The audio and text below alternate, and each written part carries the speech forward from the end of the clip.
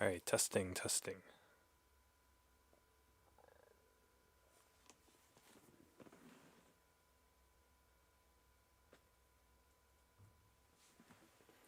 All right, cool, it works. All right, guys.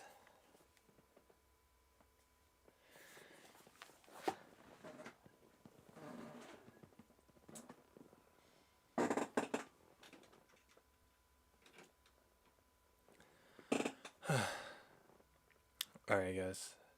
A little bit of a warning. Um, I I did get a haircut, and I think it looks pretty bad. Actually, they cut it way too short for my liking. Um, I kind of hoped that it would grow back by now, and honestly, I forgot that I got a haircut. But yeah, just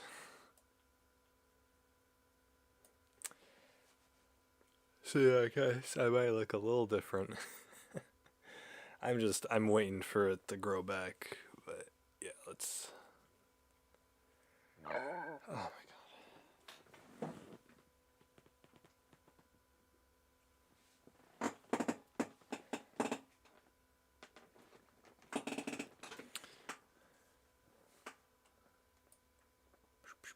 How do I?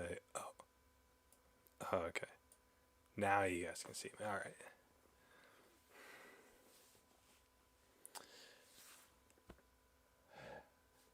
All right.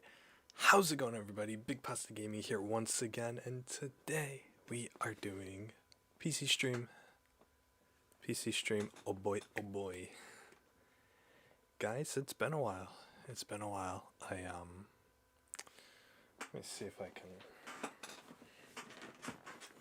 I'll sit closer here. Ooh, there we go. Probably not. Ugh, I look short too. I look like a child at this angle. Okay.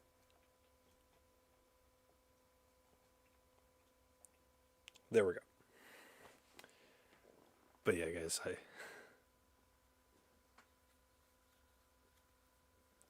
Jesus Christ, okay. Yeah, I got this haircut like 3 weeks ago. I actually got it like I think a couple days after my last stream is when I got this haircut. It's been a while. And I was worried because the haircut came out really short, right? I was worried that whatchamacallit. I was worried like, okay, this is gonna be too short for my next stream. I was actually kind of anxious about that because I really don't like the haircut, but but then I didn't stream. I didn't stream because of the haircut, but I didn't stream because of other reasons. I've had a lot going on here, but yeah. So honestly, like I was just super anxious for the next stream, but then I didn't have the next stream, and so then I kind of forgot about it, and I kind of forgot about the fact that I have a haircut. I don't really look at myself in the mirror that much, and if you guys remember last stream, I did have a lot of hair. I think it was going down to here, actually. Oh Jesus Christ. Not good. Okay.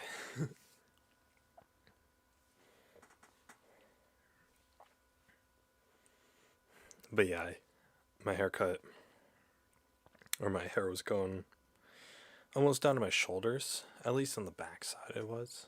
It's pretty long. In the front, it wasn't so bad, but in the front, I think if I drooped my bangs down, I think it went to the bottom of my nose, which is pretty radical. But so I got a haircut because I'm like, okay, I gotta look acceptable now, right? So I go to the haircut place and whatever. I had two pictures that I could have shown the hair cutter because that's what I do when I go to get a haircut because I'm not good at describing stuff. So I look up, beforehand is my research beforehand, right? Even with a haircut, it's, I look up pictures of, okay, what are good men's short hairstyles? And so I find one that I like and that I can kind of get close to with my hair because obviously, a lot of these, you Google search men's hairstyles or whatever, and it's like, oh, it's for wavy hair, or oh, they put gel in it every day or something like that, right? I don't want that. I don't want to have to put gel in my hair to maintain the hairstyle. I just want something like, I want it like a good length to where I could pull something off that fits me, right? So I look up images and I got two that I could have done. One of them was super short like this, and then the other one was a bit longer. They actually left a lot more hair on. And honestly, like I should have shown that picture instead. Cuz I was paying, I paid $30 for this haircut, right? It's 25 plus I gave a tip. So $30 for a haircut. So I'm like, okay, the last time I got a haircut, it was at a cheaper place, at this Family Master Cuts place nearby me. And they, it's cheaper. It's maybe like half the price, a little more. But, she did an okay job, but she didn't cut off that much. And so, like, within a couple months, it all grew back. I'm like, okay, I don't want to have to spend the money, this much money every couple months. So why don't I go to a better place and then get it cut shorter so that the actual, like, shortness of it lasts longer, right? Because I want more bang for my buck. So I was like, okay, I have two pictures. I'll just go with a shorter hairstyle. But then when she did it, it came out like this, or actually, it came out shorter than this, actually. It's been a couple weeks. And it's like, I looked at it, and I'm like, great. But then, of course, I told the lady, oh, it's a great job or whatever, right? I'm never going to see her again. It's like, oh, she can't undo the haircut, so there's no use complaining. And it didn't look terrible, right? I got my money's worth out of it, right? I'm not paying, like, $100 for some high-end haircut like some women do. So I'm like, okay, you know what, for the money, fine. Right? Was it worth it? No. But, I could have cut it myself and then gone to the cheap haircut place to give it some fine touches. Whatever. Okay, so anyway, that was right after the last stream. I think it was that Monday or Tuesday that I did it. So, but yeah, I was just looking. It's been almost a month. It's been almost a month since I last streamed. May 22nd was my last stream. May 22nd. So, you look at the calendar right now. That's almost 4 weeks ago. Actually, come Monday, that will be a month ago. So, 4 weeks ago. So, yeah, it's been about a month since I last streamed. 4 weekends. Oh my god. So yeah, guys, I hope you all are doing well.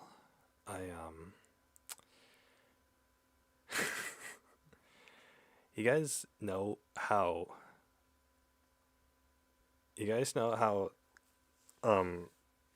last stream I was like, okay, I have a plan. I have like something that I know I want to do in life, which is to build that house, right? And then I'm like, okay, now I gotta get a job, and now I have a goal, right? I have a goal, and I have the goal of saving up money to build a house, and now I need to, fulfill the means to get that goal, right? I gotta go get a job, work a bunch of hours, all that sort of stuff, which I am gonna do. But it's been a month now, almost a month since I said that, since my last stream, and I haven't made any progress. I've barely applied to jobs. I applied to 3 positions at one company, which they sent me a rejection letter for. So at least they sent a rejection letter to me. So instead of just ghosting me or whatever. So out of the past 4 weeks, I've managed to apply to essentially one company to work. So I see help wanted signs all over the city. So I'm like, okay, I could literally just walk in and get any job. Like Taco Bell is hiring, and they've been short staffed for years now. So it's like they're giant banners. Taco Bell, we're now hiring. Come inside and ask us about it to get a job. Basically, we will give you a job if you are a normal, stable human being, which I qualify for. And I've passed by there occasionally this whole time, and I'm not. So, and that applies to other places too. There's a car wash that's hiring. There's a few other stores. I know a couple of stores within like super short walking distance of me are hiring. They all say they want customer service experience, which sucks because it's the same thing with I applied to Aldi. If you guys know what Aldi is, ALDI, it's a nationwide store. I think they have Aldis in other countries too. It's a grocery store. They say, 1 year of customer service experience preferred. And when it says preferred, it's not a hard requirement. So I'm like, okay, I got a chance at this. I put on my resume, I think my skills from my previous job could translate well into customer service, right? I had this whole spiel about it. I already had the resume written like a few months ago. But yeah,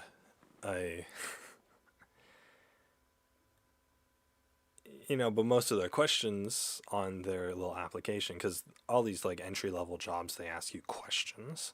They're like, have you had any experience handling money in the past 3 years? Which, no, I didn't work in an industry where we handled money. Do you have any experience with customer service, specifically in a retail store? It's like, no, I didn't work in a retail store. See, this is the problem. There's this huge problem with what's it called? Changing careers. There's a huge problem with that because it's hard enough to enter into a career in the first place. Entry level jobs normally have these ridiculous requirements, and it's always about, oh, you got to know somebody or you're going to get lucky to in order to get, your first job. And then from there it snowballs, right? You get your first job, you work a year, you upgrade, or you get promoted, or whatever, right? You climb the ladder, essentially, is what they call it. So when you're, when you're young, when you're a teenager or your early 20s, fresh out of high school or fresh out of college, it's easier because the companies are more forgiving of that. Oh, you're young, you're just starting out, you want to be in this career, right? So, here we go. Right, we're gonna be your first step into this career, right? The companies are nice. They're nicer about that when it comes to young people.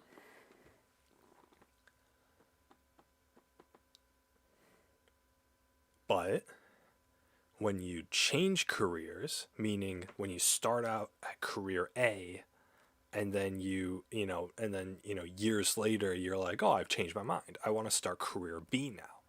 Not only do you have to start career B at the entry level position, right, as the lowest position possible, but you are older now, right? I'm 27, right? That's a far cry from, the average entry age of a customer service person, which is 19, right?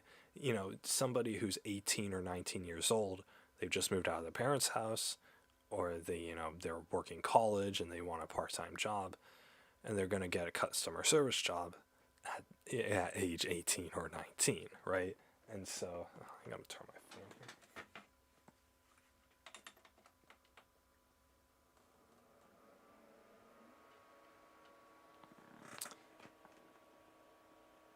Oh, nice, it's not coming up on the mic. Or at least it doesn't when I don't talk. But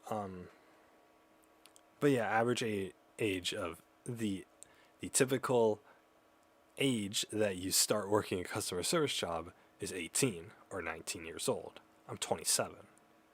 So I'm almost a decade older than what is typical to start off in this industry, or as this career, right? And nobody considers customer service to be a career, right? Teaching's a career. Human resources is a career. Engineer is a career. Lawyer, doctor, nurse, all those are careers, right? Nobody considers customer service to be a career because this is a dead-end career, right? You're a cashier or a shelf stalker, and then maybe you get promoted to manager, right? And that's pretty much it, right? Maybe you're general manager, store manager of the store. Maybe, whoa, if you have some connections, by the time you're 40, maybe you could become district manager. Whoa, boy, but you need your degree for that. But yeah, it's like, and that's where the money is. But a regular manager, even like a store manager for your typical like Taco Bell or something, it's not going to be, you're not getting as much money as like other careers. For me, I don't care, right? I've never cared about the money. I just need to do something to where I'm earning a paycheck. And that's it, right? And the less I have to do it, the better. But of course, right now, I'm kind of in a pinch. I need more hours and more work. So, anyway, I feel like... So, okay, what was I talking about? Yeah, career. So, right, I started in career A, right? My previous industry, I had the job for 6 years. I quit the job. So, what you do? Now I want to get into another industry. I'm 27. Not a good time for a career change. I mean, better late than never, but still, it's pretty late, right? 27 years old. I have an unemployment gap because I haven't worked in the last year. And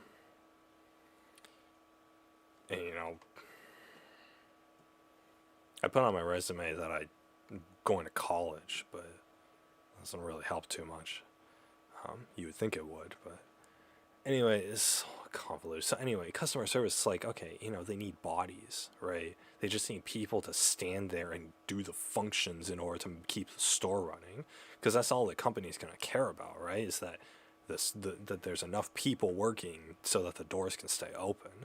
That's all they care about. In fact, in my last job, that's all I cared about too, which is why I was able to get the job with just a high school diploma. It's because they don't really care about like how capable you are. They just care that you're like able to exist, which is why I'm surprised that Aldi, that who has 3 job postings at a single store, denied my application. So I did incorrectly answer a question on the application, and I couldn't go back to change it. So that was bad.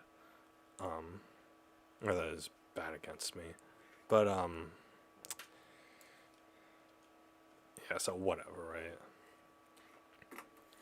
I figure, okay, if I can just get like the lowest of the low, like fast food job, then who's like desperate for bodies, then then I can eventually, after a few months of working that, then I can get a better job, right? Because I'll have more experience and I'll be in the industry now. So,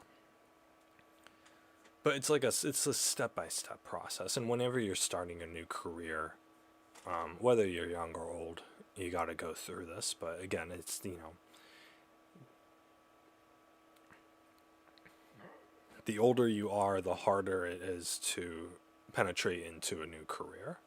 So that's what it is, and I'm sort of feeling that when when I got my last job, I applied. Okay, when I was 18, 19, I was in college, and I didn't like college, so I dropped out and I became homeless, and I whatever. But then I moved back home, and I was 20, I believe. I was 20 years old, almost 21. It was the summer before my 21st birthday, and I believe, I don't know, I don't know, whatever. Anyway, I'm 20 years old, right? And my mom's like, "Oh, you gotta get a job," and I'm like, "Fine, whatever." So I applied to 2 places. I applied to my previous job, which I won't mention, and I applied to Dunkin' Donuts. There's a new Dunkin' Donuts store opening up. Literally, it's the one that's like a 2-minute walk from my house, so that's ideal. But against Dunkin' Donuts, it's fast food, so it's you're gonna have that high intensity pressure of a fast food job, which at this point I don't care. But first job is not ideal. So I applied to 2 jobs, and I got both of them. They called me in for my actual job. They called me in for a test, and then I scored highly on the test, and then they interviewed me. I had 4 interviews with that job, with that company, because they had different positions they were trying to fill. And then with Dunkin' Donuts, I applied, they accepted, and then they did like an interview, and I passed the interview, and then they had a training, and they were like, "Okay, you got the job." I'm like, "Holy crap." So my point is, both jobs that I applied to when I was fresh out of high school, this huge unemployment gap, both jobs, I only applied to 2 jobs, and I got both of them, essentially. So in fact, at my previous position, at my actual job, they interviewed me for 4 positions. I was accepted for 2 of them. So I got 2 rejections. The first 2 interviews didn't go too well. I was kind of bummed about that, but these interviews were pretty back to back, right? It was like I had 4 job interviews for that company in the span of like a week and a half, in the span of like maybe 8 days, which is crazy to have that many interviews in that short amount of time. But I qualified for the company, and they just wanted to, they wanted to put me in front of the managers who were going to hire me, to see if they liked me. So first 2 didn't. It was fine. The next 2 did. So I actually had my pick. So I had my pick between two successful job interviews at that company and also the Dunkin' Donuts job that I had. So I had, out of the two jobs that I applied for, I was pretty successful in that. And I think that that kind of spoiled me because this past year, especially with the whole like great resignation and the, there's not that many people, there's more job openings than there are employees nowadays. So I was thinking like, okay, and especially considering my past success, I was thinking like, oh, if I just apply to a job, I'll just get it, which is part of the reason why I haven't been applying to jobs is because it's been this sort of like, oh, I can just do it whenever sort of thing, right? There's no sense of urgency. Most people, when they go job hunting, they have a couple months to spare. They have enough money saved up to where they're not going to be homeless for the next couple months or so, right? They don't need a job today. They can get a job within a couple months, but they still apply to jobs today. Why is that? Well, it's because there's a high likelihood for them to not get a job, to not be accepted for the job that they applied to today. So they got to go and apply to more jobs tomorrow and then get more rejections tomorrow and then the next day and the next day until something hits, right? And they have to give themselves a huge time window in order to do that, or in order to have all those failed, all of those job rejections in order to get the one success. I wasn't taking it that seriously. And so I thought, okay, I could just apply to anywhere and, they'll accept me. And then a few months ago, I applied to some construction jobs. And they, general labor and entry level, high school diploma only. Make sure you're a dude and you can lift heavy boxes. That's all the requirements were. I applied to 5 of them, and I got rejected for all of them. And then, of course, now with this, job at Aldi, I applied to 3 positions at this company, and they rejected me for all of them. Or they rejected me for the main one. There's a full-time position and then 2 part-time ones. They said they would send me another email about the part-time positions, but I don't believe them. So I'm just going to say that those were rejections. So I applied to essentially 8 jobs in the past few months, and I got rejected for all of them. So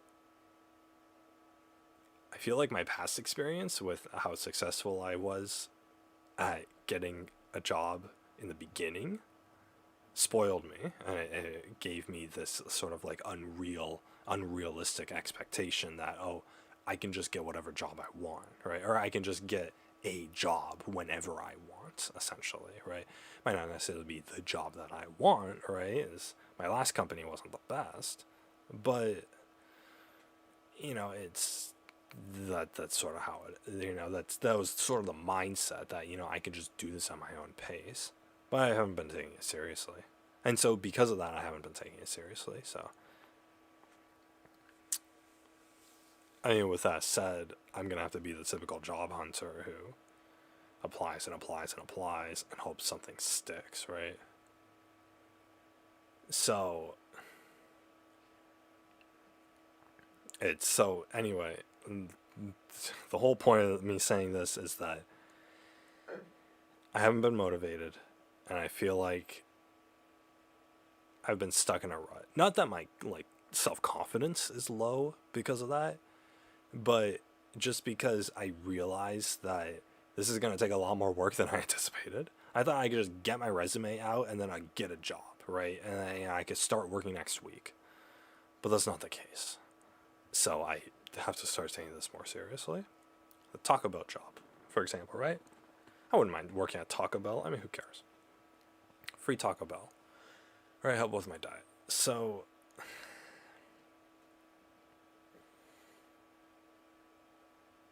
but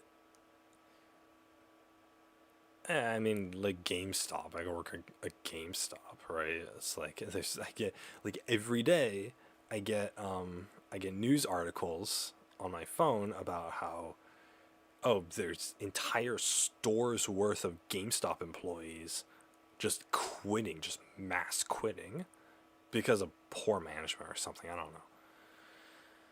And so I'm like, okay, here's a company, GameStop, who's losing employees, so they're probably a little more desperate for employees, and so they'll just hire me off the street, right? I mean, they'll hire a homeless person as long as he's able to spout gaming rhetoric. So it's like, something like that, it's gonna pay the same as the rest of this stuff. It's not like I need to go for a prestigious job or something, right?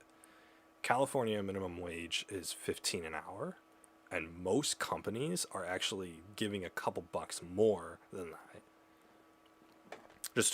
Just because there's such a shortage.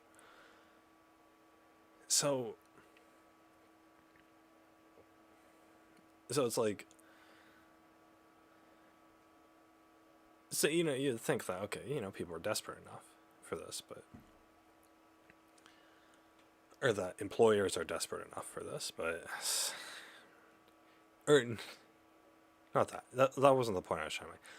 My point is, all these jobs are going to pay the same, and I've calculated for making minimum wage, right? If I lived in freaking like West Virginia, where the minimum wage is $7, that's not going to cut it, right? I'm going to need to work twice as many hours or twice as many years in order to make the same amount of money. So, but every single, thank God I'm not living like that, in a more rural area.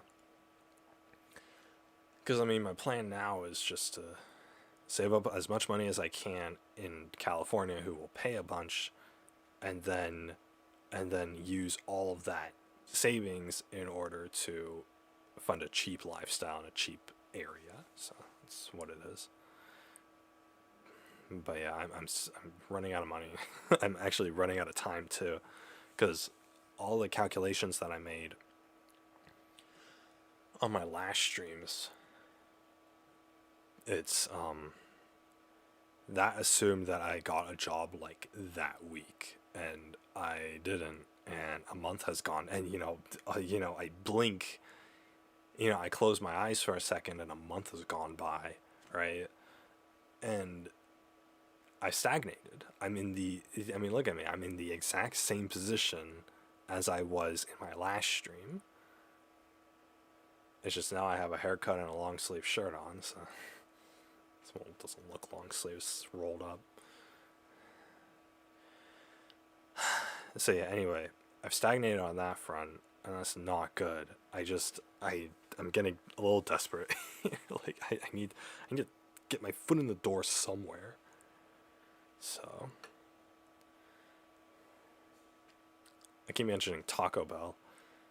That's gonna be the easiest job to get. Like, they gotta be desperate enough for employees. But the thing is, it's gonna be part-time job, and they're probably only hiring for like the busy times, like lunch rush and weekends, which I don't mind, but I need more hours for that. What I've calculated is I need more hours for that. So anyway,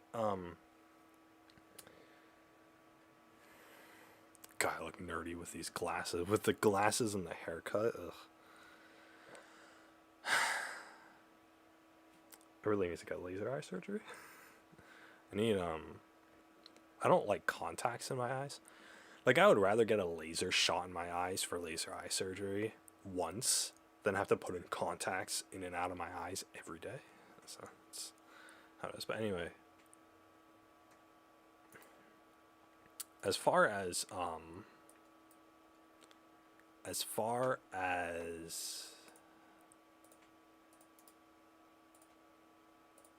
my research goes, no, actually, we'll go like that for a second. So anyway, that's a little bit about me. How are you guys doing? I hope you guys are doing fine. My goals are slowly getting out and out of my reach. I'm whatchamacallit?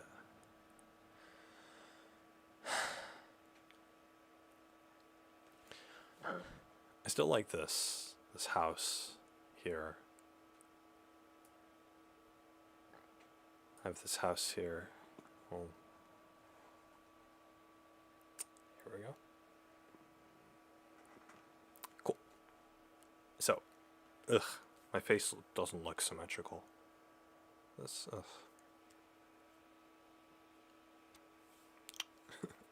I'm like, I started reading up about, like a few months ago, I started reading up about, like, facial symmetry and how it makes you attractive. And so every time I, like, look at myself, I like, okay, 'cause if I have the webcam, like, pointed directly at me, then it looks a little better, I guess.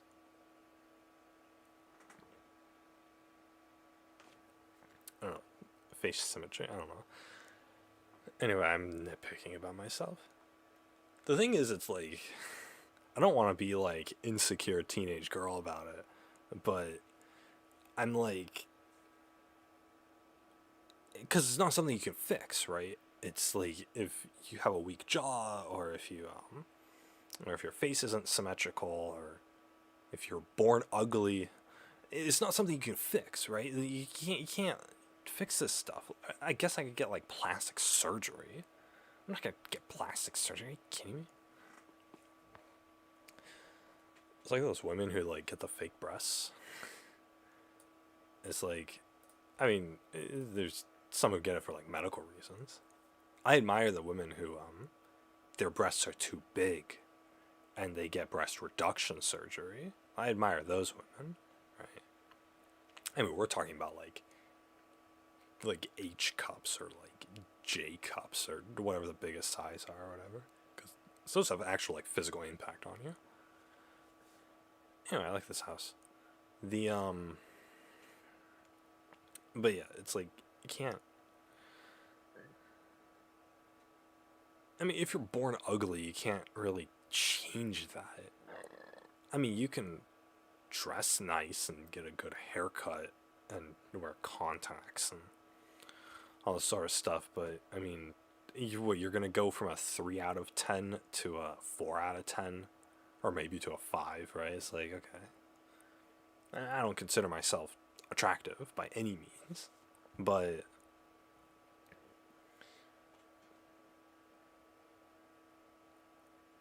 I mean, with like long hair, I can pull off kind of like this pseudo like Asian pretty boy look, I guess. That's about it. That's the only reason anybody liked me in high school. And no one liked me in high school. That's the only reason anybody. It's the only reason I had friends. Was that I didn't look like horrendous or anything. The age is gonna show. What was I saying? Oh yeah.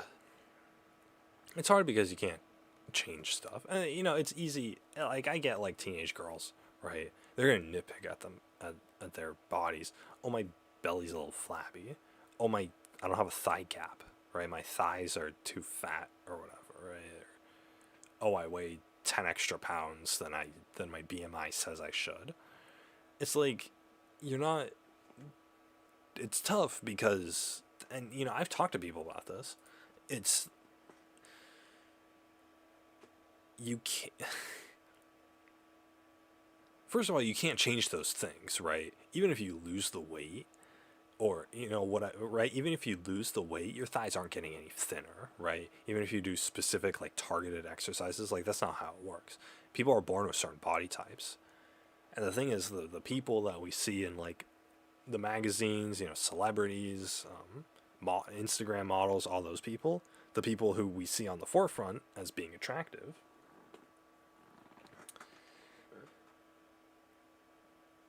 they're like the top 5 or 10% of people. I was gonna say 1%, but it's a little more generous than that. They're like the top 5 or 10% of the people. Chances are, if you roll the dice, right? Chances are you're not gonna be born attractive. That's all it is. And it's not that you're gonna be born ugly necessarily, although a lot of people are. You're going to be born with a body type that isn't going to have the attractive features that those top 5% of people have, right? So even if your face looks fine, maybe you have thick thighs. Maybe your bone structure is really big, and so you're gonna have a lot of fat. Maybe your breasts are too big or they're too small. Maybe you have a small dick. I mean, it's like you can't change this stuff. It's like you're born as something, and then you gotta roll with it, right?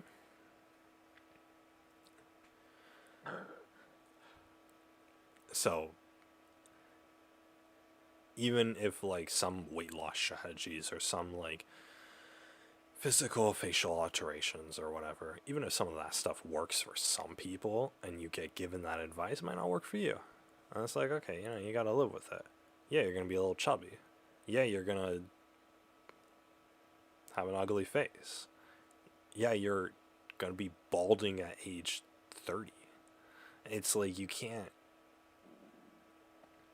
There's no stopping this, right? It's like, I mean, medical science, they're trying to come up with all this sort of stuff, but you're not going to stop this, right? I mean, so you got to live with it. I feel bad for like insecure teenagers who are going through this sort of stuff. Especially teenage girls. I used to see a lot of it. It it sucks because you're looking at yourself and you're insecure about it. And it's natural to be insecure about it, right? It's a biological thing, right? Evolutionary. We want to look good so that we can attract a mate and increase our chances of survival. That's essentially what it is. I mean, you guys know it. The top like 5% of attractive people, they get given everything.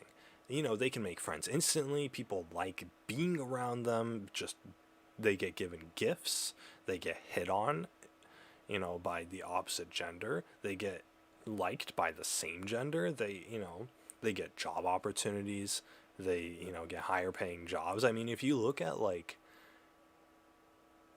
pay rates for jobs versus how attractive the person is, there's going to be a direct correlation, right? It relates like almost perfectly. The more attractive you are, the better of a position you're going to be in life. And so, of course, it's natural to be, as a not attractive person, to be insecure about the fact that you're not attractive because it's a survivalistic instinct. The more attractive you are, the better treated you are in life, and so the better of a life you're going to live. It's a matter of fact, right? Whereas if you're ugly or you look creepy or whatever, you're going to get isolated, you're going to get outcasted, you're going to get people who find little things wrong about you and they're going to nitpick at those because they didn't have a very high opinion of you in the first place because you weren't attractive, right? Whereas, you do an action, a bad thing, and an attractive person does that same bad thing, and you will get punished harsher for it than the attractive person will. In fact, I would wager but depending on what it is, the attractive person probably isn't going to face punishment at all, whether it's being yelled at or a prison sentence or anything like that.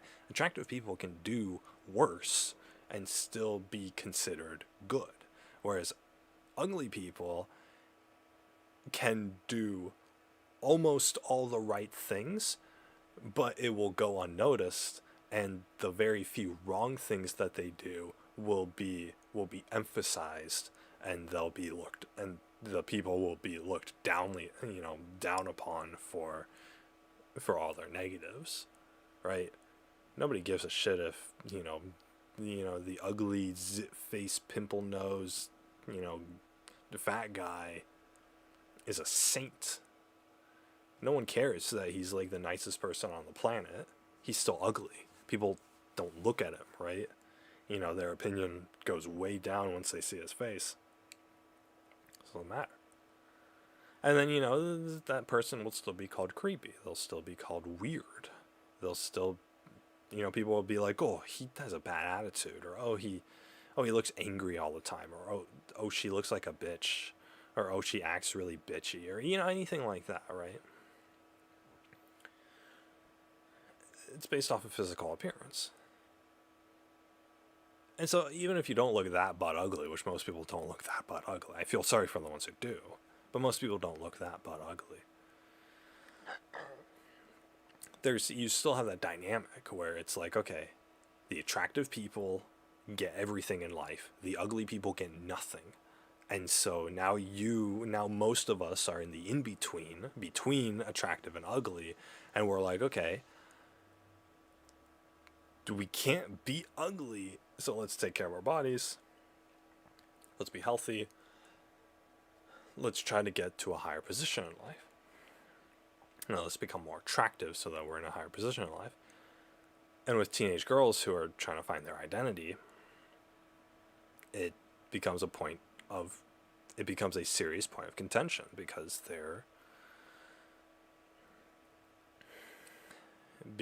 they feel it necessary to be attractive because they are surrounded by a market of competition. They go to high school, there's always going to be a girl who's more attractive than them. In fact, and then, with the internet and like social media, Instagram, TikTok, that's hugely conflated. I mean, there is a record high rise in depressed, anxious, and suicidal teenagers now than there's ever been in history. And that's a known statistic. The rise of depression and suicidality of teenagers has directly correlated with the rise of social media on the internet. Why? Because teenagers who are trying to find their identity, and young adults too who are trying to find their identity, are constantly comparing themselves to the people that they see online because they're constantly surrounded by it, right? You're the only ugly person in a group of attractive people. That's what it looks like. And you hate yourself for that, right? Because, and you're going to get treated wrong for it and yada yada, right? You have a shitty life and, if only I was born more attractive, right? That's going to fix everything. And so, it's hard not to be insecure about that. But the thing is, the ugly people who survive that and go off to be, 20 or 30 or 40 years old, first of all, everyone becomes unattractive. But I think, more importantly, the ugly people who survive through the depression and the suicidal thoughts, as like, when they're young, they grow up and they go through life. It's like yeah, you're not going to get the same opportunities that an attractive person is. Yeah, nobody's going to like you. And you're going to see your coworker who's, this attractive dude, and he's going to get all the promotions over you, and he's going to be well liked, and he's going to get all the girls or all the guys, and they're just going to have it easier than you, right? And that's kind of a point of life that you have to accept, right? Like what are you going to do about it? It's like, yeah, you're kind of trapped in this situation, but at the same time, you don't have to being able to recognize that means that you don't have to let that control you. Because we can have all the freedom in the world, right? If the U.S. government just started saying, okay, we're just going to kill ugly people, then yeah, we would be in a bit of a pickle. But they're not doing that. They're like, okay, everybody is equal rights, equal opportunity. Fantastic, right? Fantastic. That means that the only enemy that I face because of my ugliness is myself. Because I'm the one who determines how I'm going to live, right? And yeah, it would be nice if I got some CEO position because I was super attractive and charismatic. And, it'd be super nice if, I got that and I made $1 million a year and doing nothing. And I could marry a trophy wife and, have a big mansion and go out on my yacht every summer and all that, right? That'd be nice, right? Everyone wants that lifestyle. But everyone wants, like, the luxurious equivalent to that lifestyle. But you don't, like, I'm not gonna get that, right? Most of us aren't gonna get that. And so to look at people who have that and to idolize people who have that attractiveness, or to have that, or who have that luxury, it's silly. It's silly because you're torturing yourself. You're torturing yourself by looking at something you can't have, fantasizing about something you can't have.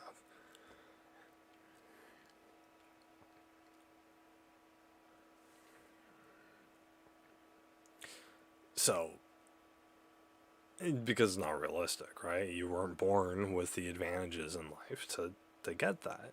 So why are you trying to, why are you suffering from that, right? Why are you letting that get to you? Like, you can't control it, you gotta let it go, right?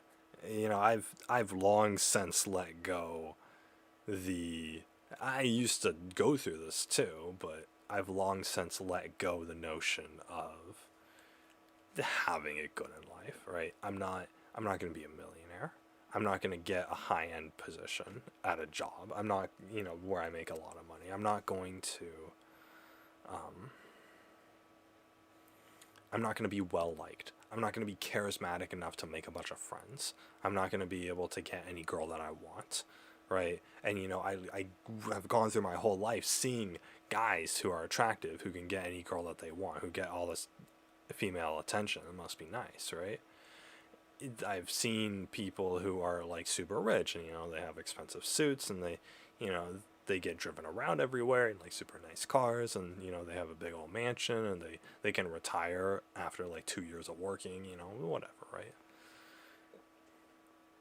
It's like you see people like that, and it's like, it's hard not to get jealous, and it's hard not to see, it's hard not to look at that and be like, oh, that could be me, and then beat yourself up for over the fact that it's not you.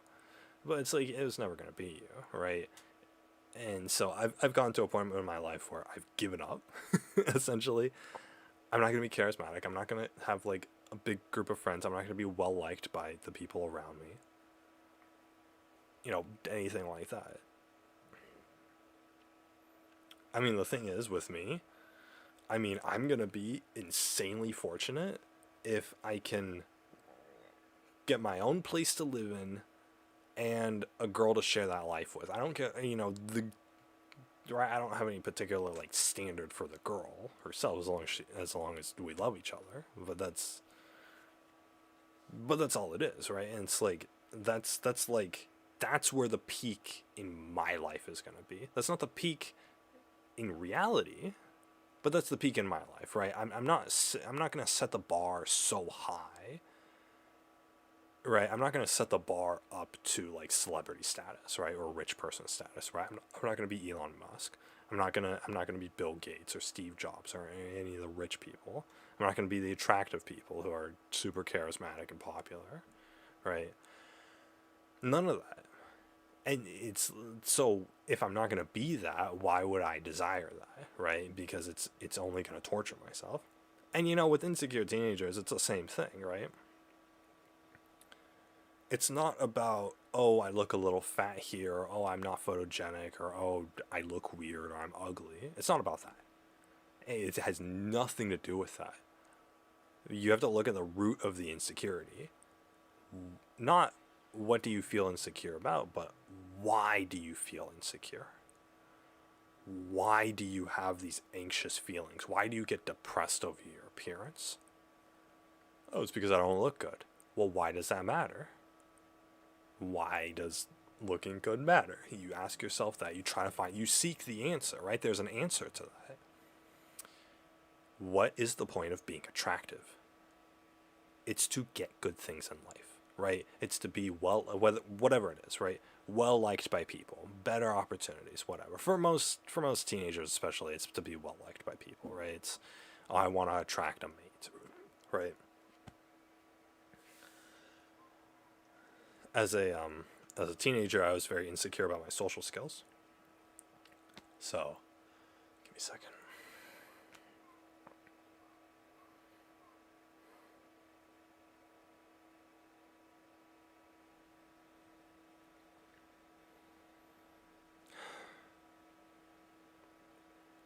All right. As a teenager, I was very insecure about my social skills, and my appearance, whatever, right? I accepted I wasn't going to be able to do anything about that, but my social skills was where it was at. And again, it's the same advantages, right? If I was born attractive, these advantages would have been there, but if I was born charismatic, these advantages would have been there. Maybe not born, but you guys get the point. If I was more charismatic, more social, more likable, then people would like me. And I would be able to make friends, and I would be able to get a cute girlfriend, and all this stuff, right?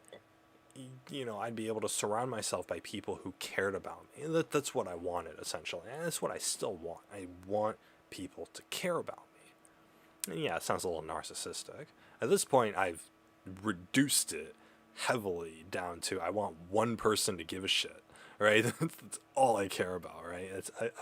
The rest of the world could hate me, but as long as I have one person who cares about me, then I live with her for the rest of my life. But that's essentially my goal there.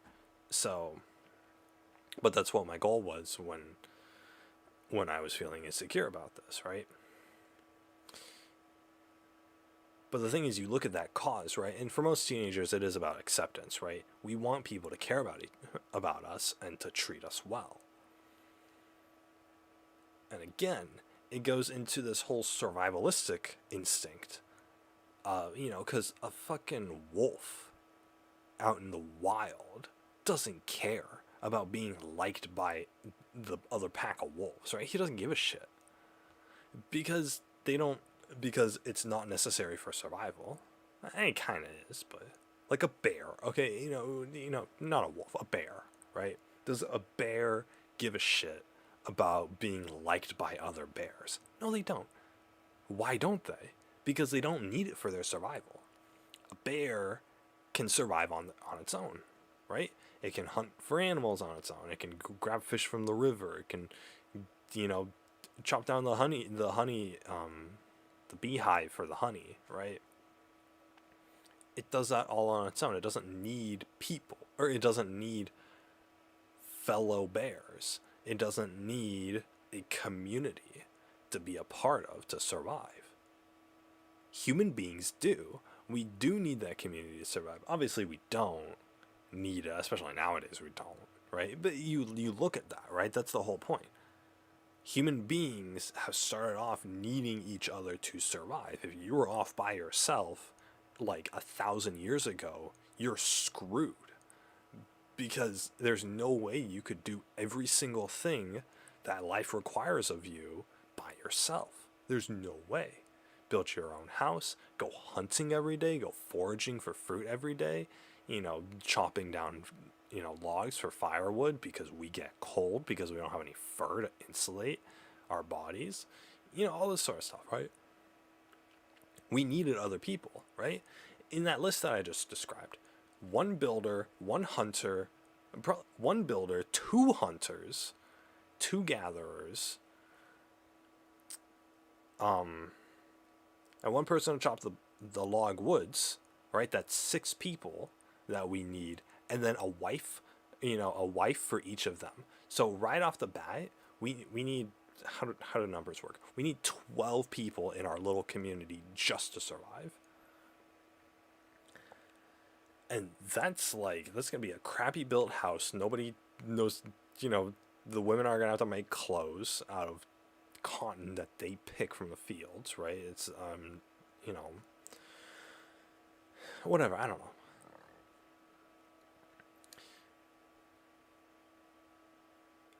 But that's the whole point, right? A bear can do all this shit by itself, right? It can find a cave, and then a cave that's within walking distance from the river, and then there all of its needs are taken care of. So a bear is pretty much good on its own, right? Maybe one other bear as a mate, right? So you have a male and a female bear, and they're good to go, right? Just the two of them. With human beings, we need a hell of a lot more people than that. So obviously, but that's where the instincts come from. But look at us now. Look at us now. We don't need that much. We don't need a bunch of people. Because the thing is, we have 7 billion people on this planet, and most of them are working as individual parts of a big system that provides for everybody. So, you know, basically every new person who's born into this world is just going to leech off of the system that already exists. They're going to have their house built for them, or at least pre-cut material, pre-prepared materials to build it themselves. They're going to have access to a grocery store. They're going to, you know, whatever, right? You have the government take care of everything for you if you need money. So the thing is, with human beings, one individual person can work one individual job and make the money that's used to provide for all of their needs. They can buy the house with money, they can buy their food with money, they can get electricity with money, they can buy their clothes with money, right? All of that same money that they earn from that same job. So it's pretty easy for human beings, right? So you don't necessarily, for your survival, you don't have to be likable. In fact, there's a lot of people out there, especially with dudes. There's a lot of dudes out there who are, and some women, but mostly dudes. There's a lot of dudes out there who they don't have friends or family or lovers or anyone, you know, and they're not really that well liked at work. But they go to work every day. They still have a job. They go to work every day. They come home, they earn a paycheck, and they pay for all their expenses. They have their survival down. Even though they're not well liked, even though that nobody would optionally accept them into their community, you know, these people who are essentially by themselves, they're able to slot themselves in to one piece of, one cog in the machine, and then they're able to live like the rest of us are. So with that said, as far as survival goes, we don't need other people, right? We don't need we don't need to be accepted by other people. So why do we get so insecure about things that prevent us from being accepted by other people? There's the question. If worrying about how much fat we have on our thighs, or how ugly our faces are, or how creepy we look, if that is something to be so insecure about,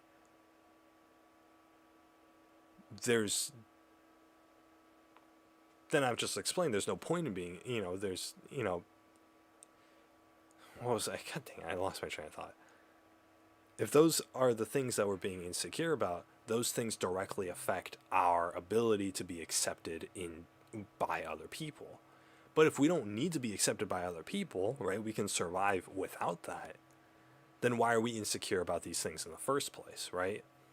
It's a means to an end, but the end is already fulfilled, so why care about the means, right? You don't need to do it anymore. You don't need to worry about your appearance. You don't need to worry about how smooth your skin is, or how fat your thighs are, or how flat-footed you are, or how your breasts aren't big enough, or how whatever else, right? Because you can live, right? You can live and survive and, do all this, and you can do so pretty comfortably. So why do we still get insecure? Well, I mean, the main reason is that there still is biological need, right? It's like with everything else. Human beings have not evolved out of those survivalistic instincts that we had in the past. Because, just a couple hundred years ago, this wouldn't fly. If you're not accepted by the community, you're going to starve to death.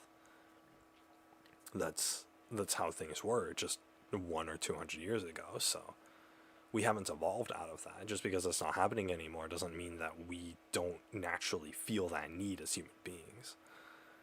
So so there's that as the main reason, but I think an off reason is that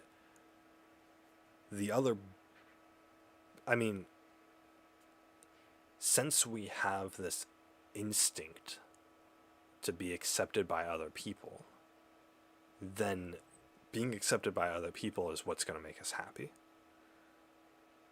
When we're insecure about ourselves, we are insecure about the fact that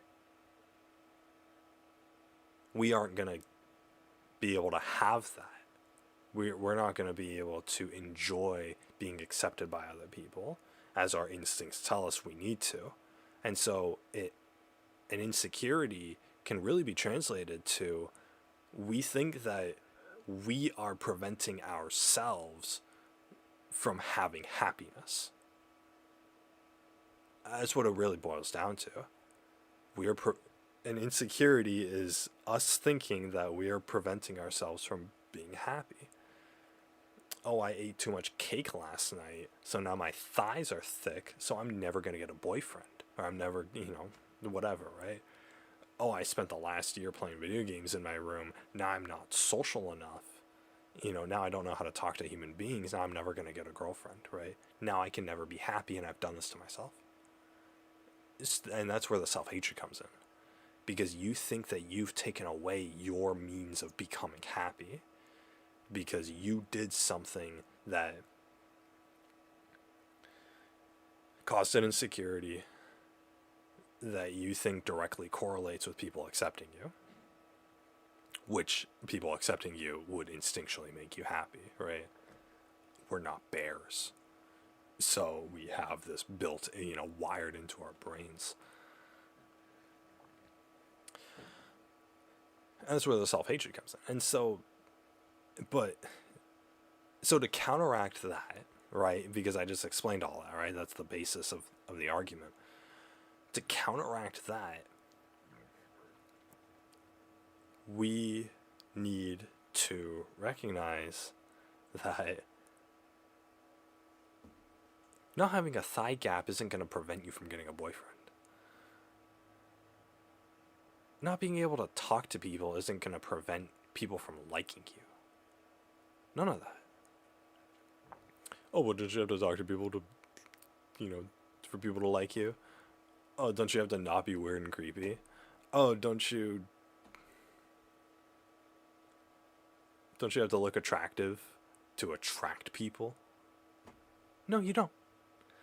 I mean, as surprising as it may seem, you don't have to.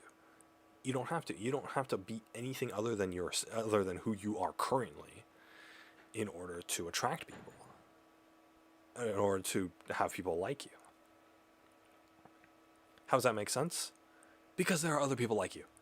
I mean, that's what it cuts down to. There are 7 billion people on this planet. That's a number 7 with, what's that, 9 zeros. There's that many human beings on this planet. There's going to be someone who likes you as you are. That's the cut and dry of it. There's going to be somebody who likes you and accepts you as you are. Are they going to live right next door? Probably not. Are they going to go to your school? Probably not. Are they going to be one of your coworkers? Probably not, right? But if I roll the dice 7 billion times, one of those dice rolls will hit on the number that I need, right? In order to find happiness. That's all it is. I mean, my philosophy is that I just need one person, right? I just need one person who thinks like me, who likes me for who I am, who actually, will give a shit about me. And that'll be it. Do I have to sift through thousands upon thousands of people, of failures to, not that the humans are failures, but of, failed interactions with people in order to find that person? Yeah. In fact, it's probably going to be more than thousands. I've already gone through thousands. God damn, you guys don't know how many people that I fucking talk to. It's ridiculous. It's so ridiculous. I did so on the internet where, I should be able to find people like me, right? It's insane the amount of effort they have to go through.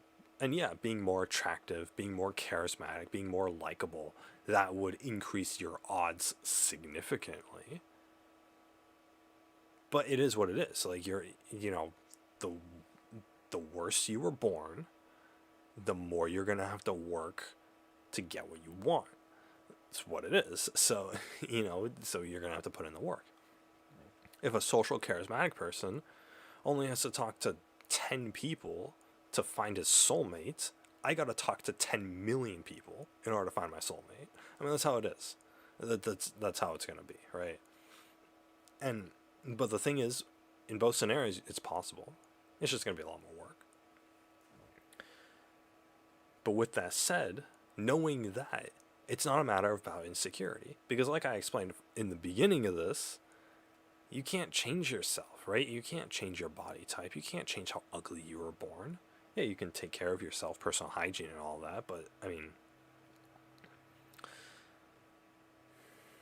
besides that, it's like, that's about it, right? Like I said, if you were born as a 2, then you're probably gonna at best go up to a 4. You're still not gonna be of average looks. You're still not gonna be attractive. But that's fine.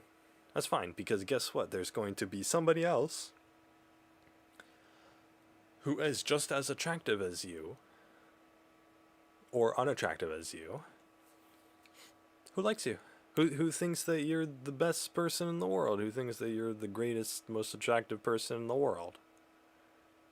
Or as most human beings do, they're going to fall in love with you and then think that you're attractive because they're in love with you, right? As it should be, right? Apparently there's a sexuality for that or whatever, but that's how it is. That's how I am.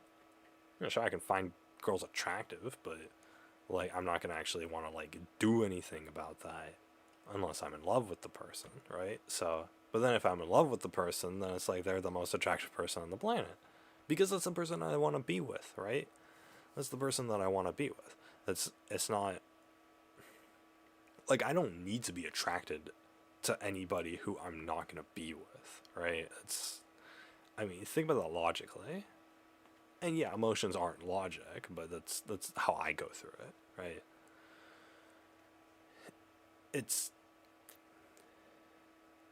So if somebody doesn't find you attractive, it doesn't matter. It just means that that person wasn't the person who was going to accept you. And yeah, the uglier you are, the less people that there are going to be who accept you. But that number never gets to 0. It never gets to 0. You could be the worst off person on the planet, like the ugliest, most deformed person on the planet, and there will be someone who loves you. Who could love you, I should say. Maybe not right now, but like in the future, right? You could find somebody who loves you or whatever.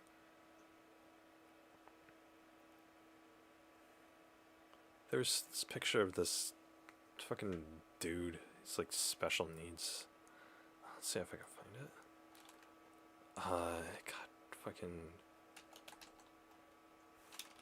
What does cerebral palsy look like? Yeah, cerebral palsy with cute girlfriend. No, I don't want a cerebral palsy girlfriend. There's this picture.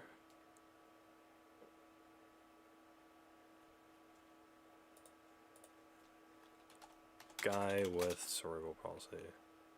Here it is. Here it is. Boom, bada bing, bada boom. Look at this. Look at this. I mean, it's a little blurry, but this dude has cerebral palsy. He's like 3 feet tall. He's bound to this wheelchair for life.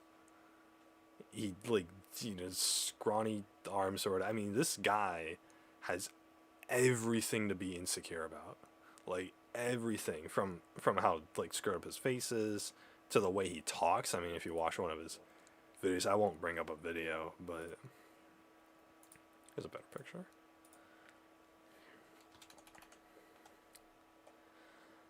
From the way he talks to the way he looks to like his limbs, his ability to perform physical actions, he has everything to be insecure about.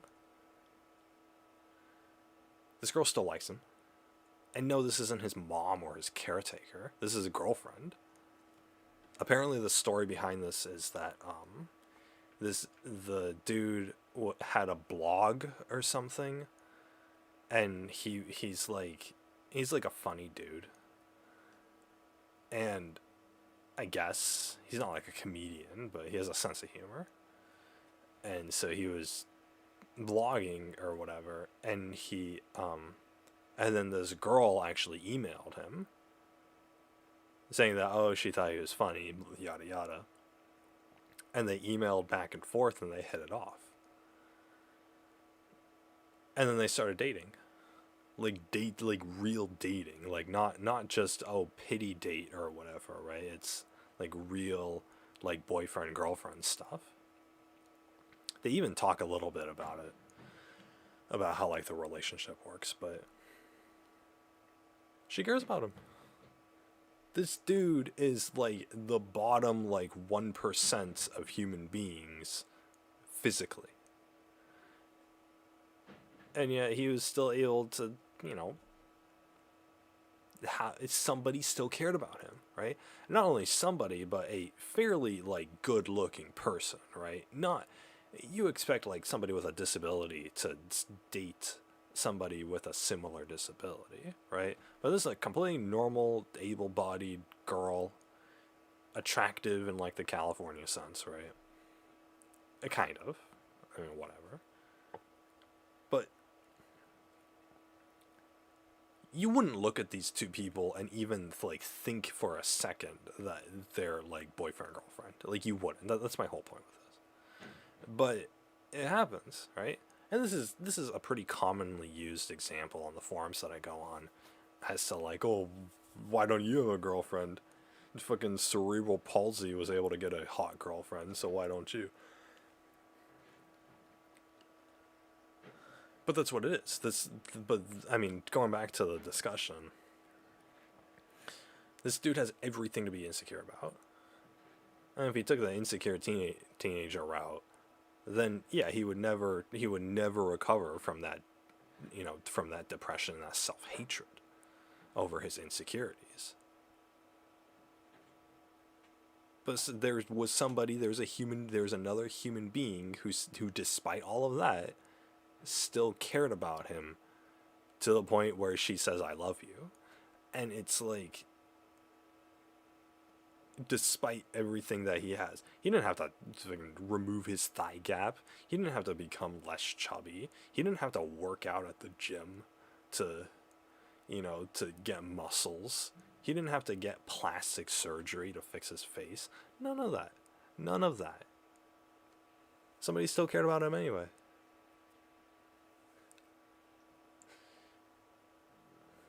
Because that's how it works.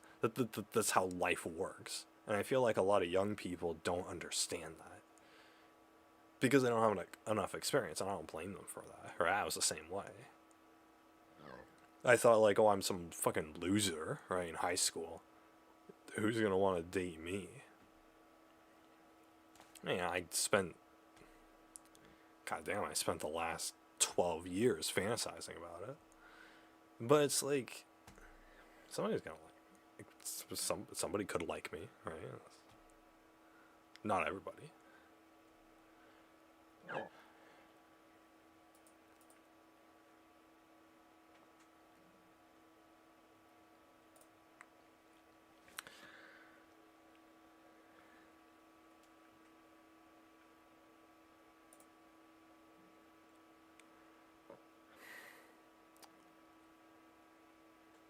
Interabled romances. Oh, that's a good way of putting it, I guess.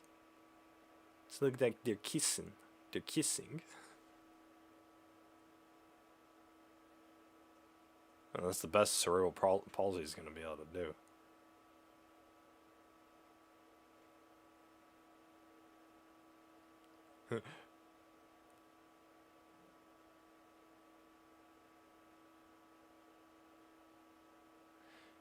The thing is, I don't like... Okay, there's no audio. I don't have my headphones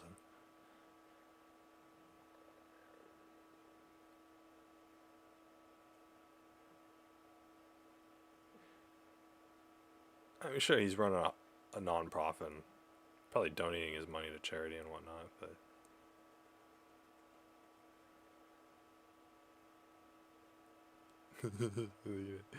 His little, like, it looks like a goofy picture, but he's got that little like that and then that. Not that I'm like making fun of him or whatever. I just think the whole look, like the whole scenario looks silly. But no, they look really happy with each other.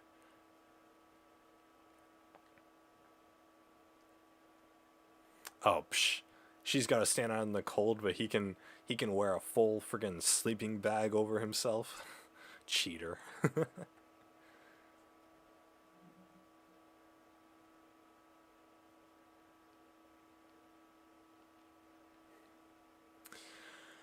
But yeah, it's like so it's like, what do you have to be insecure about? Oh, but I hate this specific thing about myself. That's always the argument. It's like, yeah, well, why do you hate it? You hate it because you've spent your whole life comparing yourself to people, to the top 5% of people who you're never going to catch up to, and you haven't been surrounded by cerebral palsy patients, right? If you had been your whole life, then you'd be a little more confident about yourself, but you didn't. You were surrounded by Instagram and TikTok and the internet and like all these right? Like I can fucking.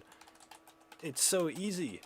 It's so easy. Look at this. Oh, some searches might be explicit. It's so easy. Look at all these. Look at all these freaking like top 5% girls. I mean, some of them. Honestly, most of these girls are not my type. But I mean, look at all this. Look at pages and pages of this. You grow up around this as a fucking teenage girl, and it's like, no wonder you're depressed. No wonder you're depressed. Yeah, the thing is, yeah, it seems like, I'm scrolling through hundreds of images, right? Right, you know,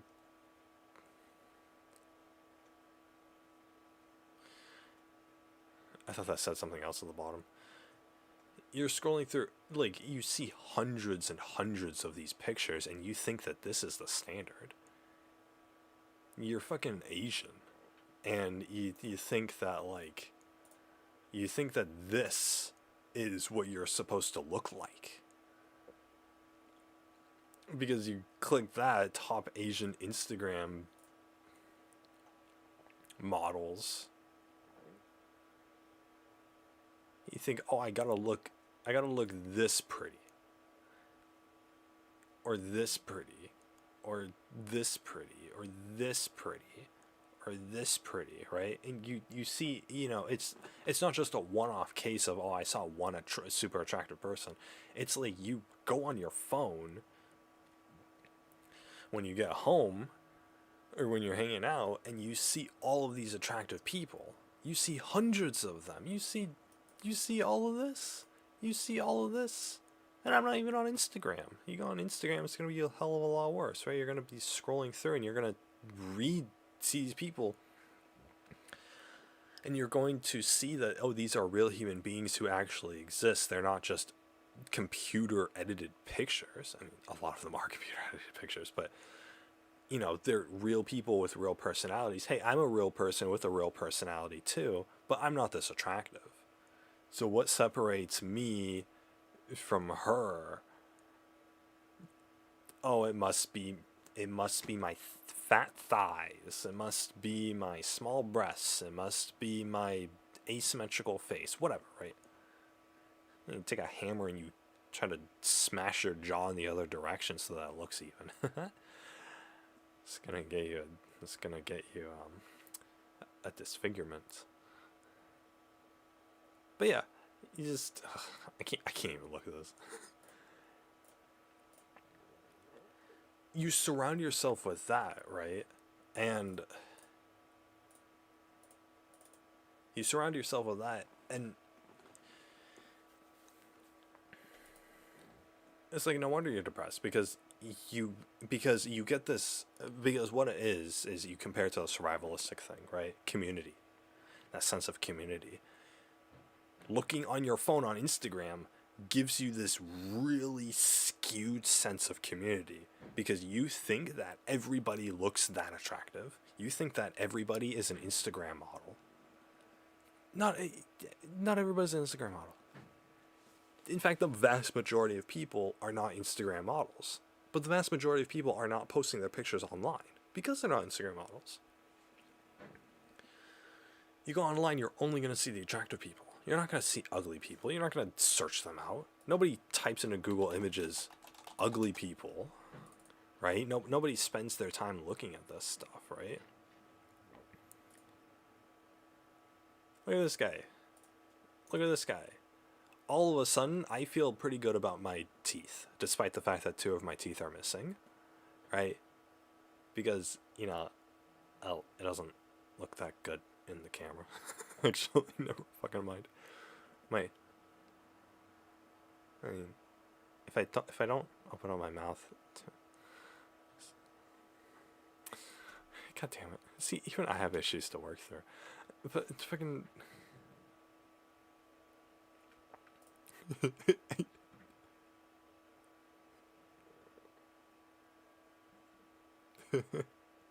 Do ugly people exist?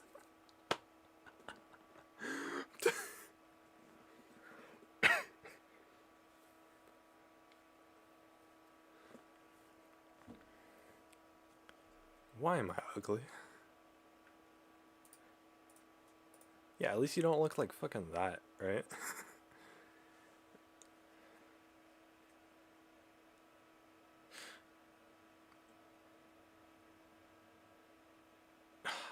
The only thing I don't like about ugly people is that they're arrogant.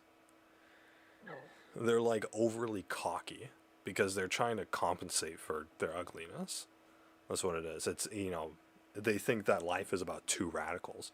Oh, I'm either going to be really insecure about my ugliness, or I'm going to have this really inflated ego because I have to tell myself that I'm super special, because otherwise because if I don't, then I'm going to start feeling insecure about my ugliness again. It's so stupid. It's so stupid. And so, you know, you look at something like this, and, you know, I'm not going to judge this person because I don't know her, but ugly people unite. I'm sure that there's at least a few ugly people on there, and I'm sure more than a few,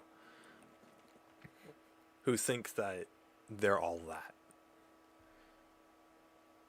Oh, they're a part of this community, so now they have this inflated ego. And, you know, which is going to come crashing down the instant that someone gives them a weird look out in public. And then they're going to go online and complain about how people are so judgmental about them, yada yada, right? It's these constant high and lows of ego. Oh, they feel really cocky and overconfident, you know, arrogant. Until someone brings them down, and then all of a sudden they don't know how to cope properly, and so they're insecure. They're insecure about their ugliness because they were just reminded about the fact that, hey, I'm not actually attractive and I don't deserve to be this confident.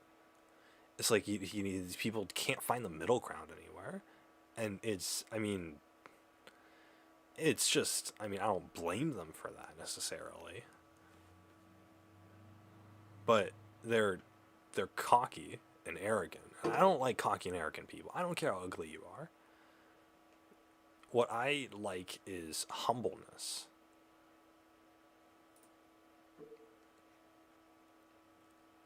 Right? Being able to accept that, hey, I'm not the most attractive person in the room, and that's fine. And, you know, I'm just going to be true to myself without really inconveniencing other people, right?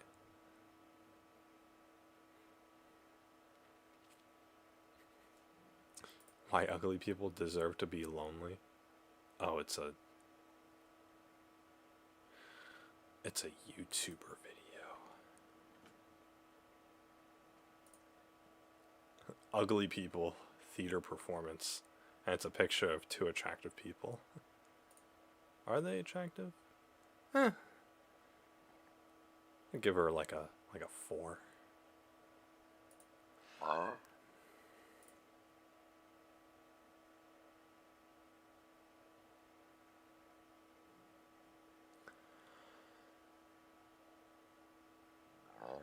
But yeah, it's like, you know, you're not gonna get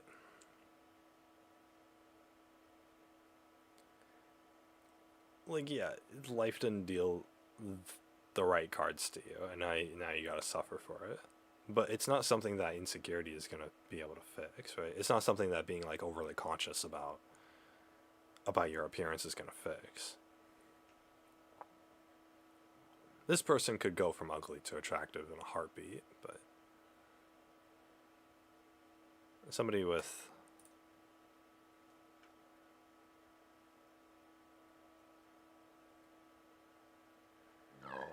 ugh.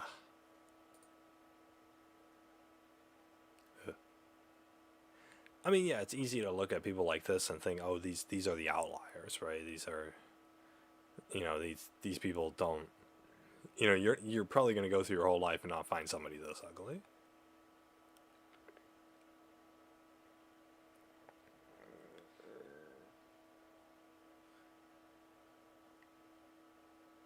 But at the same time, if you don't live in California, you're not going to find Instagram models, right?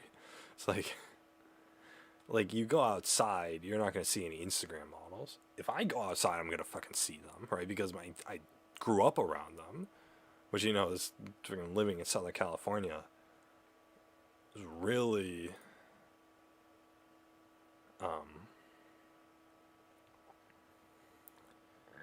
there's way more justification for people to be insecure here. Because if you're an ugly person in freaking LA, in like the rich part of LA, then you are the only one. But the thing is, you compare yourself to this really skewed standard.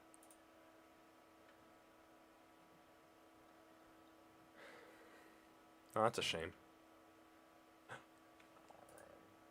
Guess not that website.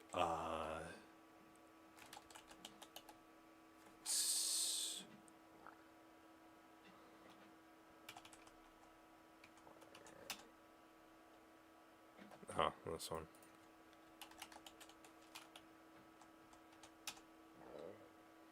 Oh, this one.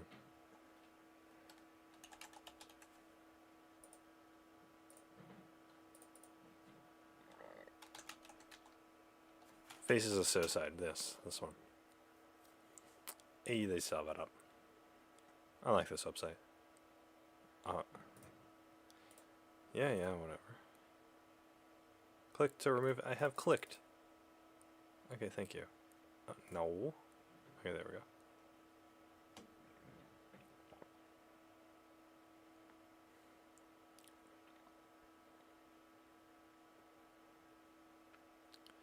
You're gonna load the images? Okay, here we go.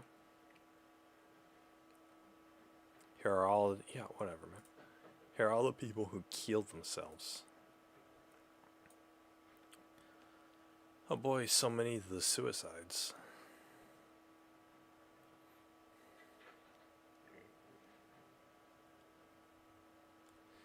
I'm sure a lot of these people are insecure. I'm sure the vast majority of the girls on here were insecure. Because most of the girls are teenagers.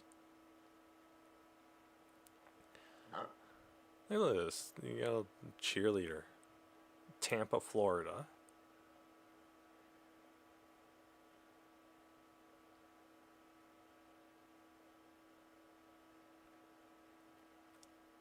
She was non-stop. She killed herself right before her 16th birthday because she was non-stop bullied.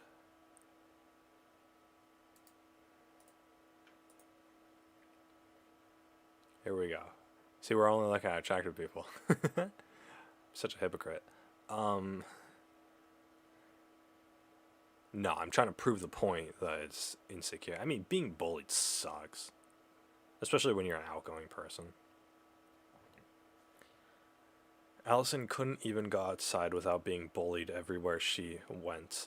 The bullying was there. She switched schools a lot of times, but the bullying was still going on. Her first school Allison went to, she got bullied because of some picture that went around. The other school she went to said they don't know why she got bullied. She's very quiet at her other schools, but after her 12th move, she moved back to her old school thinking they'd forget about the picture by now, but they didn't. She had enough, so she killed herself. All she wanted was for the pain to stop. She was only 15 years old. She got called thought, hoe, skank, slut, etc. every day because of that picture. She took some pills and hung herself. What, did she, like, blow a freaking football player behind the stands. Like, if it was a picture, it was probably pretty like scandalous. I mean,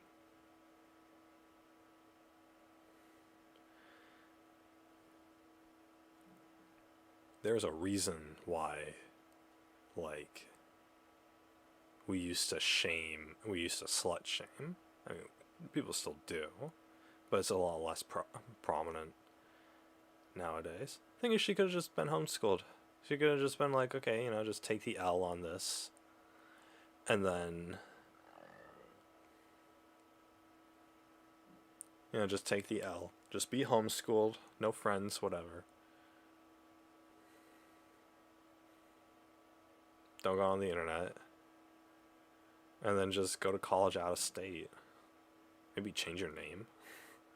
Like,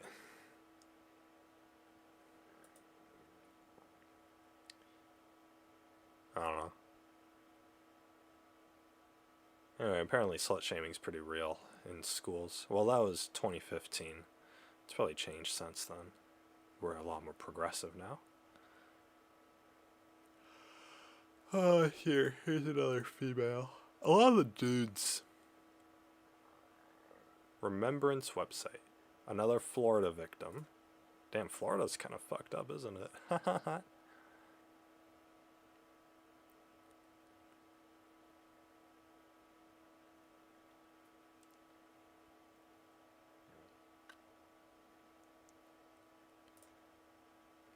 Gotta read the full obituary. There is none. Well, they didn't really say why she did it. I mean, some people just have depression. Anyway, what was I saying about the whole insecure thing?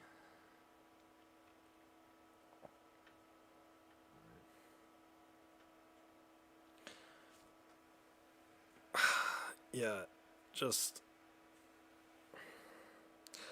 no matter how like ugly you are or whatever, still find someone who cares about you. Oh, why would they care about me if I'm ugly? Because they're probably freaking. The whole point of this is that the whole point of being human is that we can find people who are similar to us and then cohabitate with them. That's the whole point.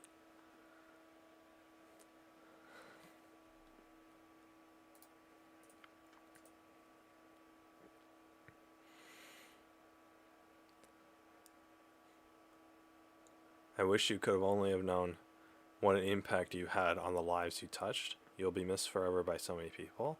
As long as I'm alive, never a day will pass that you'll not be in my thoughts. This is an unbearable pain, life without you, and it will be hard to adjust.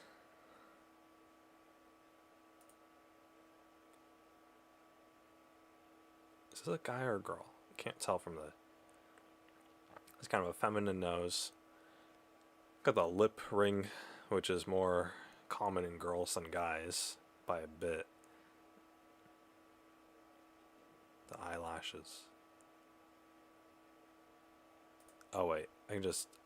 His name's Andrew. Okay, never mind.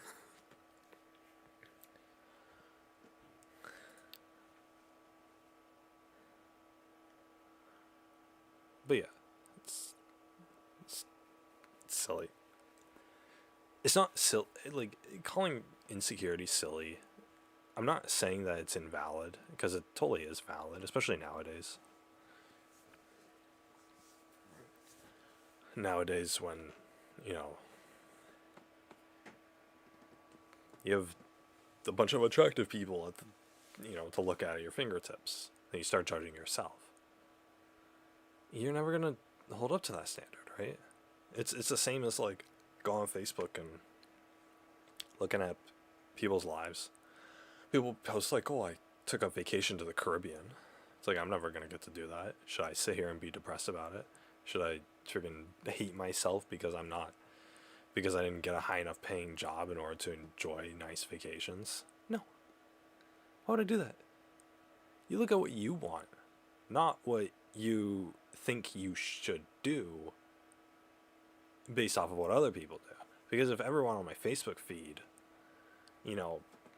was taking vacations, yeah, I might get the idea in my head that, hey, I'd love to take a vacation, but you can't, like, I can't let myself think that, right? I can't let myself get depressed over that. Because I don't actually want to take vacations. I don't want to go to the Caribbean. I don't want to go on cruises. I mean, like, going on a cruise once would be enjoyable, I guess, but, like as an experience. It's only like $300. I could do it anytime I want, but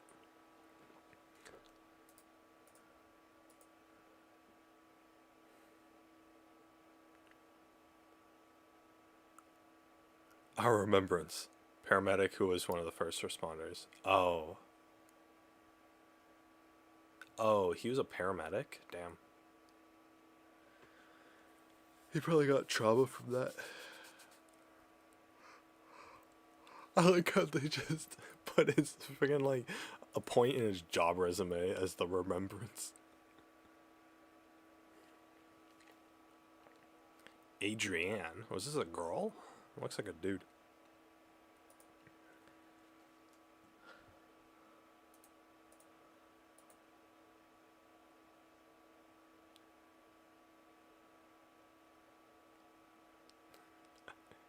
Don't take a picture of me, Mom. Mom loves and misses you. It's not goodbye because we'll see each other again. I'm coming after you, son. Don't worry.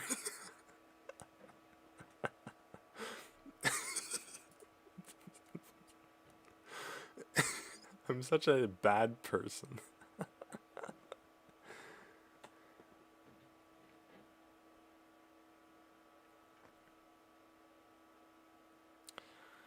Anyway, life sucks, huh? But yeah, anyway. It's just...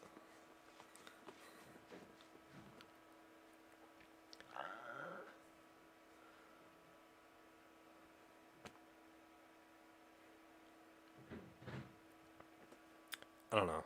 The,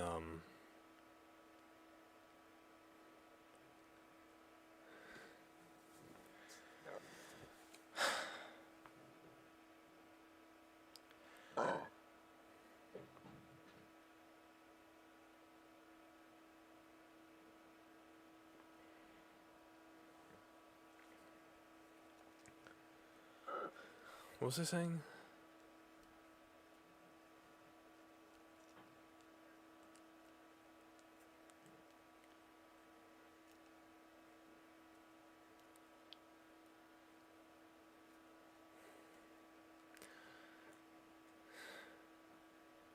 But yeah, you're always gonna, I mean, it might not look like it looking at how many people are on this website, but yeah, see, look, if you see all these people who kill themselves, are you gonna go kill yourself? It's like, no. You have to first and foremost, you have to determine what do you want in life, right? I want, and it can't just be as simple as like, oh, I want a girlfriend, or oh, I want like people to accept me. You have to look at like what specific thing that you want. It's hard for teenagers because they're still trying to form their own identity. They're like, oh, I don't really know what I want. What should I want? Oh, Instagram God. And then the Instagram God shows them a bunch of attractive models who live in LA. And then the average teenager thinks, oh, I guess I want to be an Instagram model, but then they're ugly. And then it's like, oh, they can't be an Instagram model. So first off, don't be influenced by the people around you, right? That's sort of your number one. What do you enjoy in life, and what do you want to do in life? And for people who are easily impressionable and who also don't have a personality, which a lot of teenage girls don't, then it's really difficult to actually be able to acquire that little bit of independent thought. So then you look at like, okay, what would be enjoyable right now? Well, getting a girlfriend, getting a boyfriend, whatever, right? Cool. What kind of person do you want as a girlfriend or a boyfriend? What kind? Maybe not that, but like more like what kind of life do you want to live with them, right? How do you want the relationship to go, and how do you want to live life? Do you both want to do a career? Do you both want to like have a friend group? Do you both want to be super clingy to each other? Whatever, right? You pick, and then once you've chosen, then you exclusively only go for people who are in that category, right? You exclusively only go for people who fulfill those criteria. Or like for me, I want a clingy person. So every single person that I've talked to who has expressed, oh, I want to be independent, I'm not interested in, right? I don't care if we could have a fun relationship with each other. I'm not interested in them because that's not the kind of life that I want to live. Just because, I see on I go outside and I see happy couples together, it doesn't mean that I'm going to be settling for somebody who doesn't want the same thing that I want. So you have to decide what you want first, and then you seek only that thing out, and you block out all the other noise. And then all of a sudden, seeing a bunch of hot models on Instagram doesn't matter to you anymore. It stopped mattering to me. Because I go on Instagram, and, I don't go on Instagram, but I go on whatever my generation's equivalent to Instagram was. And, I see a bunch of attractive people, and it's like, okay, cool, they're attractive, but I'm not going to get with any of them. Because they're not living a lifestyle that's going to be concurrent to what I want to live. And so because of that, why would I be interested in them? Why would I waste my time with that? It's the same thing nowadays, right? Tinder is a good example. I don't want to marry a slut. So why would I go on Tinder? Oh, to get laid. I don't want that. Why would I want that? I mean, I understand why somebody would want that. I don't want that.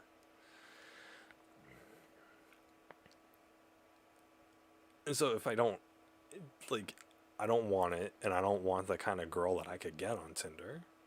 Some people on Tinder, I've read stories about people who go on actual real dates, and who go on Tinder not looking for a one night stand or whatever. It's like, first of all, you're on the wrong app, but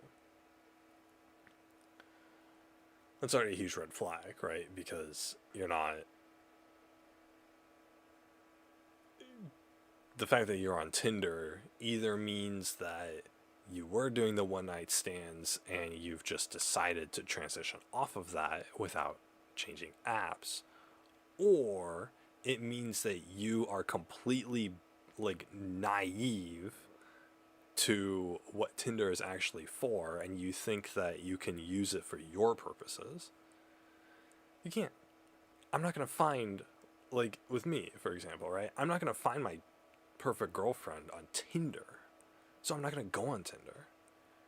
I'm going to go on places where I could find her.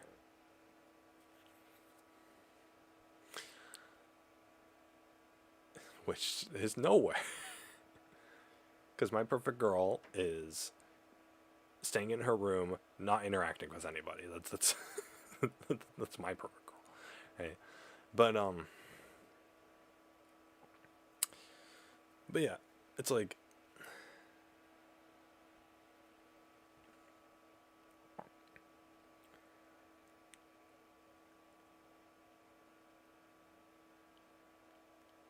you determine what you want, and then you block out everything that is not going to get you what you want, right? If you want somebody to just stay indoors with, and watch the rain pitter patter out the window while you cuddle up with a nice book and a hot cup of cocoa, and you have your boyfriend next to you who is of equal attractiveness to you, then you don't need to be insecure about any body part that you have. That's what it is. You don't need to, because to attract somebody like that, you are not going to need to self-improve to the level that you're being insecure about. Like with me, I used to go to the gym. I thought oh, girls like buff guy, or girls like fit guys, so I gotta be fit. But that was the wrong approach. Of course, the gym didn't last long. But that was the wrong approach. Because the kind of girl that I'm going for isn't going to be somebody who's exclusively attracted to fit people. Meaning that I can attract her without being fit. What's the girl going to like about me? Well, it's going to be my personality. So maybe I should work on my personality.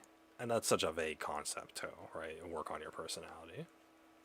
It's about what I discovered, and that I've spent years working on, is it's about expressing yourself, right? Everybody has a base personality. Some people have less of a personality than others, but whatever, right? If you have a personality and you're going to use that to attract somebody, which is how somebody would attract me,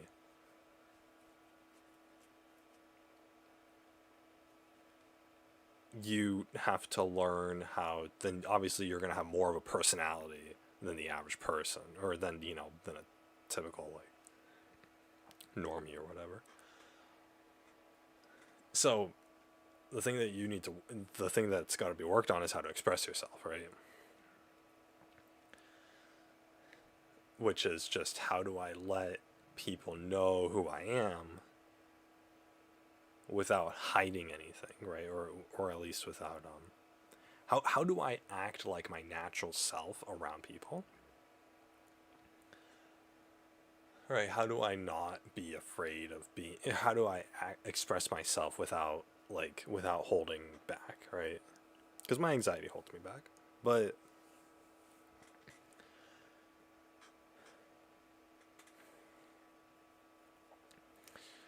it's still something I struggle with, right? But I've gotten better. But anyway, that's what it is.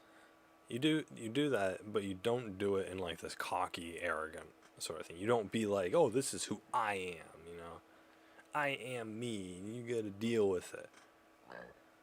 Right? You don't do that. Right? I hate people who do that. Who just like throw everything in your face. Because it just reeks of insecurity. If you have to announce that, like, oh, I'm super proud of my personality, or who I am, I'm super proud of who I am, then you're not proud of who you are. You're just pretending to be proud of who you are, and you don't know how to express that pretending other than through expressly stating it, or other than through just explicitly stating it, because you're not actually feeling that, because you can't naturally exude the fact that you're proud of something, or that you're proud of yourself, or you're confident in yourself without having to say that you're confident in yourself. So, but that's just a minor gripe. Anyway, I don't like arrogant people. That's what it is. I like people who are humble, but not like insecure.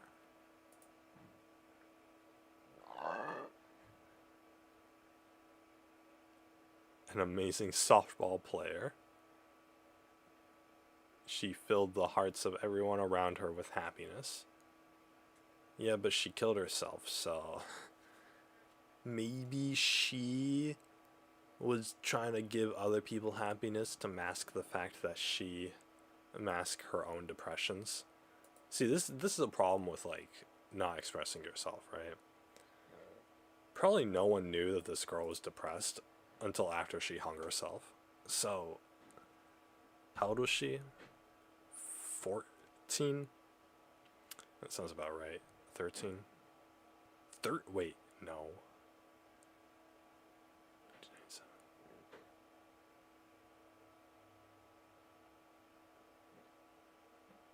She was 13? Yeah, because her 13th birthday would have been August 20th. Yeah, she's 13 years old. What the fuck?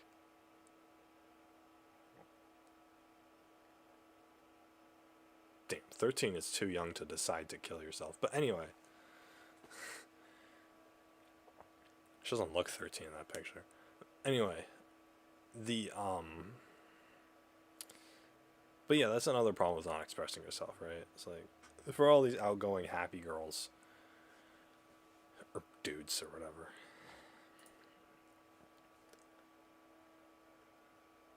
You know, it's another example of like you're conditioned into thinking that you should be a certain way. And so, of course, people who are happy and jolly on the outside, but who are depressed on the inside, they see all the people around them being positive, and they think to themselves, "Oh, I can't let anybody know how negative I'm feeling, so I'll just be happy too." And then they overcompensate by being overly happy, which goes to show that's fake. But of course, people don't realize that because everyone's shallow. And so, and then of course, what happens then is that the depressed person isolates themselves, right? They isolate themselves because, oh, everyone around me's happy. Everybody loves that I'm happy. So therefore I cannot be honest about the feelings of depression that I have because people won't like me for that. And then you bottle it up and it gets worse and worse. And now not only are you depressed, but you're also alone in those feelings of depression, right? You can't talk to anybody about it. You can't be honest about it. Right? You can't connect with people over it, things like that. And then you feel alone and then eventually, boom, right? You can't take it anymore. So it's like Sayori from Doki Doki. She's all happy and bubbly, but then she has actually been battling severe depression her whole life. But she didn't let anybody notice because everybody was happy that she was happy. And so she felt like she could never let go of that facade. And then boom. And then all of a sudden the whole world around her feels fake because she's fake. And people's love for her is fake because they only love her fake self. And there you go, right? And again, it's a problem of not being able to express yourself. It's not that you're not honest with yourself, it's that you're not expressing yourself honestly with others. And like I said, people need to connect with each other to feel happy, or to feel better. So.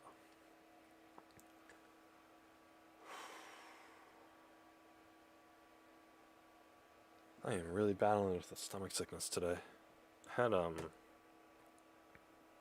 Went to Dunkin' Donuts. I got it's Melton now. It's a Coolata.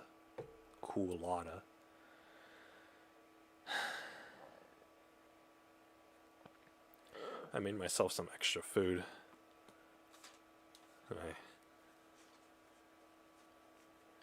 But with my stomach sickness, I don't think I'm going to be able to eat it. Anyway, yeah. Anyway, so the whole point is that insecurity is valid, obviously, but because there's a reason why we feel it.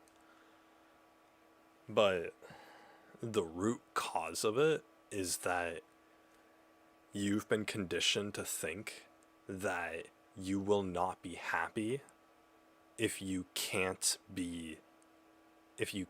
have the features similar to the people around you. It doesn't matter if it's the people like actually physically around you or if it's the people that you see on the internet every day. It's still that sense of you're surrounded by people who are better than you. Or not even better than you, but you're surrounded by people who you are worse than. And then you feel that pang of not being accepted. Or of not being accepted. You feel that pang of like, oh, I have to get up to that level. Or I have to eliminate the bad things about me in order to be able to fit in. Because if I don't fit in, then I won't be happy. But again, that's completely false because the people that you're trying to fit in with aren't the majority.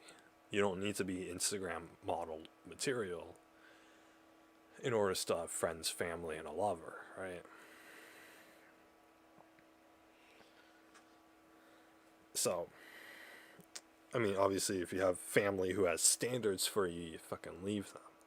If you have friends who have standards, who have standards, if you have family who have standards for you that you can't fulfill, then the family doesn't care about you, and so therefore you should leave them. Right, because they're not the only family that you can have. If you have friends who won't accept you if you're not a certain way, then they're not real friends. They don't actually care about you as a human being. They don't actually care about you, and so you should leave them because those aren't the only friends that you can have. And it's the same thing in a relationship, right? If you can't attract a partner, or if you can't attract someone as a partner without doing this and this, they're probably not a good partner for you. Or they're probably, not that they're not a good partner. They're probably not the right partner for you, right? That's what it is. Obviously, with relationships, it's a little different because, I mean, with any human relationship, it's about, you still have to give and take, right? Or not give and take, but that's not the right word for it. You still have to be accommodating towards it, right? And so you might have to change certain things about yourself, but it's nothing to be insecure about, right? It's not like, oh, I'm not going to attract him because I have thick thighs, right? It's nothing on that level. Any kind of physical insecurity is going to be, right, there's somebody who will accept you for as you are, so you don't need to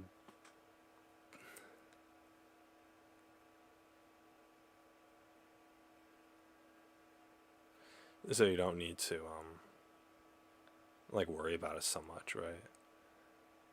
Which is what I eventually realized back in high school, right? I realized, okay, the two issues are going to be expressing myself, my personality, because it's my crux.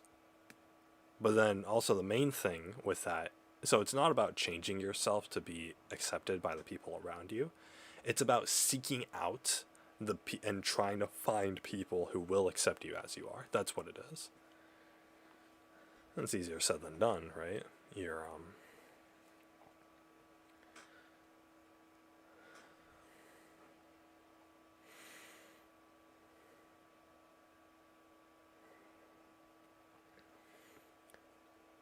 It's easier said than done. You're not, whatchamacallit. It's a lot harder to find people than it is to stick with the people you have around you, right? Because it's a matter of convenience. But the thing is, for people who are less fortunate in life, that's what you're going to have to do. And with the internet, they make that super easy, right? You don't have anybody in real life who's good to you. You just go online and find somebody, right? Because guess what? There's going to be, millions of people who are in your exact same situation who are also going to go online seeking out people who care about them. Oh my god.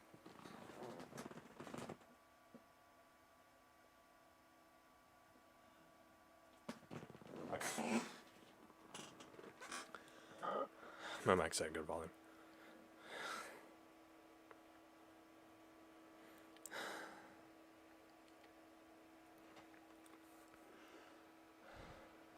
His stomach sickness will go away eventually. It always does. But yeah.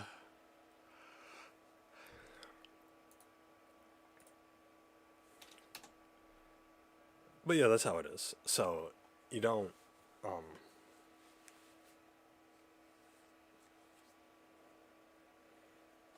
yeah, to me, insecurities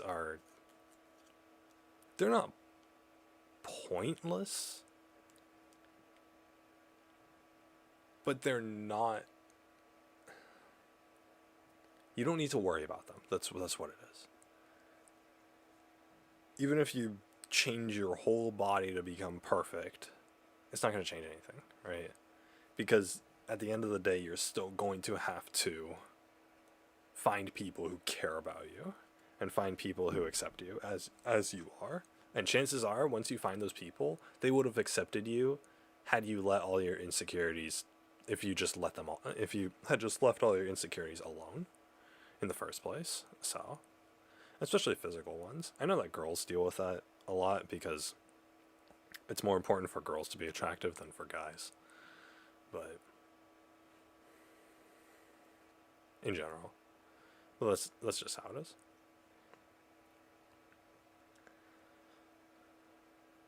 Anyway, enough about that. I spent an hour and a half talking about that. Great. I didn't plan on talking about that today. Anyway, I don't like my haircut or my teeth or my asymmetrical face. Ugh, disgusting. But whatever. Like I said, I hope to God that people aren't going to dismiss me just based off of those things, but whatever. If they do, then fine, so be it. I'll be alone. That's fine.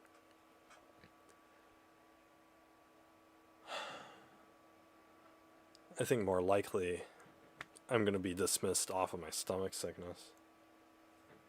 I was always afraid about that. Real quick. I was always afraid about that growing up because I have my stomach sickness, my gastritis.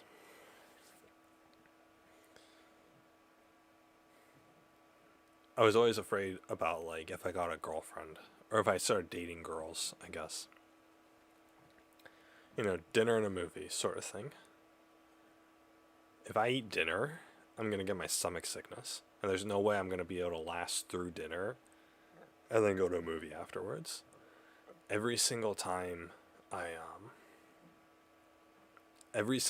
go to a restaurant, I get my stomach sickness. Like, every single time. It's ridiculous. So,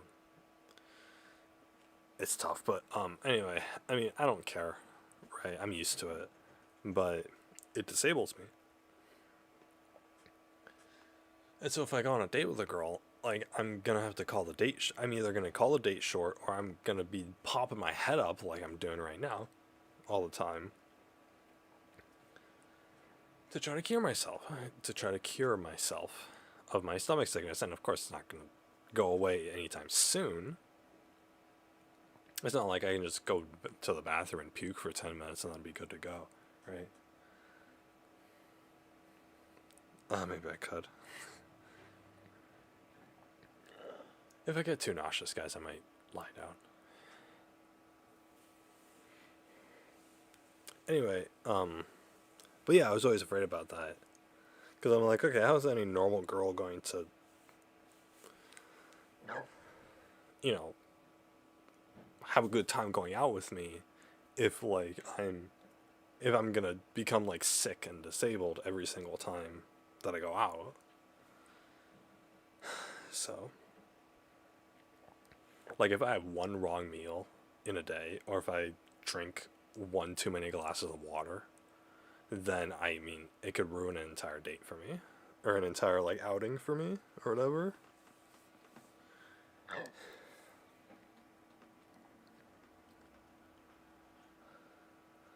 So,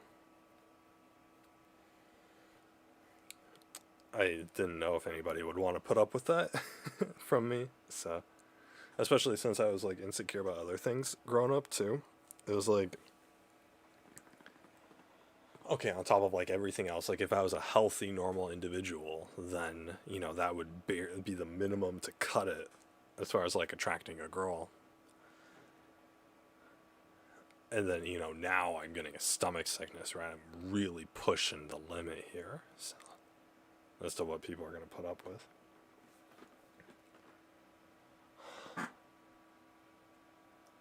Anyway.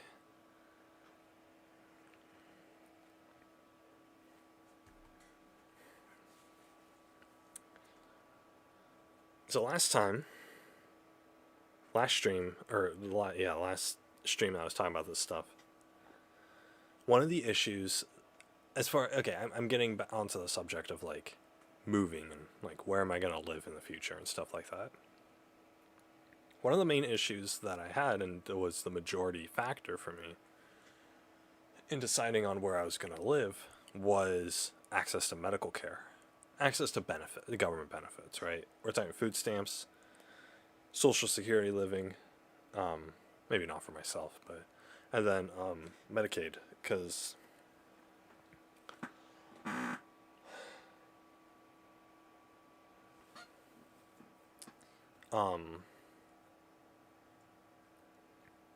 I was calling it Medi-Cal. Because, like, hospital prices are so fucking expensive. God, you guys want to know how much it costs? Cost of giving birth in America. You want to see this shit? To give birth to your child in the United States, the average cost of a vaginal birth is $13,000. $13,000 to pop your baby out. They're charging you 13 grand. It's fucking ridiculous, dude. Are you kidding me with this? This is insane. You go to Europe, it's free. You go to Japan, it's free.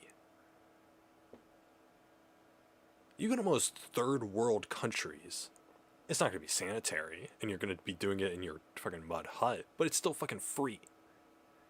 America's charging you $13,000 for this shit.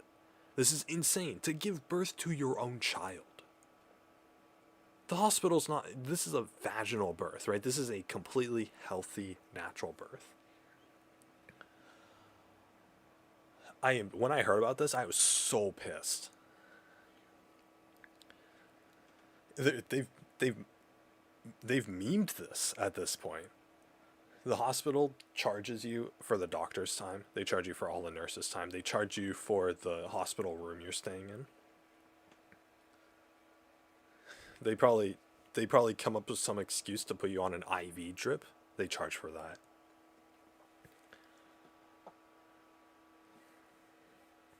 You guys want to... Holding your baby after birth cost.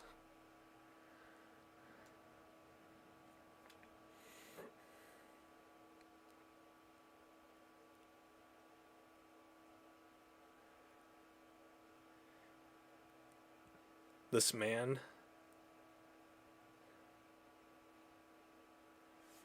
does it cost to hold your baby after birth? After holding his newborn son for the first time at a Utah hospital last month, a man found a strange charge on his bill, $40.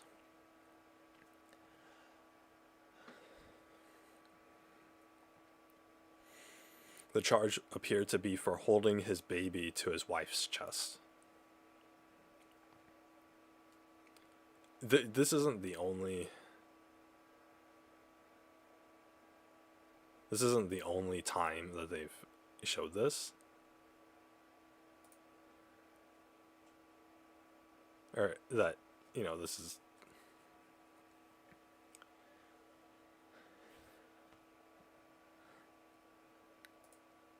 That this has happened. I mean, I've read multiple stories about people who were charged money. Like, they gave birth, they finished. And then the wife or the husband held their newborn baby after, like, up to their chest after the baby was born, and the hospital charged them money to do so. That baby does not belong to the hospital. The parent does not belong to the hospital. That was not a hospital ordained action to hold your fucking baby. So the hospital doesn't have the rights to charge you for that. But they charge it for you anyway. Because that's America for you. That's America who's justifying charging $13,000 just to poop out your baby. Absolutely insane.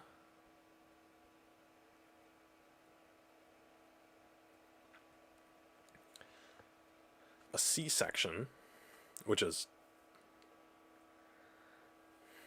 what I would want my future wife to have, because there's benefits to C-sections, which I won't get into right now. Costs an average of $22,600. 22 grand to give birth to your fucking kid. Again, you go to Europe, it's free. It's free. You go to a hospital in a real ambulance, and you go to the hospital and they do a fucking C-section on you. Everybody's time is used. You use the hospital room, yada yada. And it's going to be like maybe a few $100s at most. For a couple things that aren't covered by the government, right?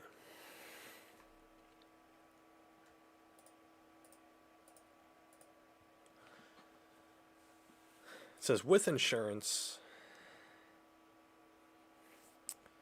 privatized insurance, it was $3,000.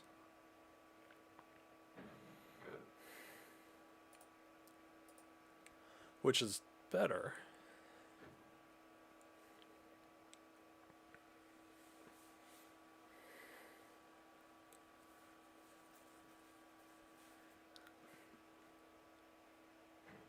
Checkups and tests before and after pregnancy could drive up the cost of a single birth to $30,000. $30,000. You get your hospital checkups, which is just the doctor, which is just the OB-GYN using the fucking the UV scan to scan your baby and stuff. Make sure you're healthy. Blood test or whatever. $30,000 for that shit. Holy crap. This is insane. This is fucking America. America is the only country that does this, by the way. America is the only country that's gonna charge this much money to do something as natural and as humanly instinctual as giving birth. They have monetized the reproductive process. Next, they're gonna monetize breathing. I mean, we're pretty close to it. Pretty soon, I mean, I wouldn't be surprised that within our lifetimes, like if a company like Amazon claimed a patent to the oxygen we're breathing, and then would charge us per hour to breathe the air, I wouldn't be surprised. In fact, I have several ideas as to how they could legally do that. So, anyway. Medical, it's so, that kind of shit, it makes me not want to have kids, honestly. Like, kids are expensive enough, but fucking, if they're gonna be charging that, if they're gonna be charging the price of my livelihood for me to have kids, I'm not gonna have kids, right? Anyway.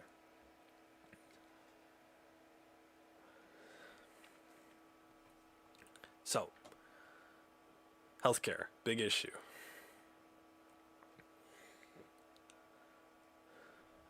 My research for where I was going to live, where to build my house, was heavily based off of the fact that I thought only California had free healthcare.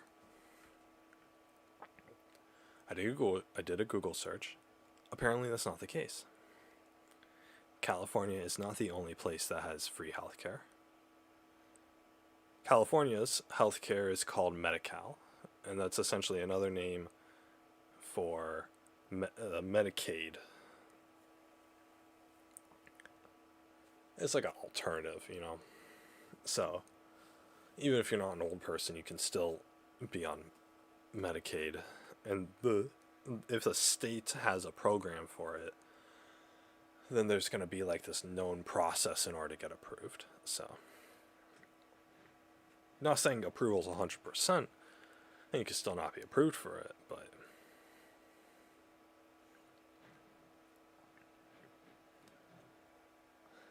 you know, it's at least it's there. So depending on the state, you have to research it. So anyway, I mean, most of these states have something. California's Medi-Cal. Alaska's Denali-Cal. I mean, I won't read through them all, but like Florida has Medicaid Management Care Program.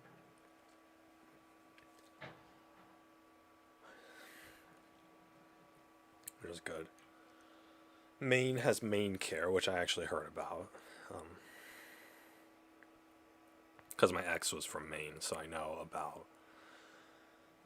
She went on government benefits, so I know a lot about like that process and stuff, which is why Maine was one of the. I heard she moved, but it's why, since I know a lot about it, that's why I thought Maine Care or going to Maine would be good, because I knew they had something. New York has one. I mean, everywhere except for like Texas and the redneck states pretty much have it, so.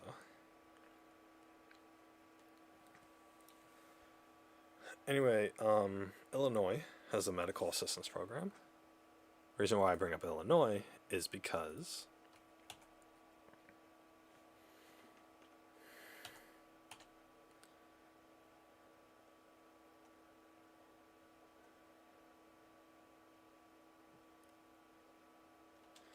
here, maybe here, maybe not. Anyway,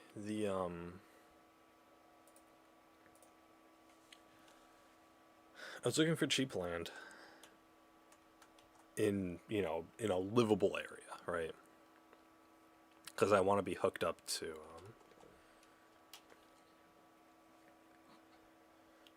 Shit! They sold it.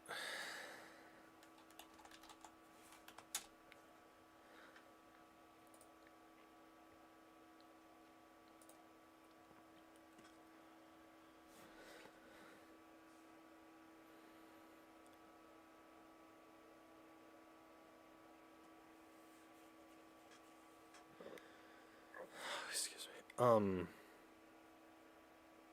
But yeah, in a livable area, right? Because a huge cost is going to be hooking up to utilities. So if I can find a piece of land, house or not, that says utilities available. God dang it. Then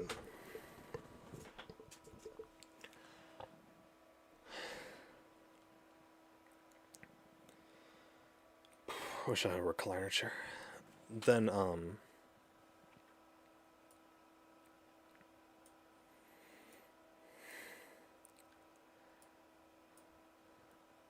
basically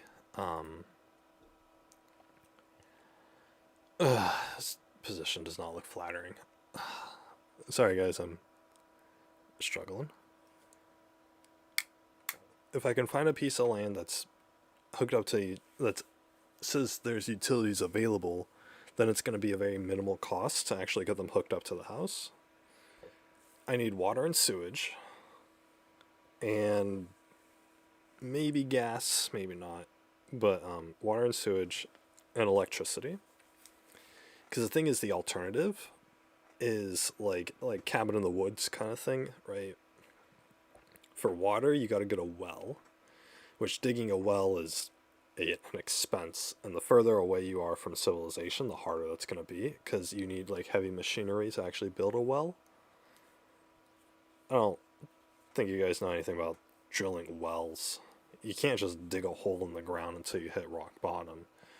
You need like a special, I mean, you could technically, but it's going to take you like months to do. It's a lot of labor. But you need like this heavy machinery to like that has a really long drill to drill the well for you. And the deeper down you got to drill to hit water, the higher the cost is going to be. So it's not guaranteed that you're going to hit water at any specific point, right? Because the water underground that you are extracting can be at certain elevations. Sometimes it can be 100 feet deep. Sometimes it can be 1,000 feet deep. And you just don't know. I mean, a water table on the area helps, but I mean, geologists only have like a rough idea. So Anyway, so drilling a well costs thousands of dollars. And then for electricity, um, if you can't hook up to the grid to an electrical company, then you need solar power. Solar power for my needs is going to cost me like $10,000. And the thing is, that's solar power is not even guaranteed to work. Like, it'll work, but it's not guaranteed to always be there, right? If it's a cloudy, rainy day in the middle of winter, or if it's a cloudy, rainy week in the middle of winter, I'm probably not going to get to play video games. In fact, I'm going to be lucky if I can even turn on my ceiling lights. Like, that's because obviously the sun will not be available for my solar panels to absorb. So that's what I'm afraid of. So I don't mind the initial upfront cost of solar power, but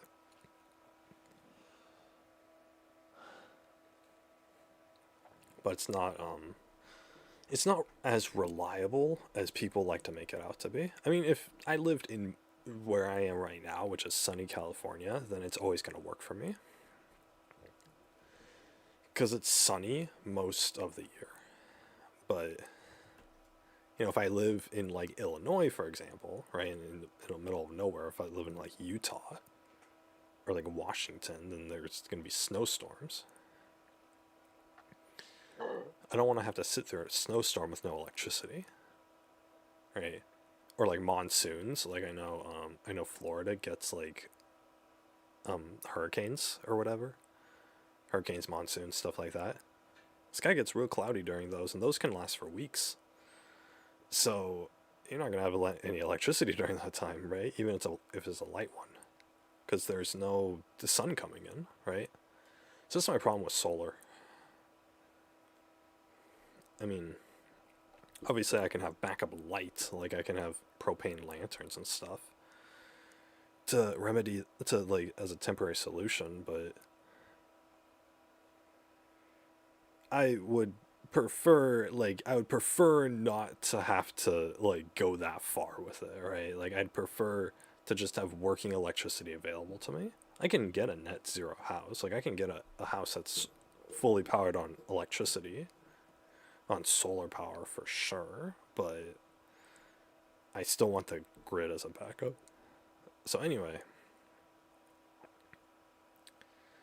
there's a land listing on here that I'm sad is gone, but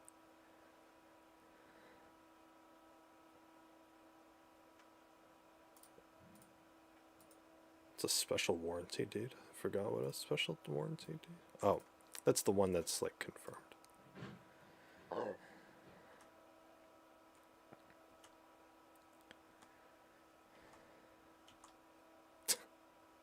Yeah, fantastic. This is not a big house. If this is a small house, it must have gotten zoned to be this size. These Google images are from 2015? That's a long time ago. 630 square feet. Anyway, so Illinois seemed like a good one. I was looking at this at the Illinois, the medical assistance program. How to get free health care. And then they have other programs like the food stamps, right? Getting free food, cash assistance, yada yada, right? So you got to fulfill certain requirements for it. But I ran my numbers through a calculator. Me owning a house doesn't seem like it seems like Illinois is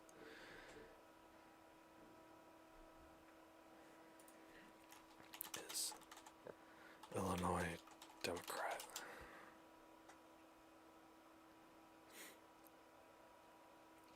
Yeah, it's super democratic. Which means that I can expect like government assistance programs on the same level as California. As long as I'm not homeless. So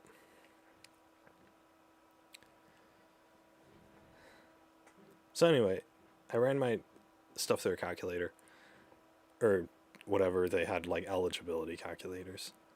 I can get food stamps. I can get cash assistance. I can get health care, yada yada. Or I should be able to. I don't know about like disability benefits.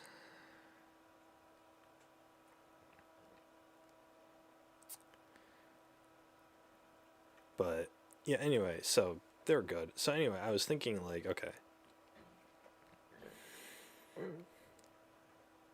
Illinois is great. The land for sale is pretty cheap. I mean, you're looking at like, I mean, look at this, like $5,000 and the house is already there. I mean, the house is guaranteed, for this price point, the house is guaranteed to be unlivable inside. It's either a giant renovation project or it's a demolition project. So, both of which I could do. But to be honest, renovating a home that's already there is going to be a pain in the ass. Like, it's probably going to cost me more money to fix the home than it would be for me to just destroy the home and then build a new one. So, I wish I could look at the inside, but there's other ones here. This one.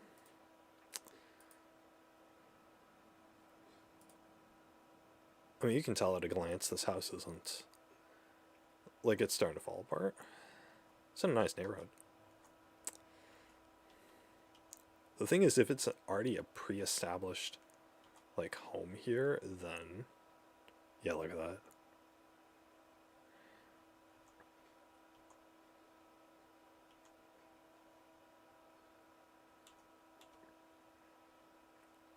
You can just tell on the inside, it's, like, it's gonna be completely destroyed on the inside, like beyond salvation. So I would want to destroy this, and then probably use the foundation it was built upon. I mean, hopefully it's a slab foundation. Use the foundation it's built upon in order to fix it up, or in order to build, not fix it up, in order to build a new one. That's sort of my hope here, but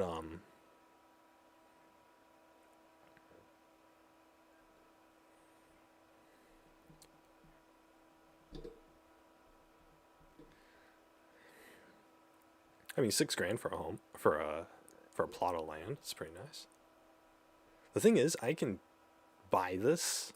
I could technically buy this, and then they have a backyard that's fenced off. I could put one of those canvas tents in the backyard.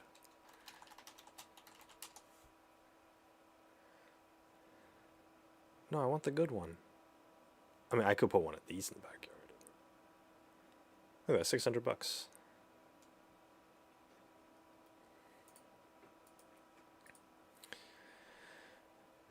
I mean, if I get kicked out and I have no other options, then what I could do is I could just... Maybe not this kind of tent. I want...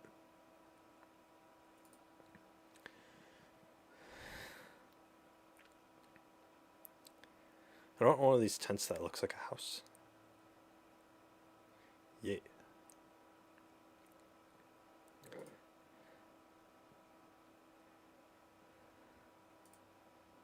That's nice.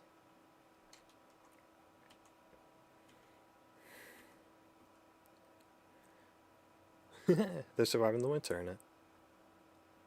So it's decent. So yeah, anyway, I could just... Where was it?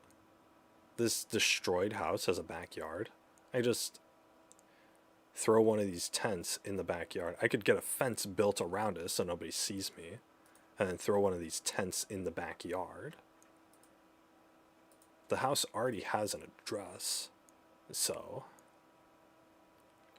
it's considered a house, and I doubt anybody's actually inspected it. So obviously I'm not going to get my utilities hookups to a freaking tent, but it's a temporary solution while I renovate the place. Right, because I would live in the backyard in a tent like this while I'm working on building the house, so that would be nice.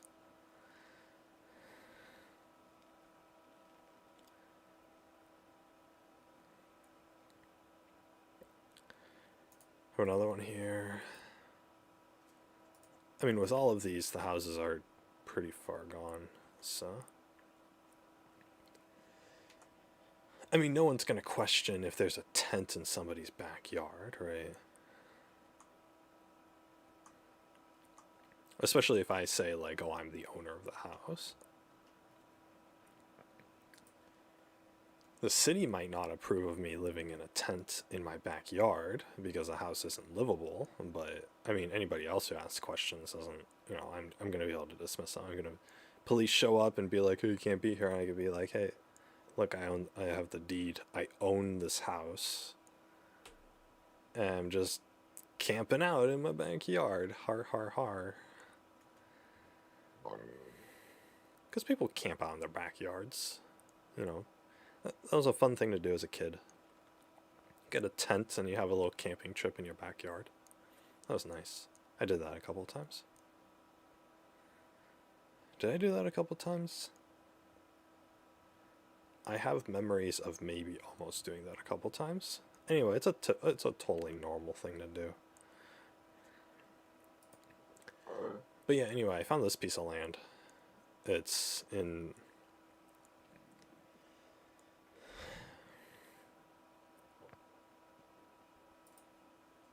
Illinois.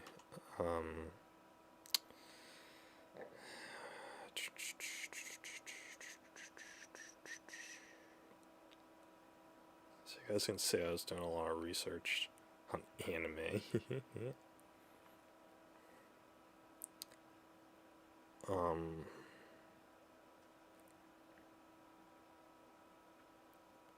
Did you guys think this is cute? Look at this.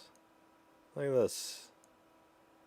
It's a little well done thing of ramen, but it's just a tiny capsule thing here. There's just a little tiny capsule that looks like a bowl of ramen.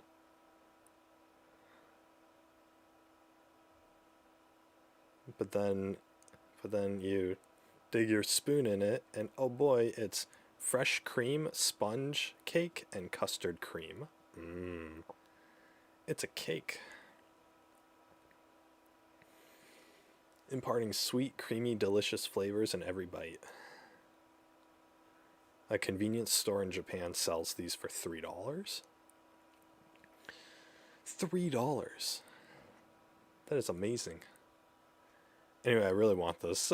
If I ever do go to Japan, then I'll have to re-look this up. Because maybe this will become a trend. It's in a city just outside Tokyo, so it's not too far of a journey to go. Anyway, I found this house, or this piece of land, I should say. It's in Illinois. It's on the corner of the street here. So apparently it already has a slab foundation built on top of it, which is super convenient for me because any house that you build needs to be on top of a foundation, and most city ordinances want concrete foundations. You can do a foundation out of wood, but most people do it out of concrete. It's more stable that way. But this one's great. They said that this foundation was for a 3-car garage. A 3-car concrete parking slab. And a 1-car parking spot in the front.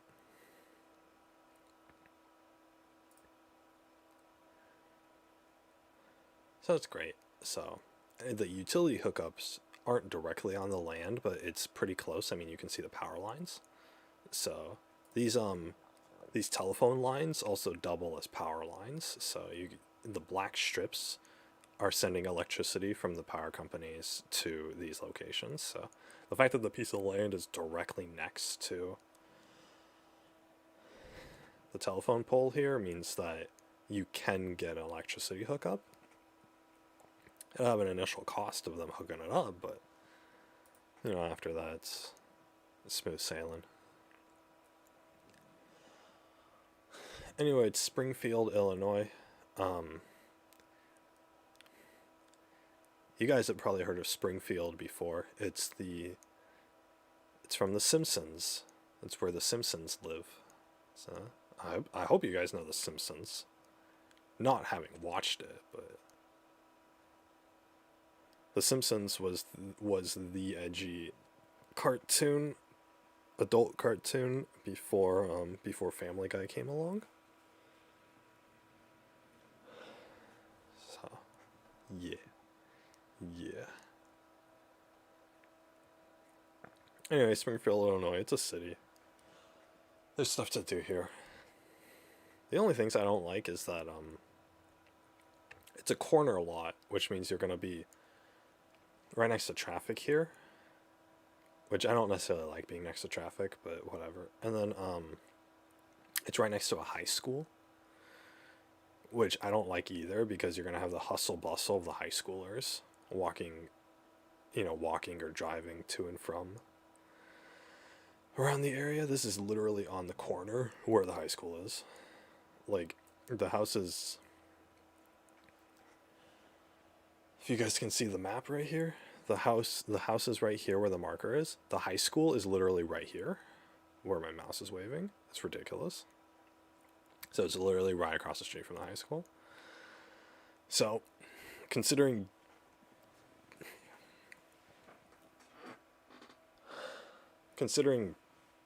childbirth costs, I'm probably not going to have any kids at this point. So, even if I do get a wife, I mean, whatever, we'll talk about it, but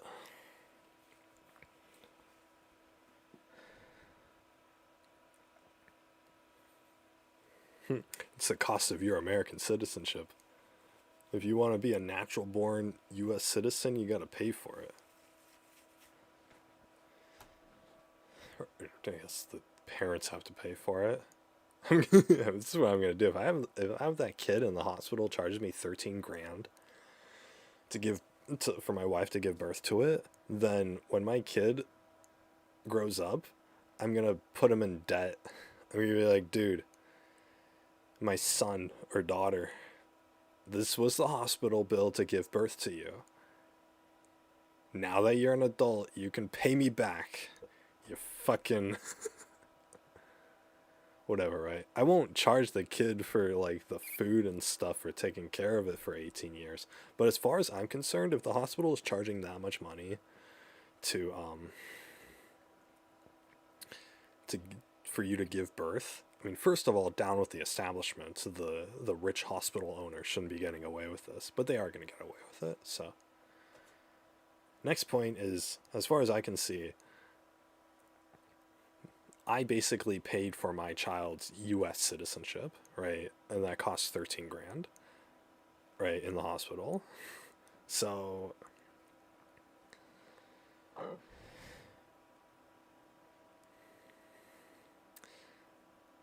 so I'm gonna need that money back. Actually, I'm gonna give birth to the kid on a loan. I know the kid never asked for it, but by the way, guys, I'm joking. I wouldn't charge my kid that much money. Or I wouldn't charge my kid for something that they're not in control over.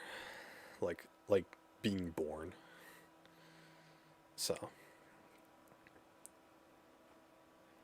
I wouldn't have a kid in the first place if I couldn't afford the price. So that's what it is.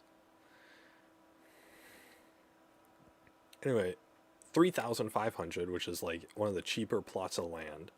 This is probably the cheapest plot of land that's actually next to utilities in a city that I've found. Yes, it's a corner street. Yes, it's next to a high school. Yes, it's undeveloped. It's not even zoned properly. But getting the zoning for this area is going to be easy.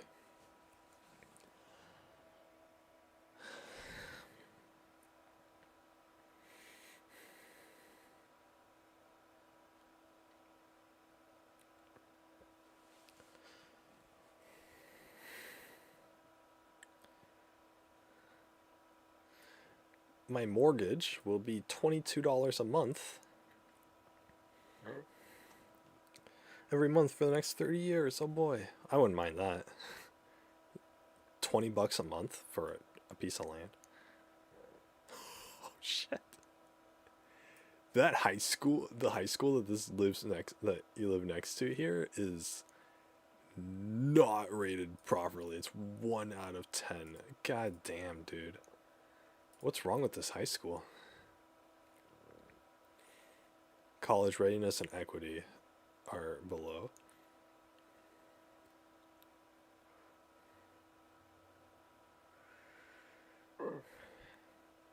Four-year high school graduation rate, 59%. My God, so half of the kids who go into the school actually finish the 4 years. How do you not finish high school? Like, honest to God. Like, if you don't have anxiety that prevents you from going, which god dang I was starting to develop, then it's like the coursework itself is easy. If it's not easy, then you can just lower the classes they put you in. I mean, get put in the special needs program, right? It's like, freaking who cares? The state average is only a 71% graduation. Oh no, it's 86%.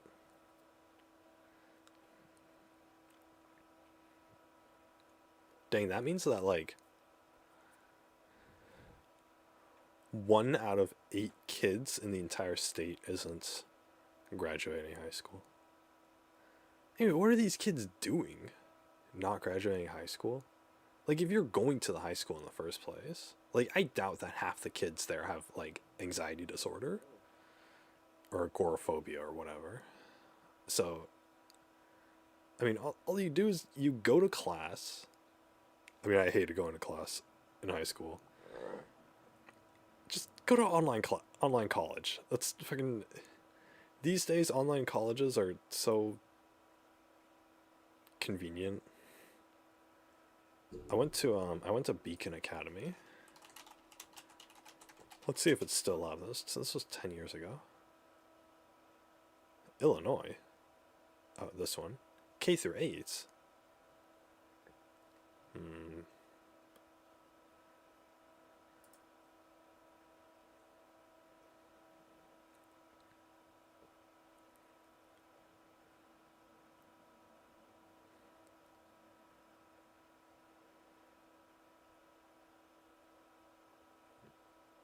Wow, they don't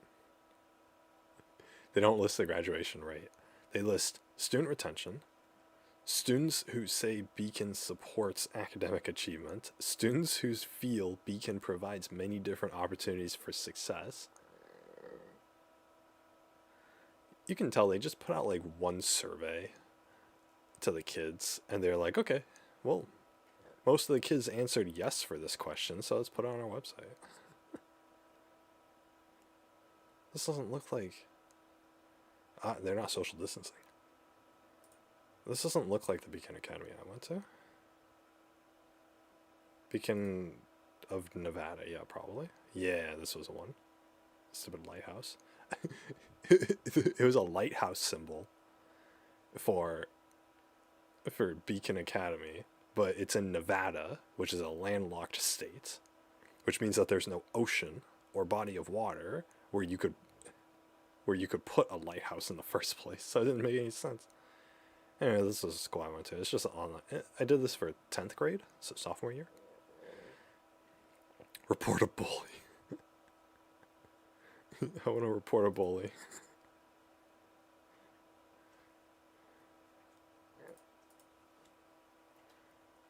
This was, I don't know, the 6th, target name, me, wait, target name,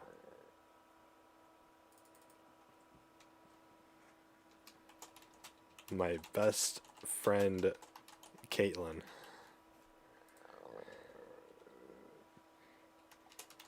He was bullying her because she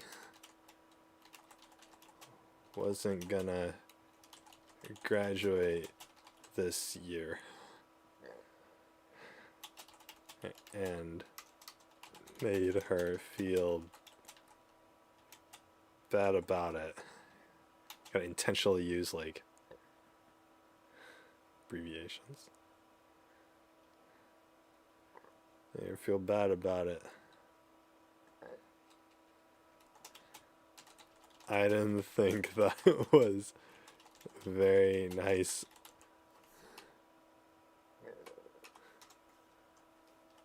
of him. He's a bully. Your name? I'm Kenji Benji. There we go.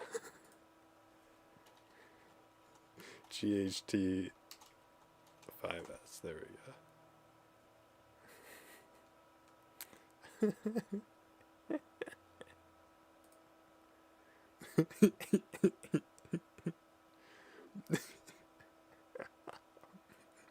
He was bullying my best friend Kaylin. He was bullying her because she wasn't gonna graduate this year and made her feel bad about it. I didn't think it was very nice of him. He's a bully.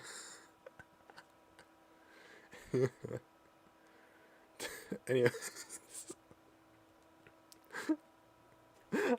I haven't thought about that school in 10 years. I just post a fake bully report.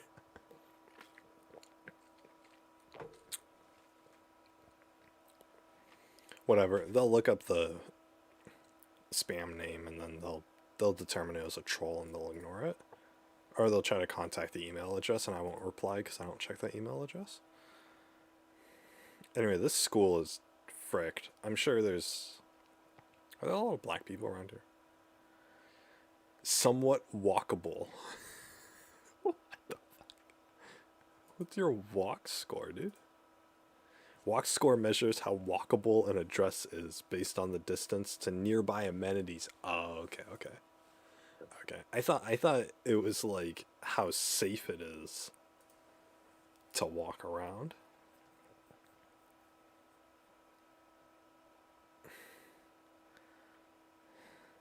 Somewhat bikeable. Some bike infrastructure. I don't need bikes.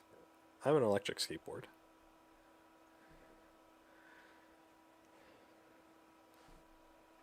Oh yeah. Anyway, so with this, I would have to check out the neighborhood first of all, because obviously I haven't done enough research on that. But then I need to check zoning ordinance to make sure that I can build a house that I want here.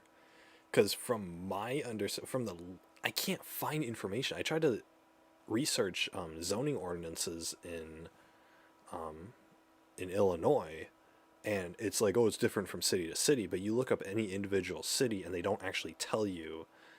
They won't tell you the minimum requirements for, like, square footage of the house and things like that. Like the California one did. They won't tell you the minimums. And as I was reading through the zoning code, and it's all just a bunch of legal jargon about how it's completely legal for them to have a zoning ordinance or something. They have like pages and pages describing that.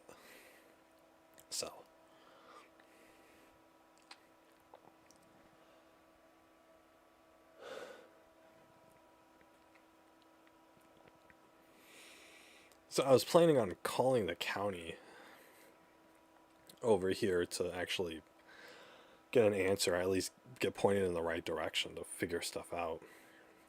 But I haven't really put in the effort for that, so anyway,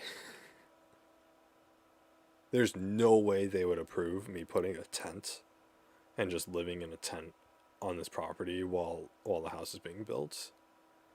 There's just absolutely no way. So part of the cost is going to be finding a place to live that while I build the thing. So I mean, it can just be, I can just live in a van on the property and throw a mattress in the back. I mean, that's not really too bad for me. Anyway, I was looking into van life because I'm afraid of being kicked out, and I found some vans on Craigslist that were pretty cheap. I found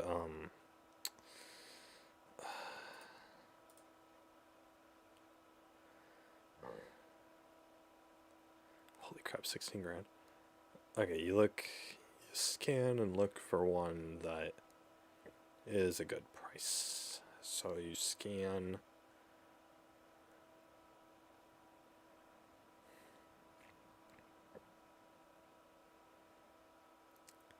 Look for something.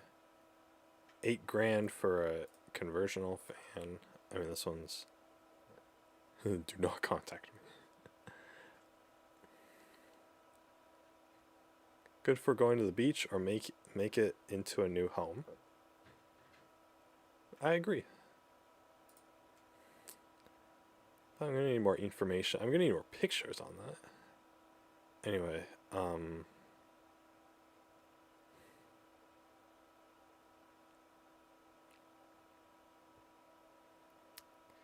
where were the ones I was looking at?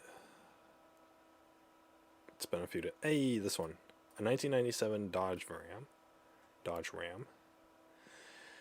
Anyway, so I can just get something like this. And make the picture a little bigger for you guys. So I can just get something like this. And basically, as long as it's running, before all of these purchases, I would call a mechanic out to check the vehicle. So, and I had to give the mechanic like a couple $100 for his time. So it's a car, 198,000 miles, so it's not going to last that much longer. And then you have this back. So basically with the back, I can, what you can do here is I would put wooden pillars basically, or wooden like planks up, and outline the whole thing with wooden planks. I would put insulation in between all the wooden planks, and then I would cover it up with plasterboard or with plywood. Now I have an insulated van. I could put a couple of solar panels on the top of the thing, drill holes for the wires to wire through, and then hook those up to a battery. Now I got solar power. Cut out a square hole and install a ceiling fan into it. Now I have air circulation and ventilation in the van. Build a little wooden structure to hold a mattress on. Build a little wooden cabinet to hold a stove and a sink on. And then underneath the cabinet can be the sink components along with a mini fridge. Hook all that up to electrical.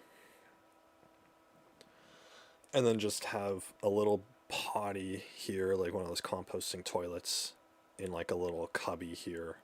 And then honestly, like with something this big, I should be able to have enough room for an actual shower room.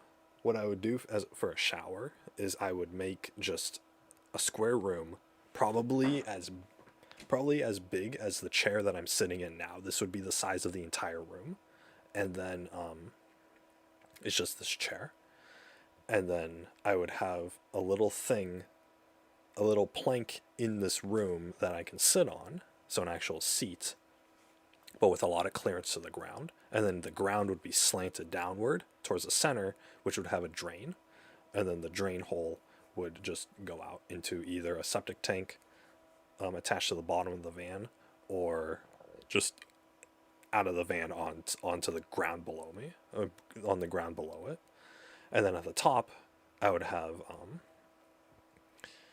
basically just have like a little spurts hose, just for something that, I'm naked in the little shower room, right? It's completely enclosed, by the way. I'm naked in the shower room, sitting down. I spurts the water on me once. Basically, I can just do buckets of water, pretty much. Solar heated water if I really want to.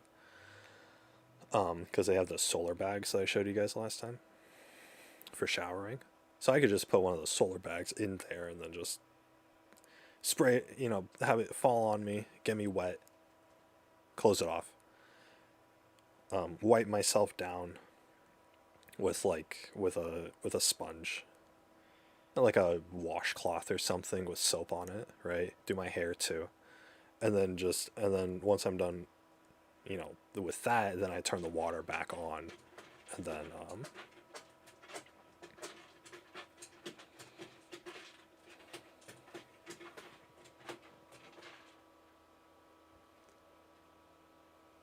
she's trying to get my attention. But then, once I do that, I can turn the water back on, and then let the water, and then let the water rinse the suds off, basically. So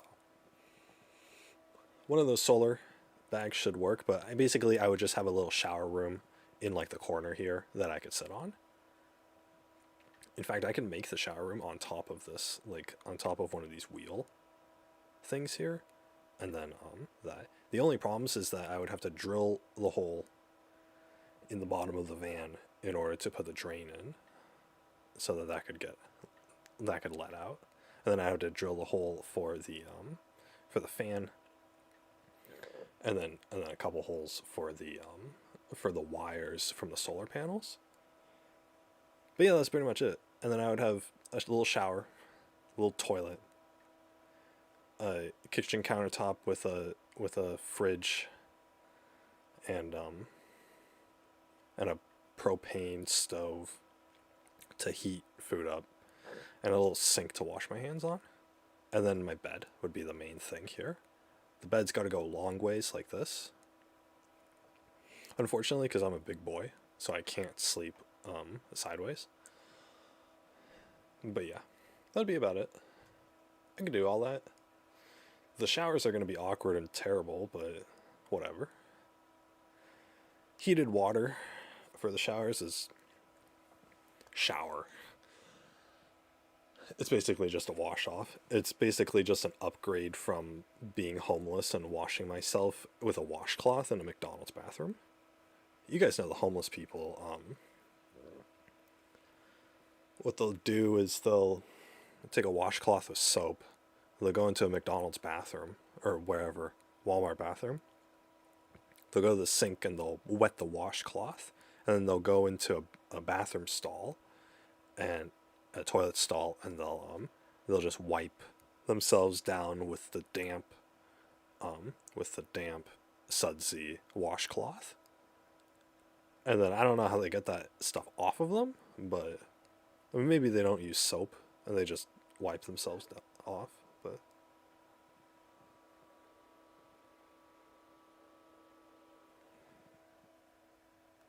Kiwi, what the fuck are you looking at?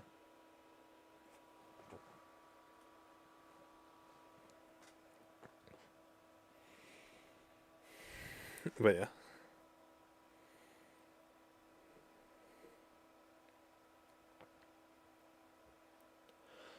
So yeah, that's my van build. Oh boy, it's very minimalist and not that comfortable, but I get a place to sleep in privacy and a place to go to the bathroom, cook food, and wash up. Take a shower, which is way more than like what you can expect than like what you'd get as a homeless person, right? Homeless person's not gonna have a freaking mattress to sleep on, which is like my one necessity in life.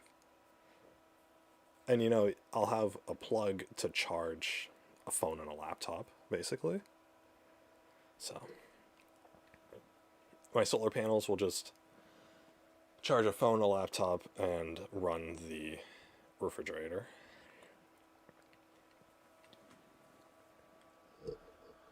And then whatever job that I have at the time, whether it be building the house or working at like a fast food place or something, I can just park in the parking lot. And then just basically live on site. So yeah, that's what I can do.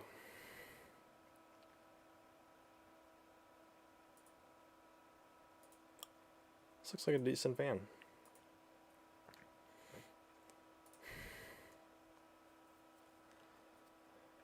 $4,000. Dang, nice. And then the whole build out will probably be another like 6, including solar panels and stuff. So, I mean, for 10 grand, I could get out on the streets in something functional. So, and then I just go wherever. Runs and drives good. Cold AC. 200,000 miles. Very clean in and out, ready to go. Saves me the time for having to clean it. Although it's all the way in Chino Hills. The only gripe I have about van life is that I have to drive. And that sucks.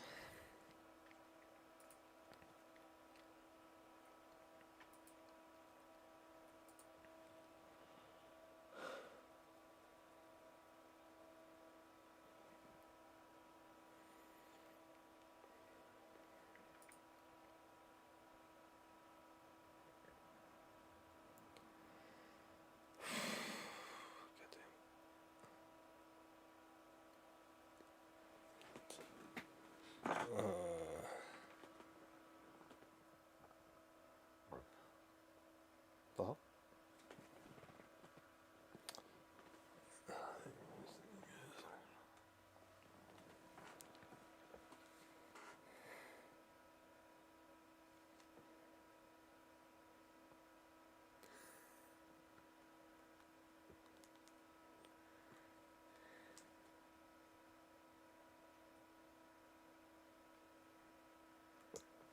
Oh my god.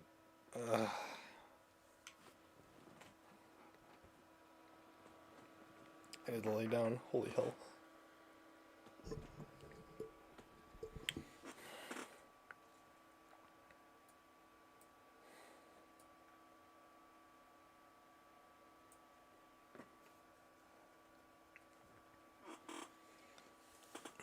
Sorry guys, I'm gonna have to lay down here.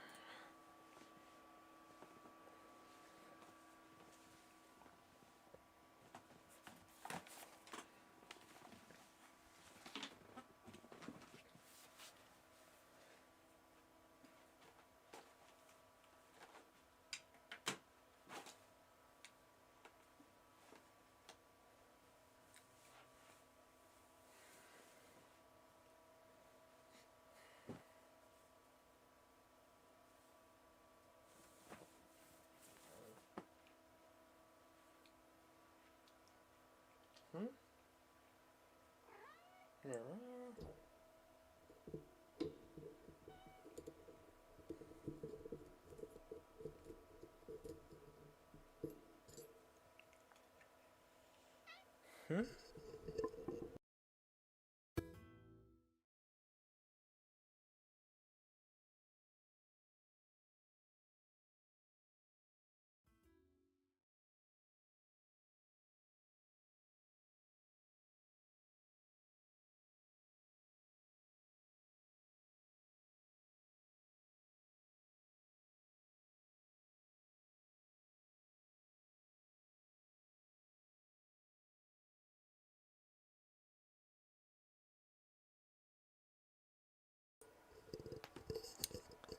Alright, testing. Testing. Hoo. Alright, cool, it works.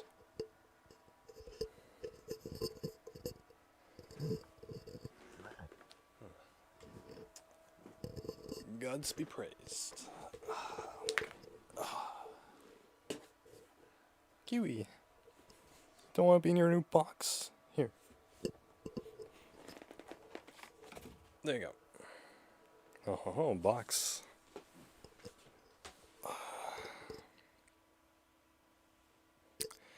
My freaking cat threw up on my bed last night.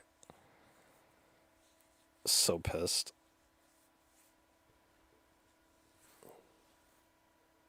Yeah, Kiwi. So I had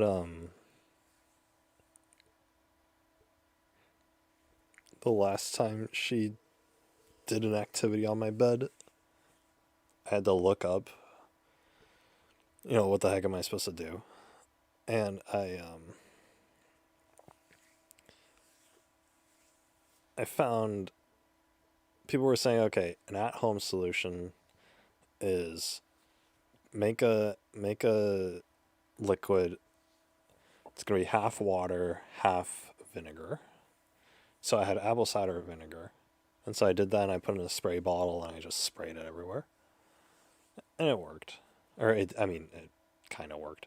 But anyway, she threw up on my bed, and I was gonna have to wash all my freaking sheets again, but I didn't want to.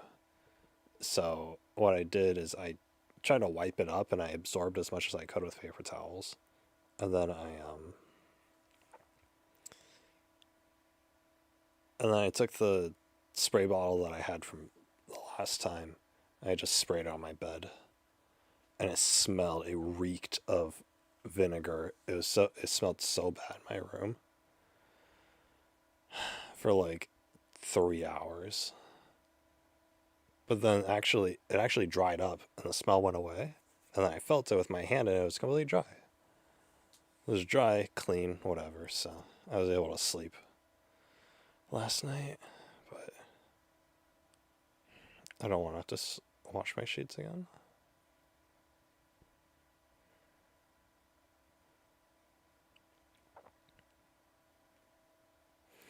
She threw up on my weighted blanket, which you can't really wash.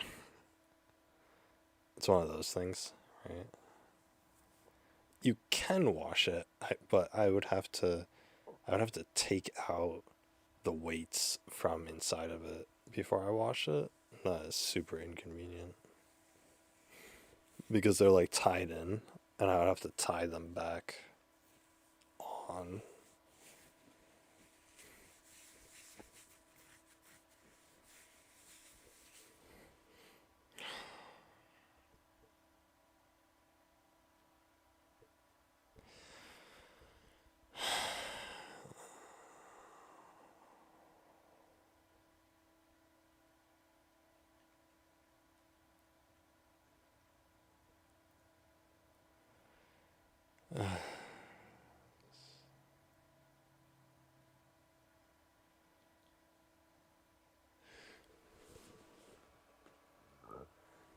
Yeah, okay, I'm still here.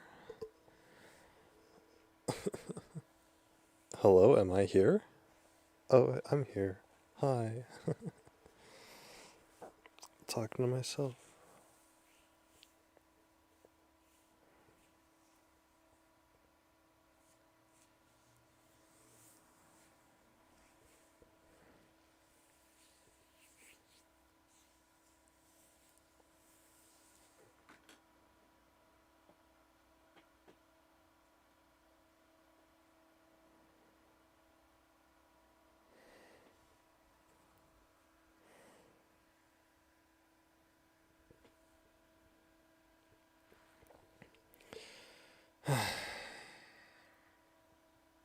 So anyway, Illinois seems like there's several plots of land that I can do something with, but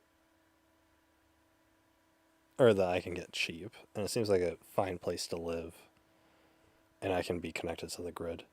The only problem is going to be those zoning ordinances, which I can't find. Basically, if you guys remember from last time, every different place has different rules as far as what kind of house you can build, how big it has to be, how many rooms it has to have in it, whether certain parts of the building process have to be done by professionals or not, things like that. And so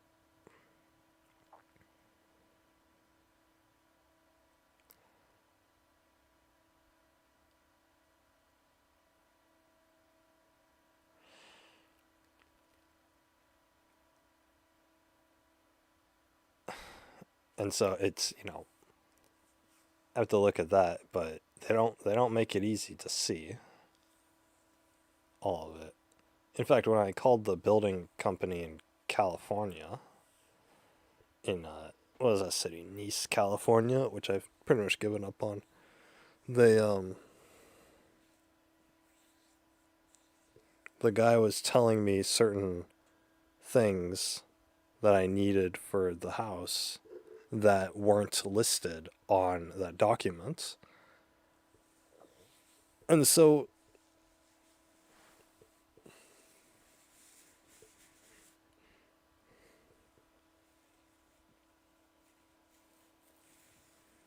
it's like they don't even tell you everything. Yeah. Gonna have to.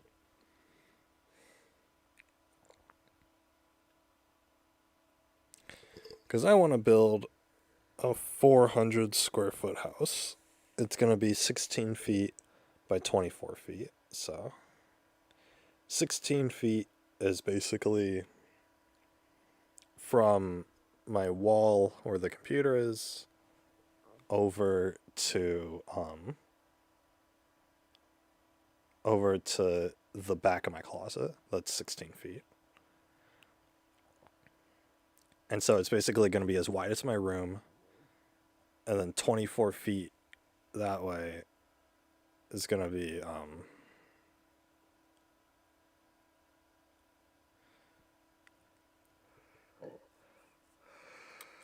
basically like double the width of my room. So I have a fairly good idea. And so, I have a square house or a rectangular house like that. I can pretty much put everything where I need to.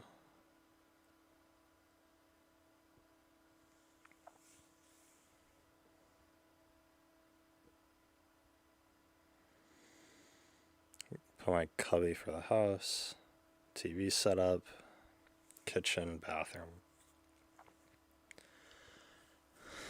storage area, front door, yada yada.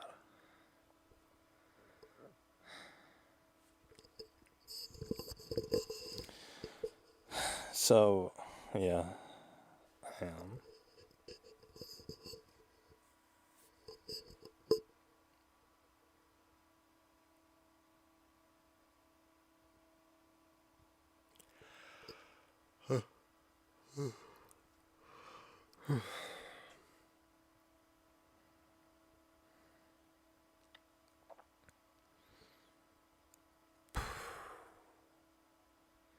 I knew all that. Sorry, guys, that I'm sick today. Didn't expect a slushie to get me sick.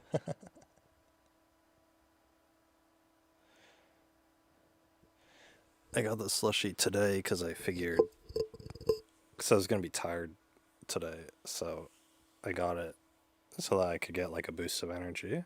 But I didn't want to have coffee because normally coffee gets me sick. So, but I guess wrong move. Plus, I felt like a culotta. My head itches.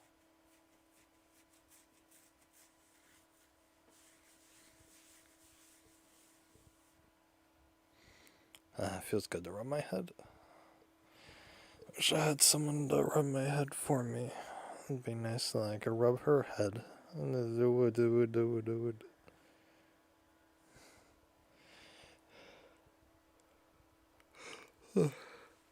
Feels craggly, but in a good way. Kiwi's just. Can you guys see Kiwi? Hey. Guys kinda can't. Oh my god.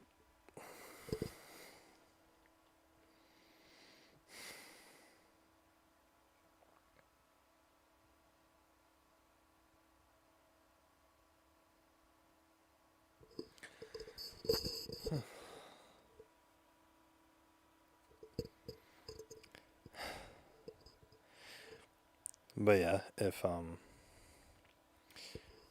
from what I could tell, or from some of the things that I looked up, Illinois has like other cities. One of Illinois' cities, so same state, different city.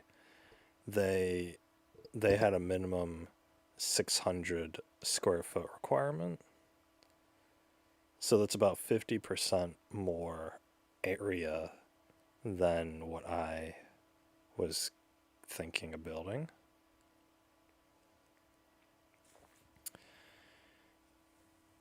Which means that it's going to be 50% more cost on building materials.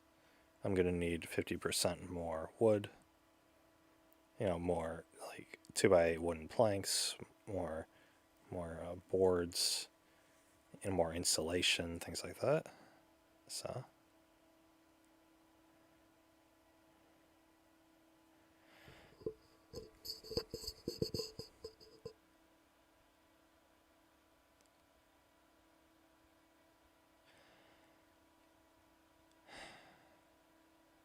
which I don't necessarily mind the extra space, I guess, but it's whatever. Once I figure out that stuff, then I have to talk to an architect in order to get like building plans drafted that will comply to code. And then once I do that, I can submit the application to the city to get it approved. And then if that gets approved, then I'm authorized to start building. And at that point, I could buy my plot of land and then just hold on to it. Because I don't have to start building immediately. If I get approved for to build a house, I can just hold on to that for a couple of years. And I'll be like, okay, I can just build it whenever I want. So there's no deadline.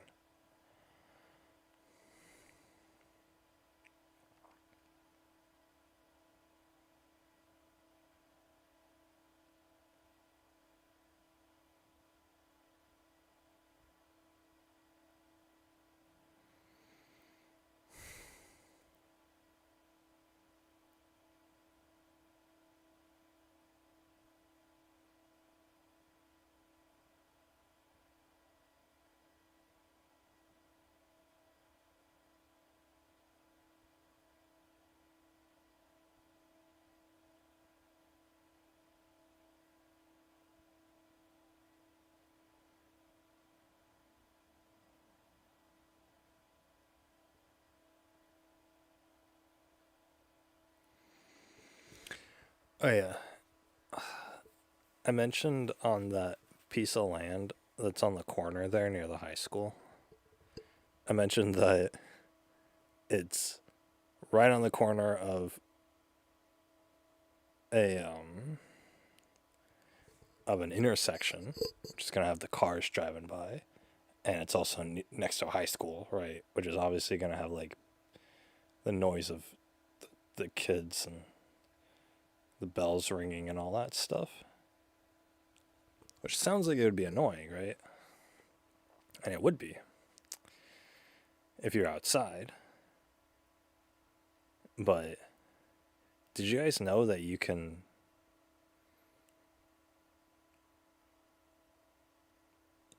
get insulation in your house that soundproofs your walls? It's this insulation that I want for other reasons, called rock wool. It's you basically, if I was at the computer, I would show you guys a picture, but basically if you use that in your walls, then noise doesn't get, then it acts as a sound barrier, so that any of the outside noise that you hear, any of the outside noise that tries to get in the house, it just gets blocked out. So the actual insulation that I'm going to use for the house will block out all of the noise from the outside, and vice versa. It'll keep any noise that I make in the house inside. So I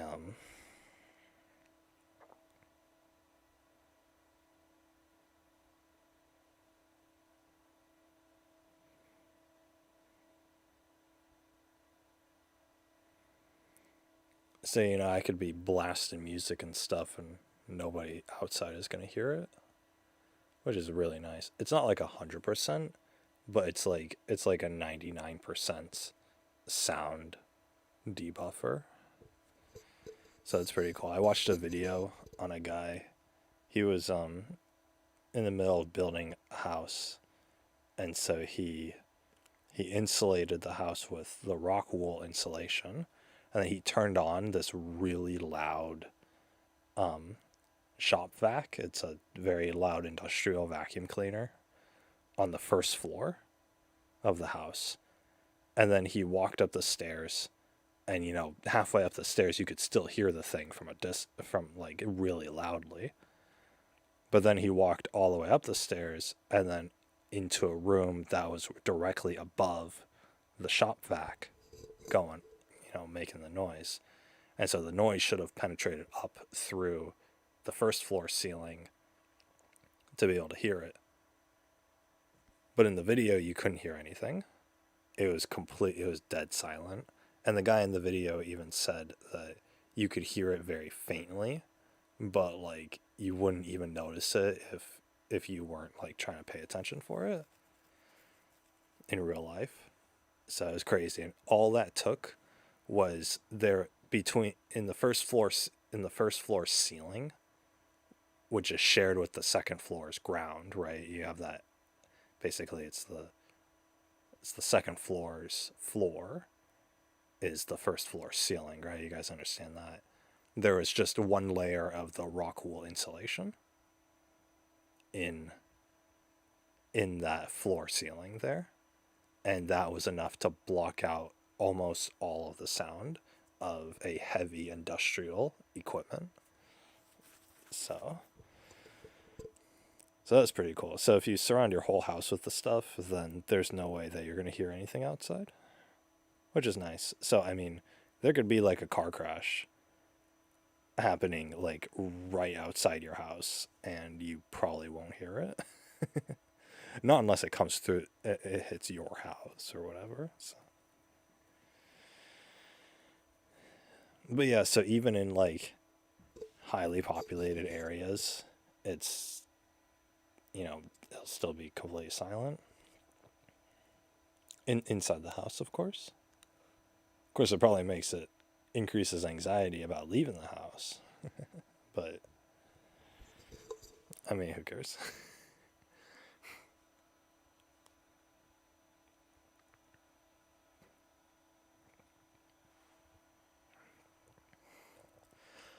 You stay indoors all day anyway, it doesn't matter.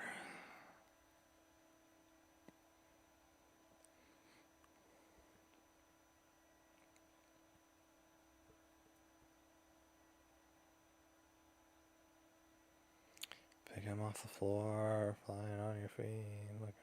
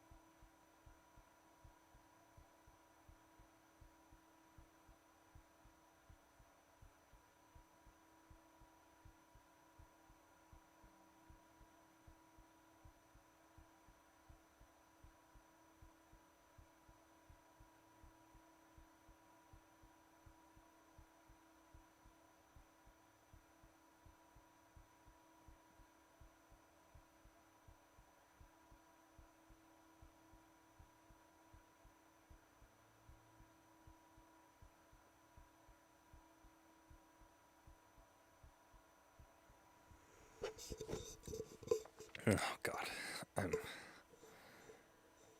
actually really tired right now.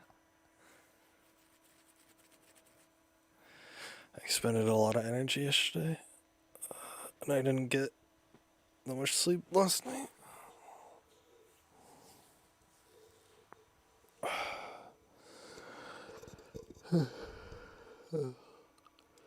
Guys, I walked 4 miles yesterday.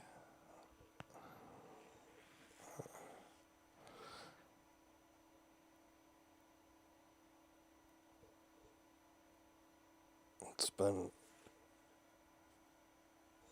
a long time since I walked. Probably like years since I actually walked somewhere.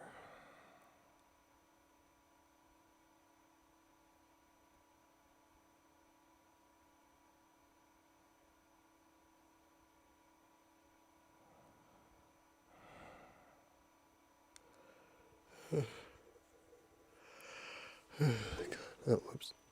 No.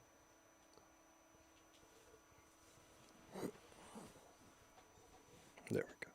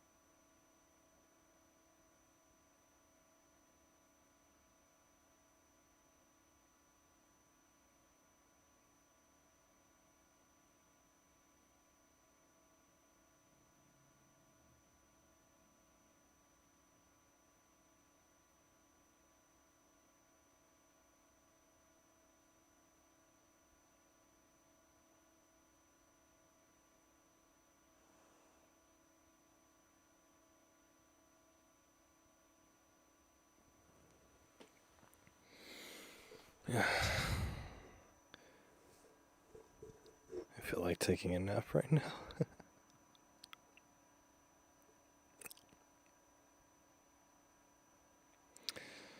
Nope. I gotta.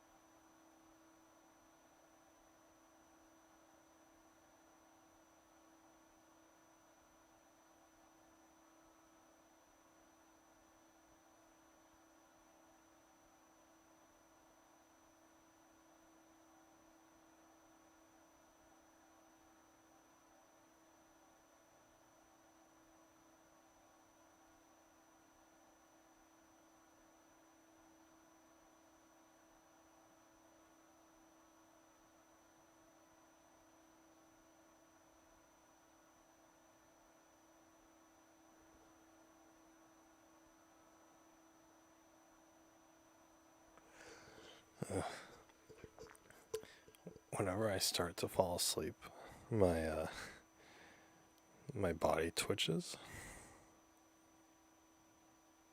So it's just like one part of my body will just like jerk like once.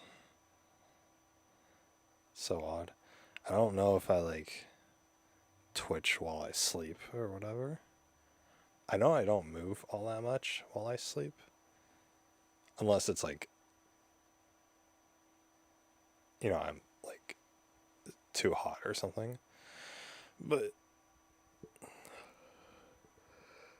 when I must twitch a lot.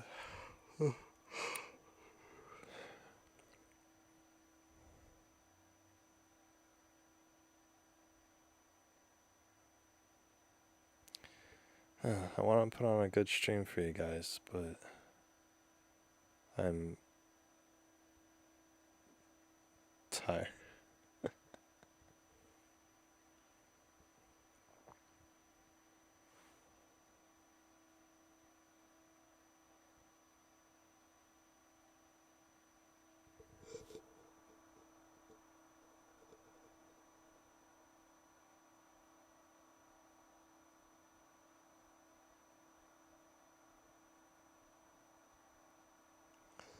God. Normally I'm not.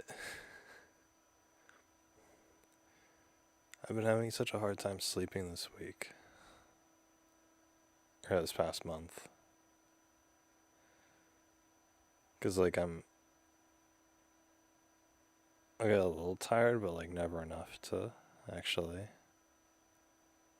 fall asleep.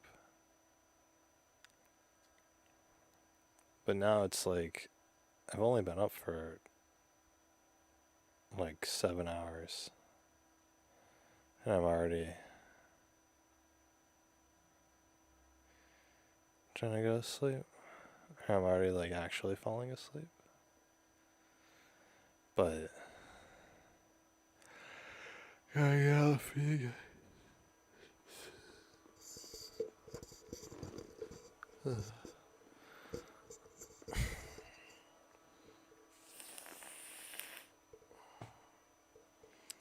probably because I walked yesterday. Oh.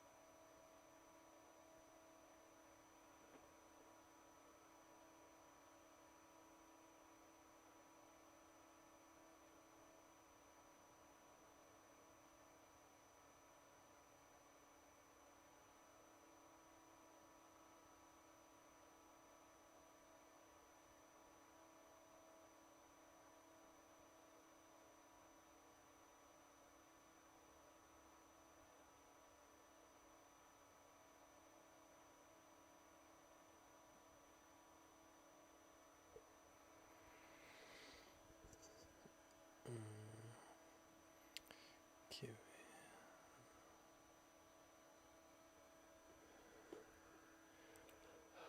Bukasai.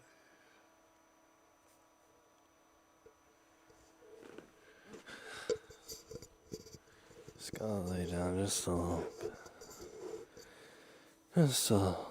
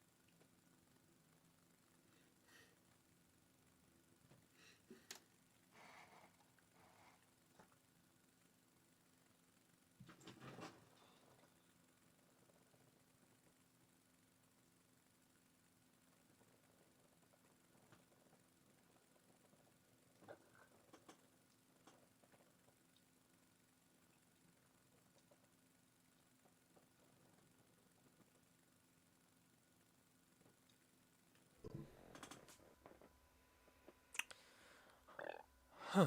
Okay.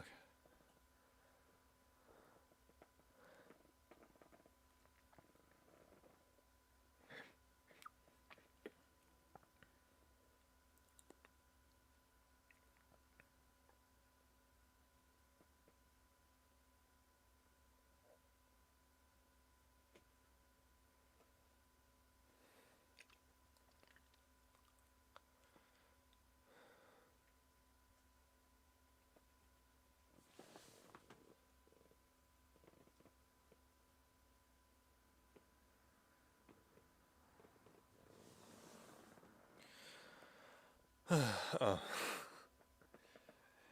shoot.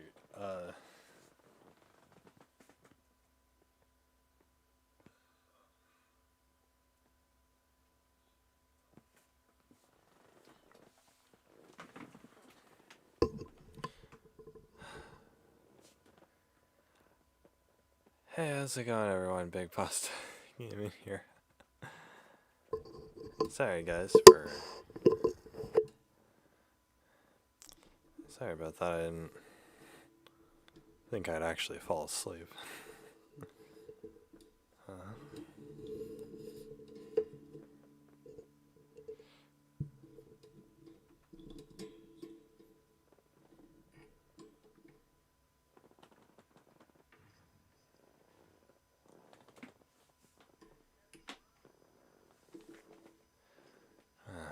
My apologies, guys.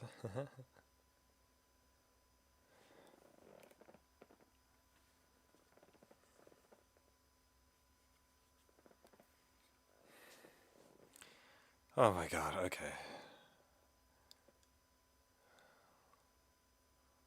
Shoot, how long was that?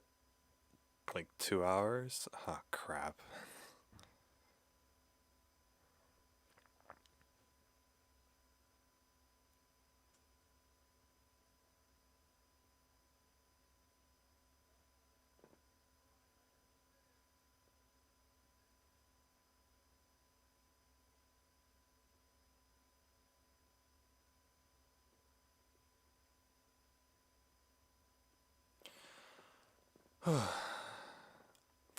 I got a good rest, though. That's the benefit of that.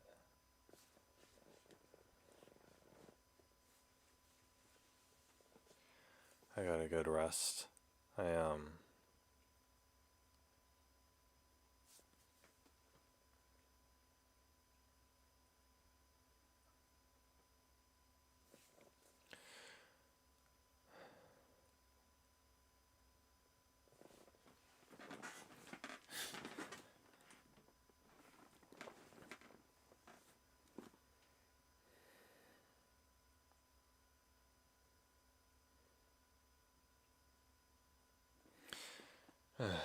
I had a pretty intense stream.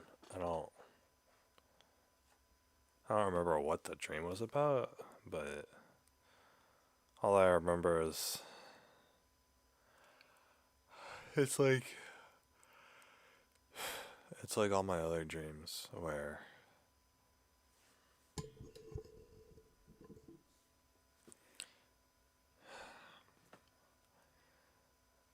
I'm just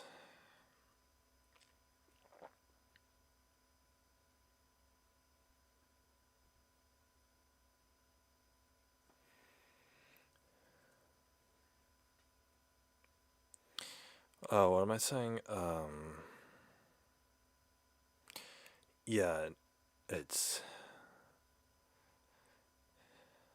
my mind makes up some situation with like people I don't know, or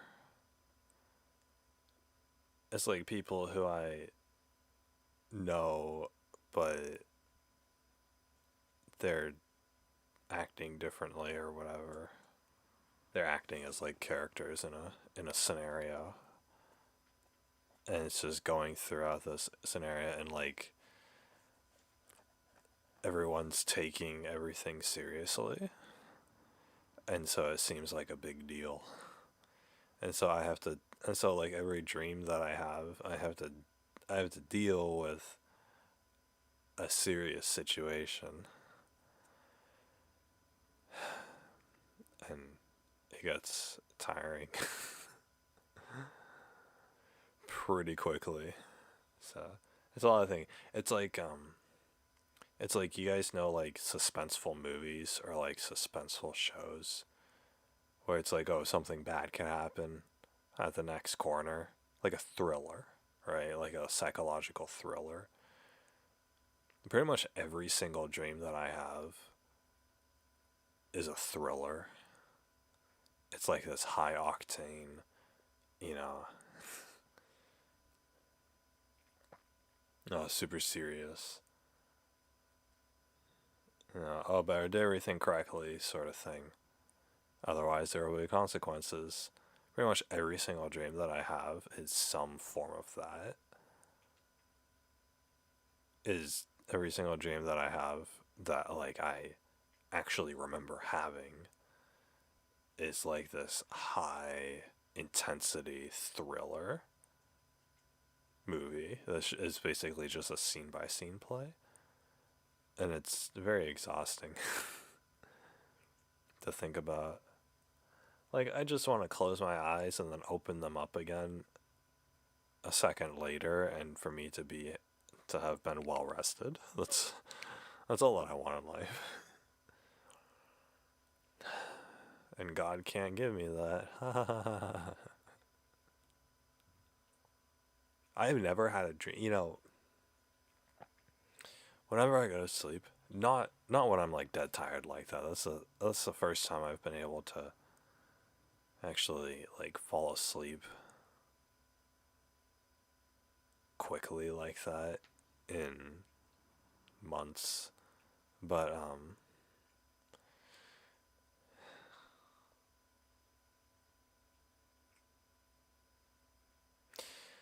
yeah, normally when I like lay down in bed, I daydream to try to occupy my mind. I daydream about nice things. But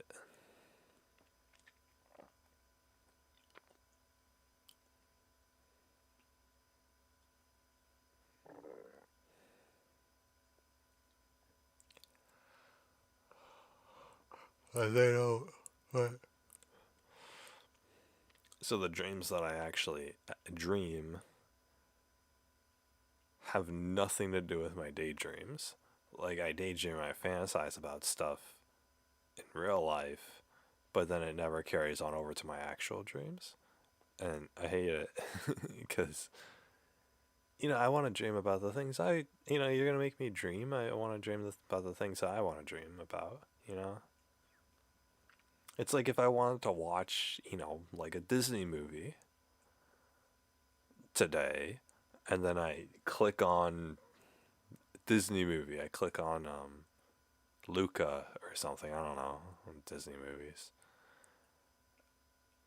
And then what starts playing on the screen is a psychological thriller instead of my Disney movie. And I can't turn it off, and I can't exit out. I can't pick a different movie. I can't turn away from the screen. Now I got to watch this for the next couple hours. That's how my dreams feel like. I want to dream about something, and they always change the channel on me. It's terrible. I don't know why it happens.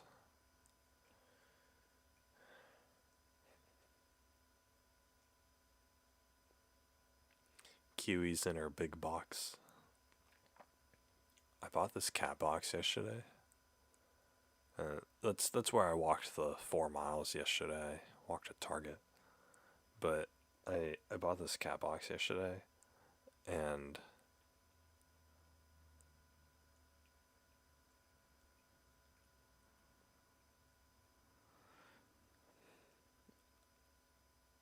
I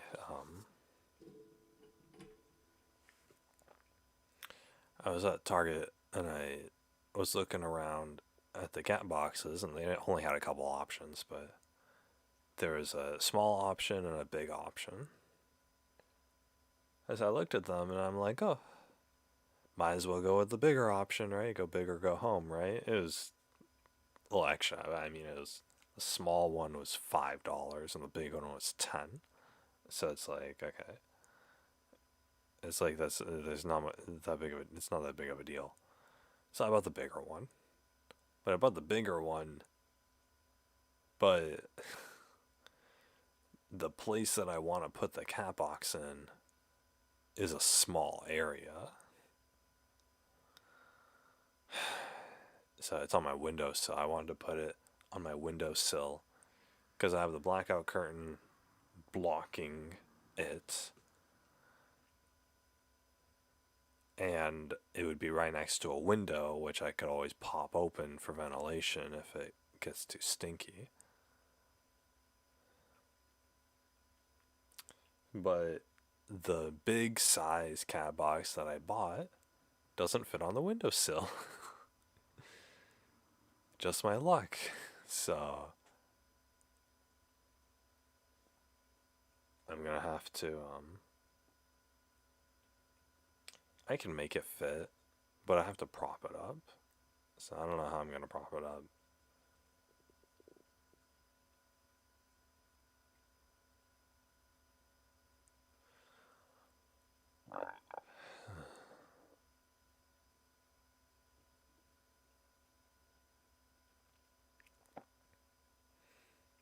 I have this song stuck in my head.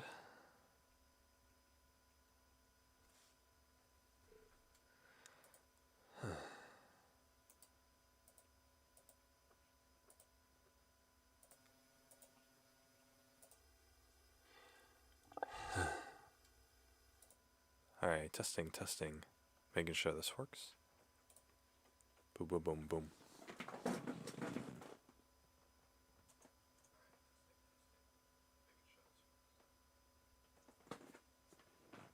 Alright, cool, it does.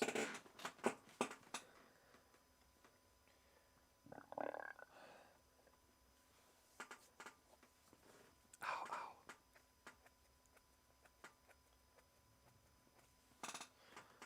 ow. I'm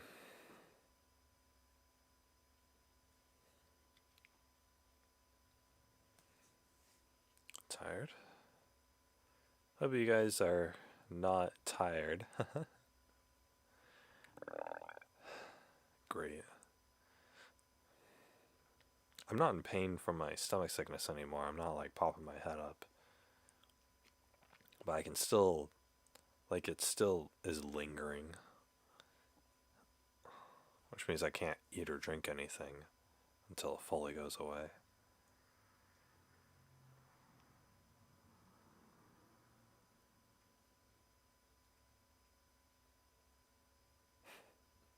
I bought the cat box, but I didn't get any cat litter because I walked there, right? It's 2 miles each way. And a box of cat litter is 40 pounds. So I don't know if you guys have ever lifted 40 pounds before, but it's not something that you want to be lifting for like 2 hours straight, right? I'm not an army man. So I'm definitely not an army man. Look at me. So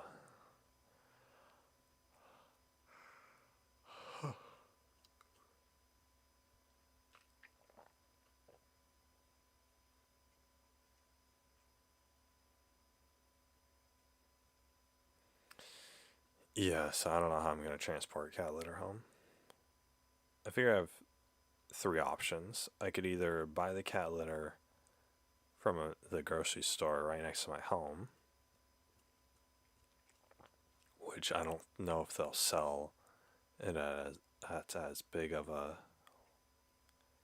weight, so it's not gonna be cost efficient.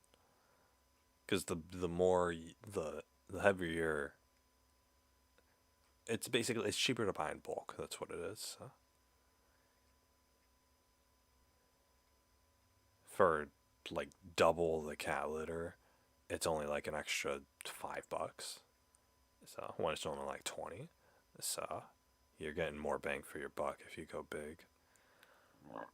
So I could buy the smaller ones from the ethnic store for more expensive, but at least I wouldn't have to travel with it. Or I could put on my skateboard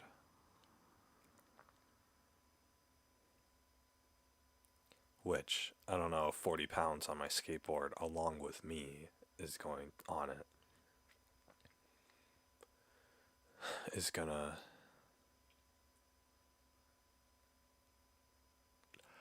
it's gonna work.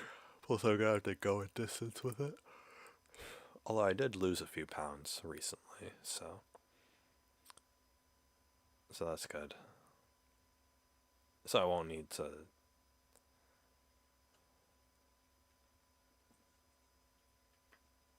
Or, so it'll be less, I guess. What am I saying? And then option 3 is I can buy it and then I can just get an Uber ride home. Which I'm thinking that would be the easiest option, to be honest. And that way I could probably get 2 of the giant things of cat litter in one purchase. And that way I won't have to do it for like months.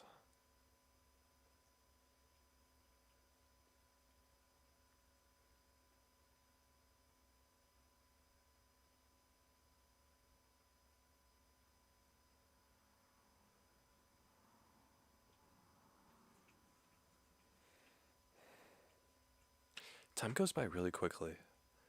Like I haven't felt like it's been a month since I streamed. I felt like well, I haven't done anything. That's what it is. I haven't done anything. I haven't gotten a job.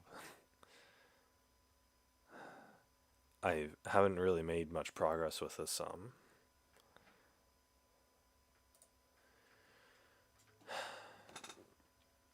with this whole getting a house thing. Here,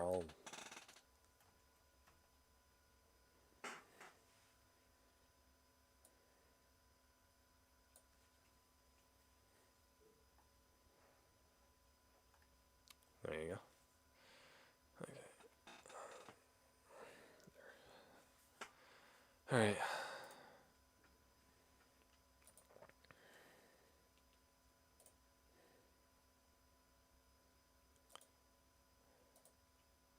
This is a pretty nice vehicle. I could do van life in this vehicle. It's decent. People have gotten cargo vans and cargo van life. People have done van life out of a cargo van.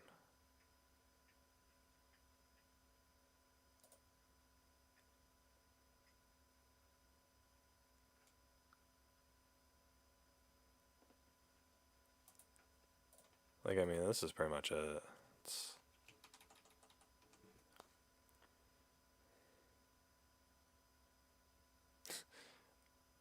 Looks a lot better than what I was picturing. These fucking van lifers, they're like, oh, you know, I gotta take a drill saw and cut out a window for the van. Like, they want a window on the side.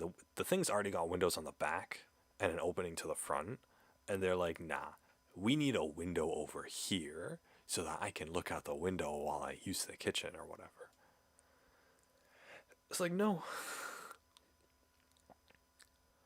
The less windows, the better. This thing already has windows on the door. If you really need ventilation, turn on the fan and open the doors.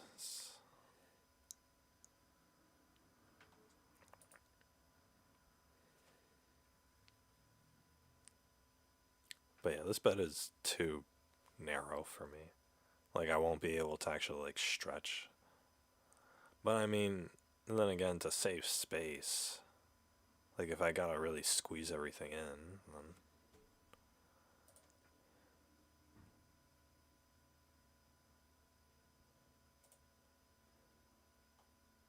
Like, people are trying to... I mean, it looks good, right? Obviously, it looks really nice. This is a Sprinter van, so this is a better one. But...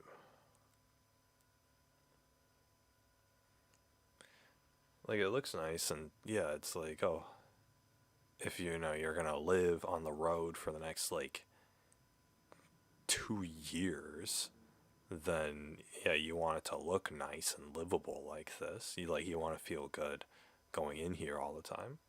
But the thing is, to me, like van life is well, first of all, van life's a means to an end, right? It's you don't want to be homeless, right? I still want a place to sleep and take a poop, and take a shower every day, which you can't even do in here. Like there's no toilet in this place or a shower or anything. But in this one, but that's what it is, right? It's like I need all the amenities of having a home when I'm on the verge of being homeless. That's what van life kind of is to me, right? It's not this glorious lifestyle or anything.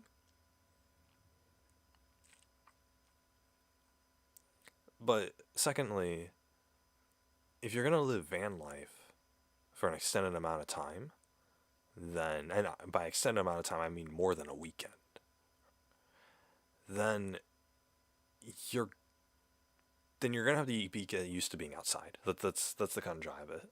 You're gonna be spending the most of your time outside of the van, right? You guys know how you can say that like, oh, why are you paying rent on an expensive house or an expensive apartment when people just spend all of their time outside of the house anyway, outside of the house working or going out, and they only go to their super nice expensive house to sleep, to eat and sleep, basically.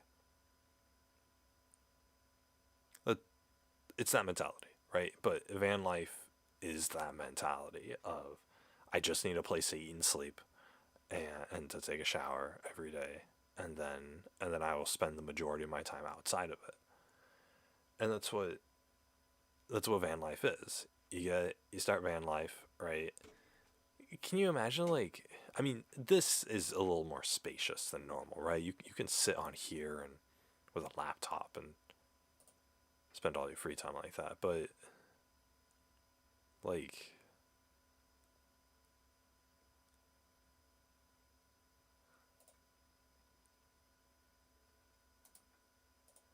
here we go, Pinterest. Uh,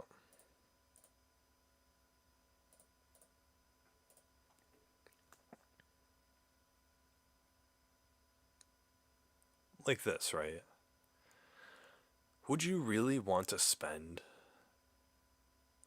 hours and hours in this? I mean, yeah, it looks like they got a couch in the back or whatever to actually sit on, but okay, this person has a lot of space. These people are not poor. I swear to God. Here's a little better example, I guess. This dude.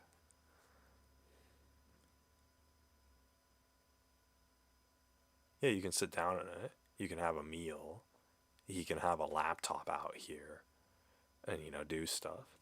But you know that this dude is spending his sleeping time and maybe an extra like 1 to 2 hours a day on top of his sleeping time in this van. But all the other hours of the day he's spending outside. He's got his doors open. I mean, he's in the great wilderness.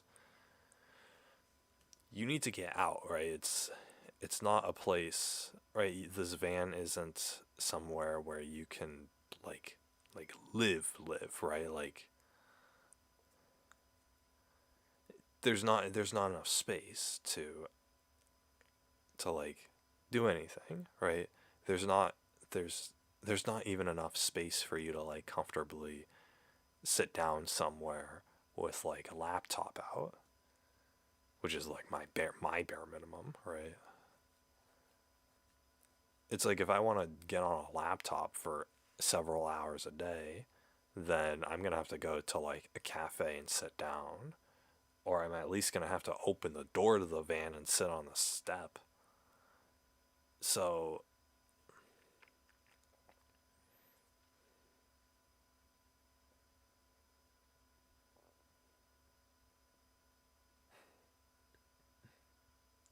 She's in her box.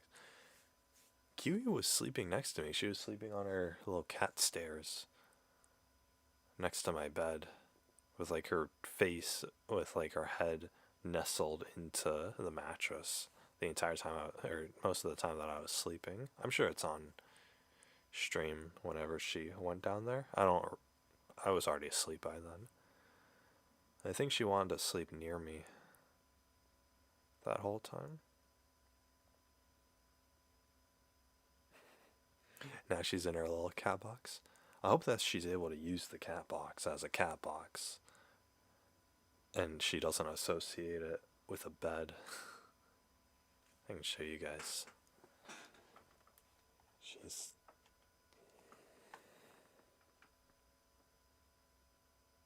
oh, here it is. Look at that, she's just in there. She's just in her little cat box. She's just sleeping. I just put it there because I don't have a space for it right now. I don't have the litter for it, so I need to clear out.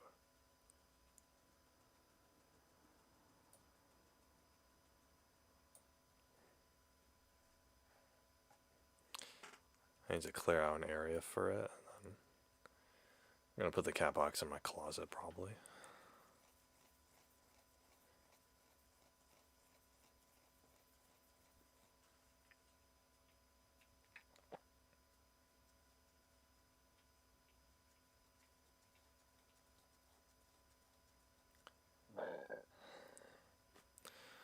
But yeah, this van life is not meant to stay in your van all the time. That's a conclusion that I've come to. And not just for me personally. I doubt that anybody living van life is spending the majority of their time inside the van. I think for most people the point of this is to be able to travel around with with like living accommodations on the back of your vehicle. That's what this is. And then for homeless people, it's, you know, what's the bare minimum that I can get away with living with?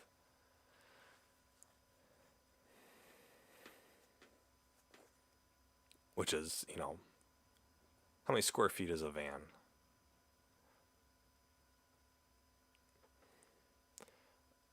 I mean, this van is probably, the one that this dude's in is probably like 5 by 10 feet.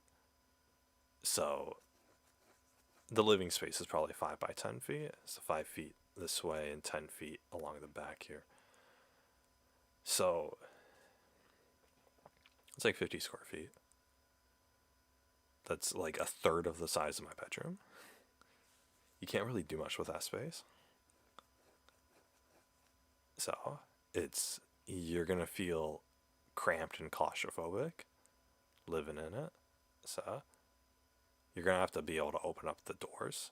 You're gonna have to be able to step outside or whatever. Even if you time it to where, like, you don't like the day or whatever, and then you don't like the sunshine, and you just want to step outside during the night, that's fine. There's plenty of 24-hour places, but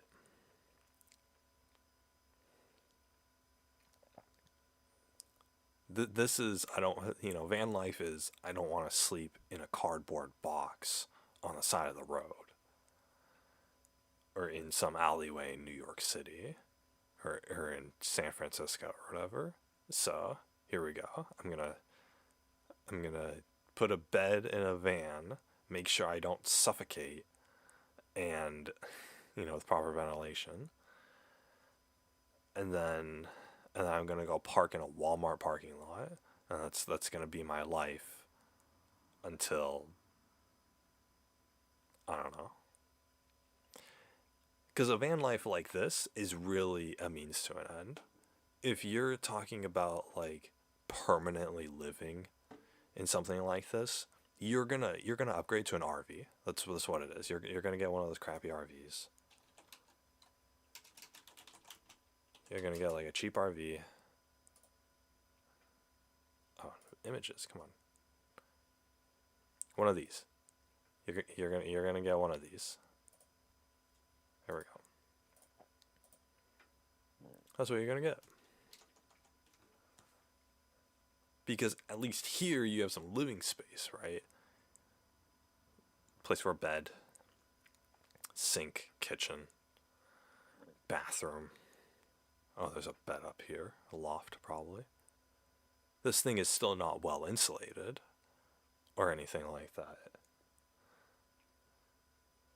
But at least you can make do in this, right? You can make do in this as like an actual living situation. I can actually sit down at a table and enjoy a meal while stretching my legs out, right? I've romanticized van life before. And it is better than having to, slave away your life to afford rent. But you do kind of have to look to the future with it.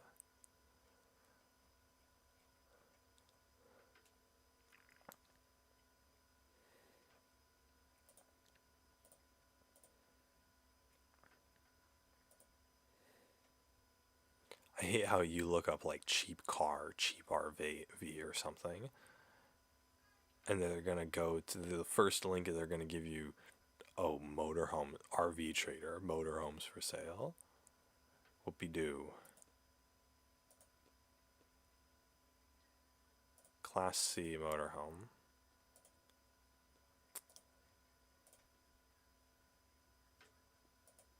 Oh wait.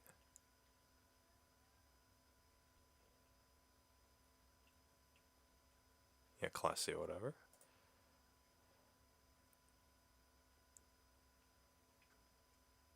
Sort by premium. Oh boy.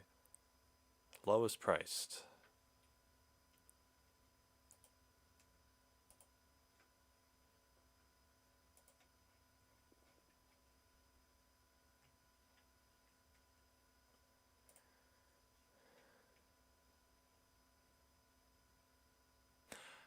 They're not gonna load it. Okay. Okay, Google. Thanks. Thank you so much. Hey, what other cars can I get?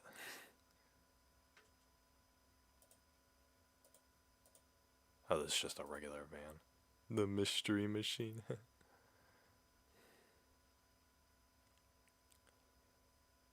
And this is a issue when I was researching this before. Most of the van life images that you see are these high roof vans. These ones where you can clearly stand up in the thing and there's a lot of space and whatnot. There's a lot of space and there's enough for like a sink and yada yada, right? Overhead cabinet storage, I mean, all this stuff. They're in what's called a Sprinter van, and a lot of the images are of people in Sprinter vans. See, she's freaking standing up in the thing. I'm not gonna be able to stand up inside of a 1997 Dodge Ram. There is no way that I can stand up. Manlets cannot stand up inside this thing. I mean, this thing is probably the inside of this is. I want to say that's 4.5 feet tall. Okay, so you can sit most people can sit comfortably inside on a stool or something, but you're not standing inside of this. These people are standing inside of their vehicles. Why? Because they got freaking a Sprinter van. Most of these images are of people who are standing inside of their vehicles. Look at this. This one you can stand inside, right? Or this one. This one's so freaking tall that they could put the bed and then a giant, like, basically a mini garage in, underneath the bed. That's how freaking tall it is. And they're still not going to bump their head when they sit up in the morning. Sprinter vans, which is the tall ones. Sprinter vans are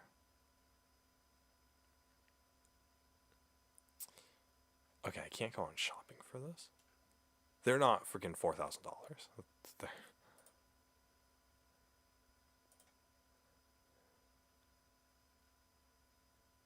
They're $50,000, $60,000. Yeah, with 2021 with the high roof, $60,000, $70,000.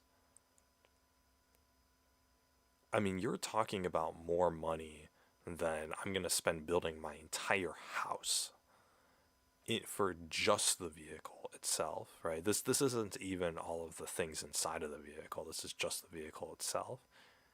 These people are paying, like, the cheapest one I can find, $33,000 for a 2015. $33,000 compared to 4. Like, for what? Oh, you can stand up in the thing. Whoopie-doo.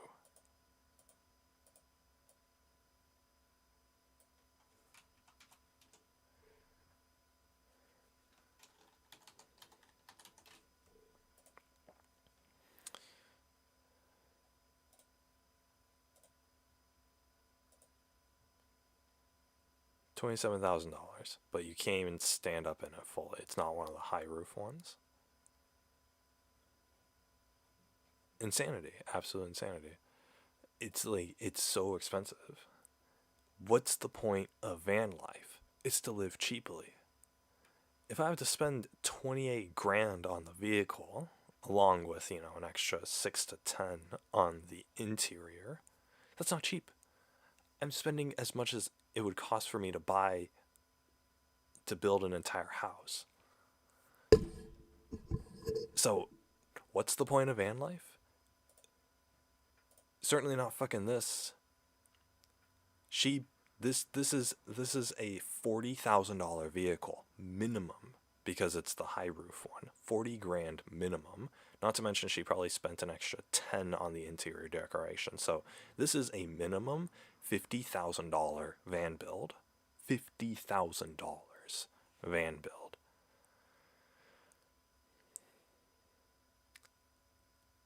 If you're looking into doing van life to be cheap, this is not it. But the thing is, this is not it. But the thing is, you look at van life and all of the pictures that you see on Instagram and whatnot glorifying van life, they've spent loads of money on it. And yet they spent loads of, but the reason why I'm a little heated about this is because there's hypocrisy. They spent loads of money and yet these same people still advertise van life as this cheap alternative to a mortgage. It's a cheap alternative to paying rent.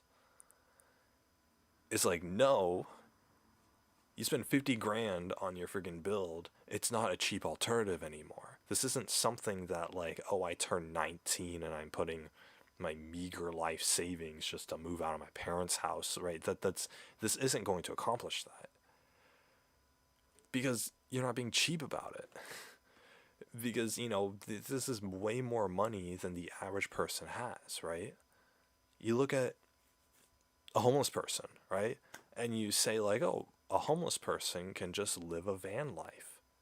A homeless person is not going to have the money to buy a Mercedes Sprinter van. They're not going to have the money to drop 30 or 40 grand on even a used version of this vehicle to get this. But yeah, these are the pictures that are romanticized. These are it's the ones with the Sprinter vans that are on your search results.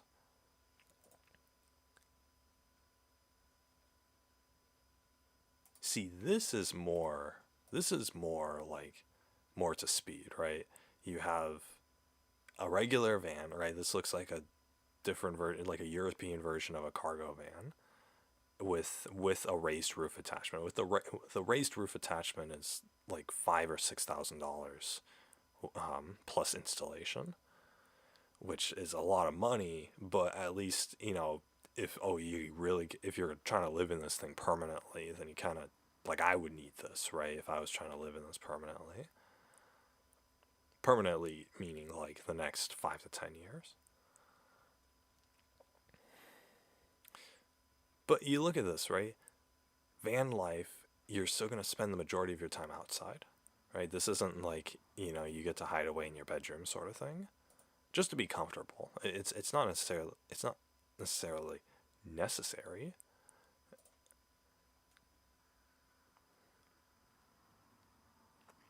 But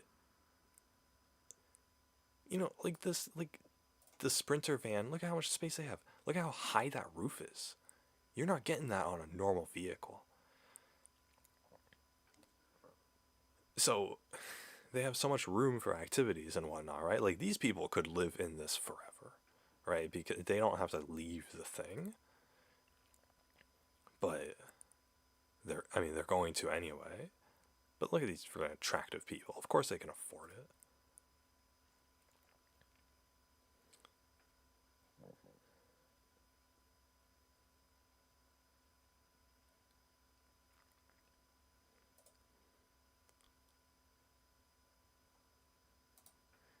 Here we go. Here's a vehicle where there's no way they could stand up in this.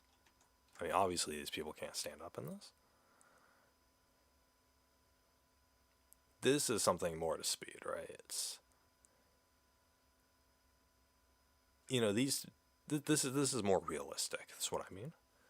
These people are going to have to spend the majority of their time outside, which it seems like they enjoy doing. So that's probably fine, right? They're probably traveling the Caribbean or whatever. I'm getting dry throat. That does not help. But yeah, these people are probably going through the Caribbean or going, traveling wherever, right? But at the same time, they're vagabonds, which is realistic, right? If they got the vehicle for cheap, let's say they got the vehicle for like $6,000. They decked out the inside for another $4,000, so they paid $10,000 total. $10,000 is not. It's still a sum of money, but it's not the worst thing to get, right? In fact, if I became homeless but I had a job, I'd be able to save up $10,000 in 6 months. Like, that's what it is. Working full time at a steady pace or whatever, but still, like, that would be the eventual goal. So, or if I was getting the stupid government assistance where they pay you to be homeless, I would have that money in a year, and then I would be able to get myself off the streets at the very least. So,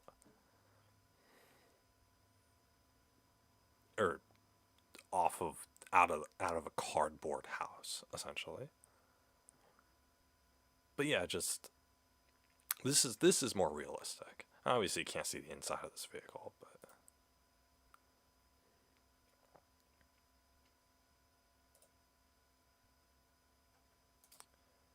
here we go. Here's another shot of them. I mean, the dude has to like. There's two people living in it, right? The dude has to stand outside of the car just to see and just to be able to involve himself in whatever she's doing. And that makes sense, right? There's not enough room for two people to really move around that well. There's hardly enough room for one person to move around really well inside the thing. I mean, look at this. Like, if you look at like the depth perception of it, like they're barely holding on, right? It's clearly the bed is like here, like it's taking up the entire back half of this van, and then and then the front half is a little counter with whatever amenities to freaking make your food. So she gets a seat, thank God, but the dude doesn't because there's not enough space, right? Because with with the bed taking up this much space, you're talking about maybe like 10 square feet of actual space. And most of that, her butt is going to be taking up that amount of space, right? I mean, that's how it is. So, unless they could intelligently create it so that, like, honestly, what I would do if I was planning on having a second person live in this, or, had a vehicle like this, for example, I would make it so that this chair, the driver's seat, could actually turn around and face backwards. And that way, I would have a chair to sit down and make the food and whatnot. If you got limited space, you got to work with what you have, right? So repurposing the driver's seat chair as the chair you sit in while you're in the vehicle would probably be like your number one priority there. So with this, you can do that. With this one that I can buy, you can do that. Just swap out the chair, or not even swap out the chair. Modify the chair to where it can turn, it can swivel back, backwards, with a lock, obviously, so you can lock it in place. And then you could put your little counter here, and then I could sit down and eat, or I could sit down and use a laptop or whatever. But yeah. And then that leaves more space to put a bed and a kitchen and a bathroom or whatever. So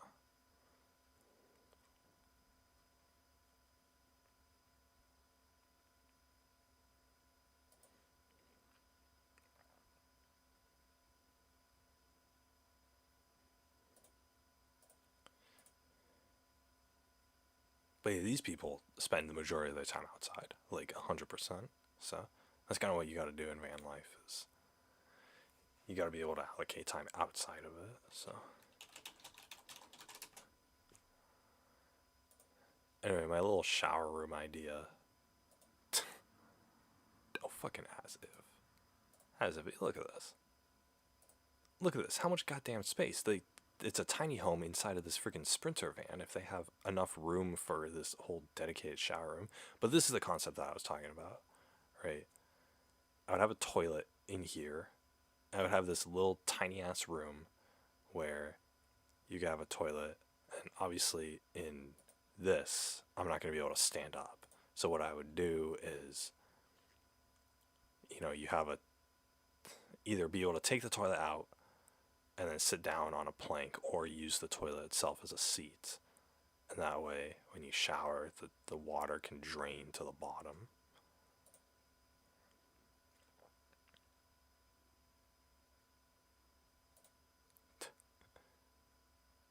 You're not, most likely, if you're poor enough to where you need to do van life, you're not getting enough room for a freaking whole $1,000 Home Depot shower. This is the kind of shower that was on fucking the Home Depot website when we browsed last time.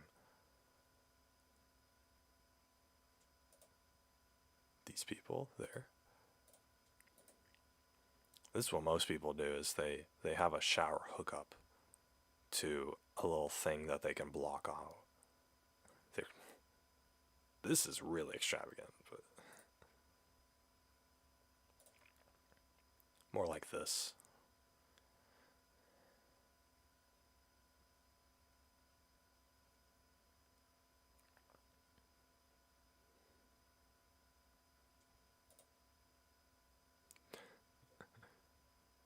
The thing is, van life has become really mainstream now. So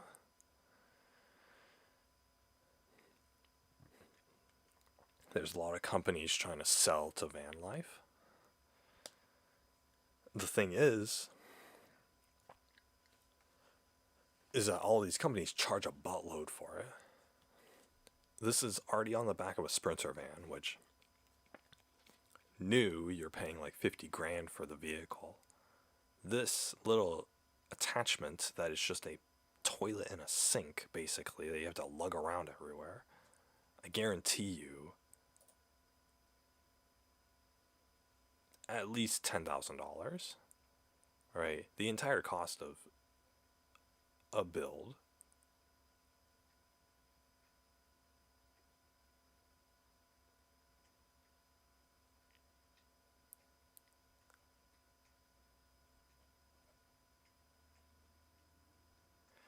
How much money are they charging? 2019? Store. Nope, they're not.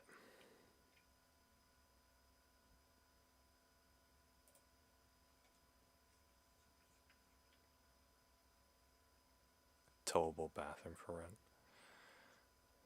Okay, I can't actually find a friggin' price on this.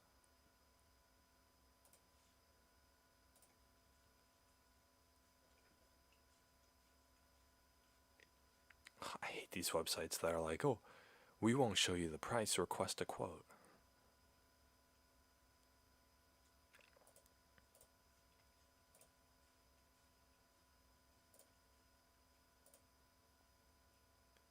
But yeah, I just think it's hypocritical for van life to be proposed as this cheap alternative way of living.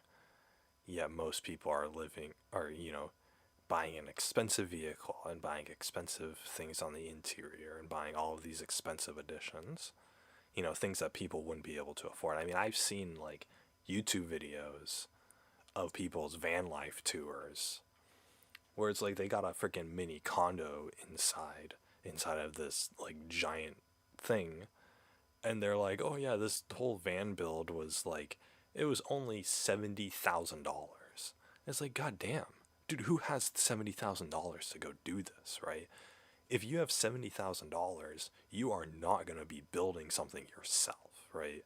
You're the kind of person who's going to pay for this to be pre-built, and it's going to be your weekend hobby, right? Van life isn't supposed to be just a weekend hobby. I mean, it can be, but I think for the majority of people, van life is a means of not being homeless. That's what it is. And if you're on the verge of homelessness, then you are living cheaply, which means you don't have that much money to throw at this, which means you have to consider the absolute minimum costs. Getting a Sprinter van is not the minimum cost, right? Getting a 25-year-old cargo van that I'm gonna hit my head at the top of the thing every time I sit up. That's the cheapest you're gonna go, right? That's the low end of it. So, but that's not what you see when you look this stuff up online. So.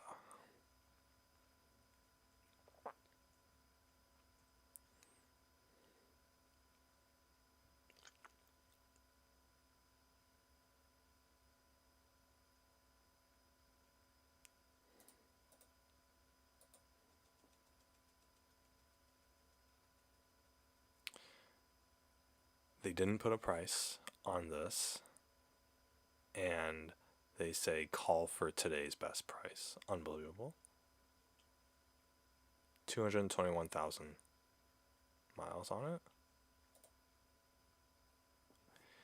Kind of gross on the inside, but that can always be remedied. You have to tear out all the interior stuff. You have to tear out the top here, and the walls, the siding, and whatnot, and the floorboards, and then redo all of that.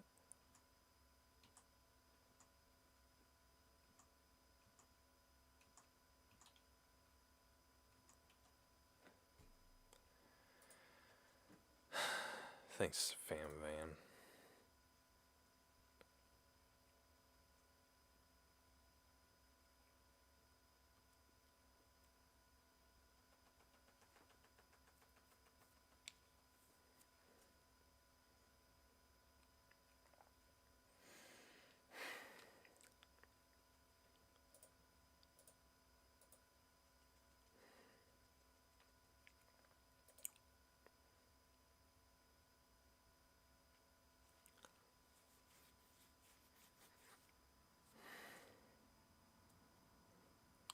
hate this. People are using Craigslist. Not people. Car dealerships are using Craigslist to list their vehicles for sale.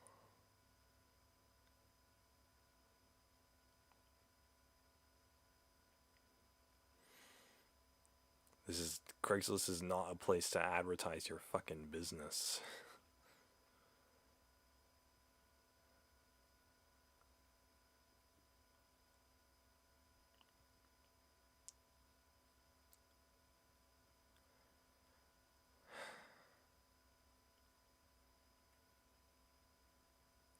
Ford van.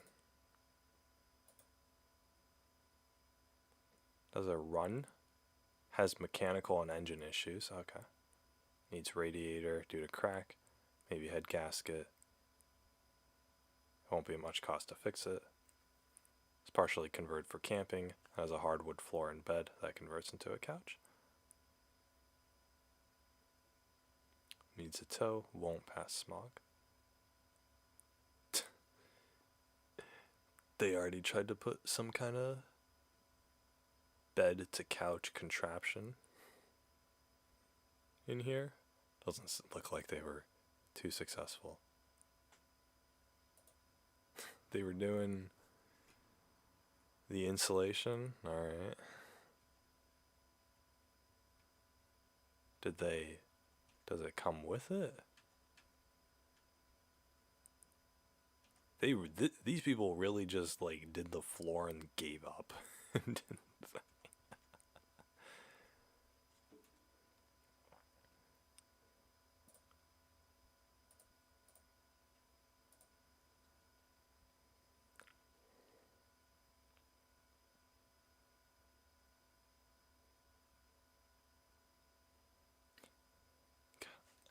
Because I got the song stuck in my head. I want to listen to it, but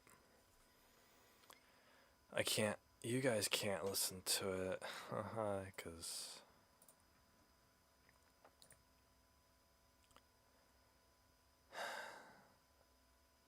it's copyrighted.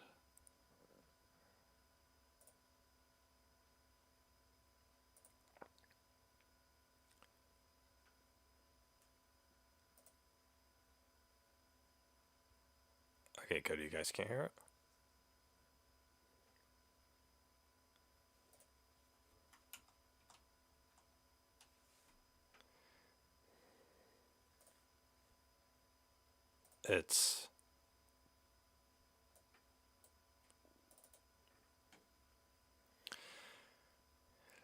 It's Reflection by Rei Yasuda, but the Nightcore version of it.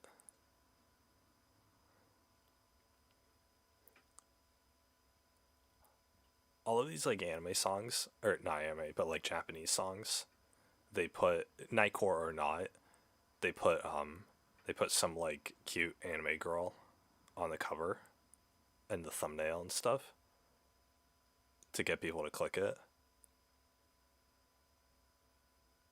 Like here, the Nightcore mix.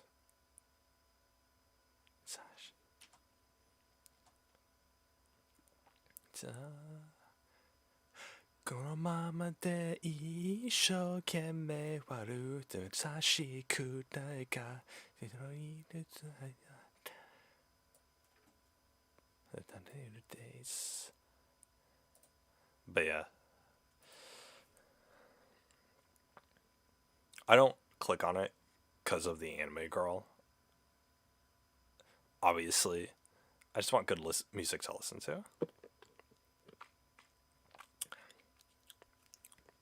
God, it's warm. Anyway, Craigslist is a hit or miss. So, obviously, this one, $4,000 for a working Dodge Ram, is probably the best deal that I'm ever gonna find.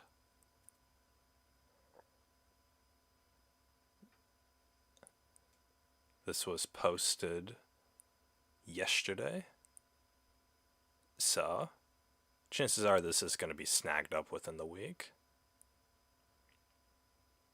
I'm not looking for one of these. Like, I'm not doing van life next month, so I don't need it. But the whole point is that it's an alternative, right? It's a means to an end, right? If I'm gonna be homeless, then I gotta prepare for it.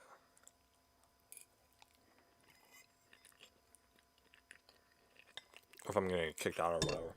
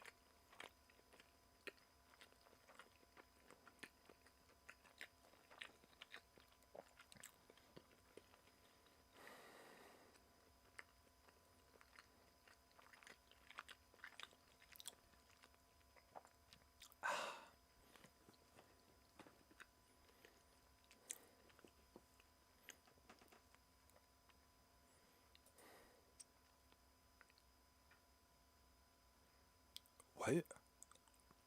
Oh, the high school area.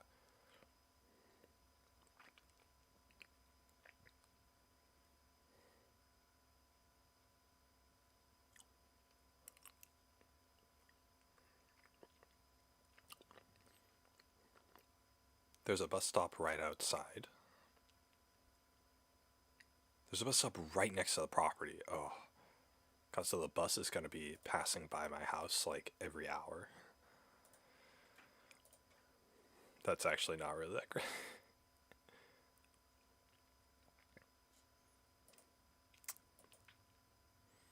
Should there be like a store here instead of a house? Like,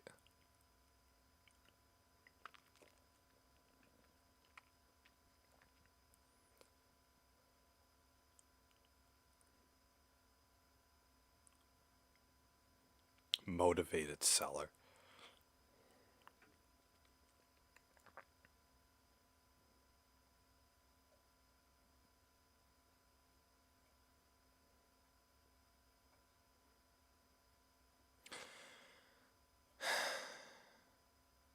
Let's say I bought this, for example. Before I bought it, and before I buy any piece of land, basically,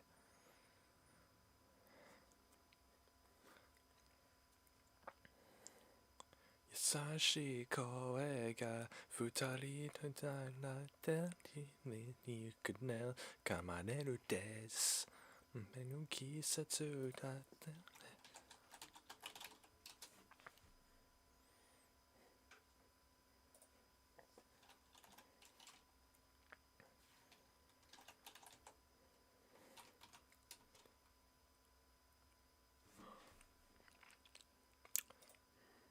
Home type. I want houses, townhomes, and lots.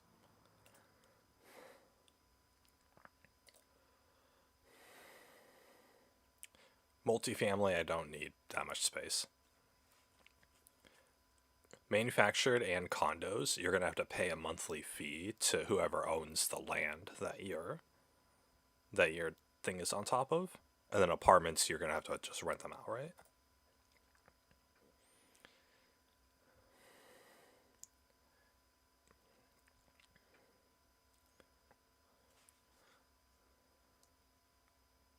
You guys look at this map, and you see like, oh, there's so many listings up here, in in this area. This is Chicago. You guys know anything about American like cities?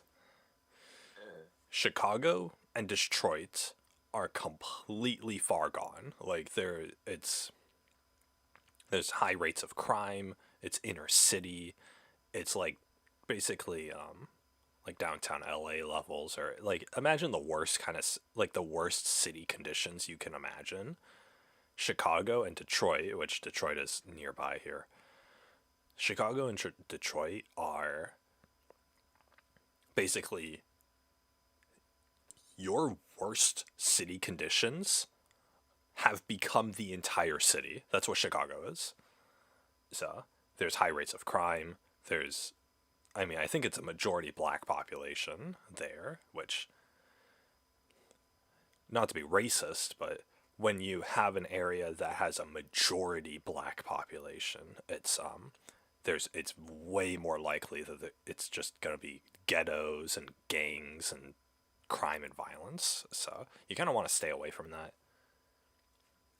Like, black people as individuals are not dangerous people, but when you have a large quantity of them focused in a community, chances are that community has been disadvantaged, and the people in it, the people living in that community, are going to resort to crime in order to survive, because America has just loves to abandon its poor population. And like I've said in a previous stream,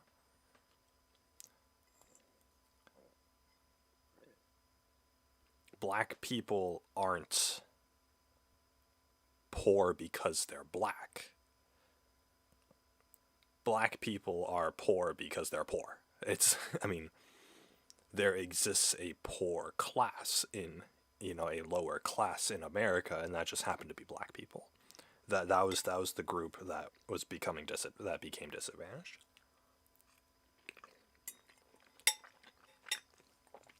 And to support my point, there are redneck communities in the country where it's just filled with poor white trash people who are white, who are also poor. They're on government assistance, they're living in trailer parks, all this sort of stuff.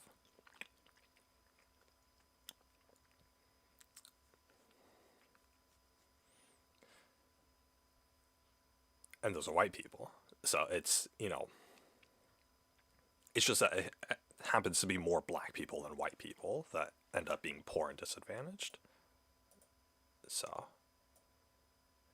which is unfortunate that happens, but that's how it is, right?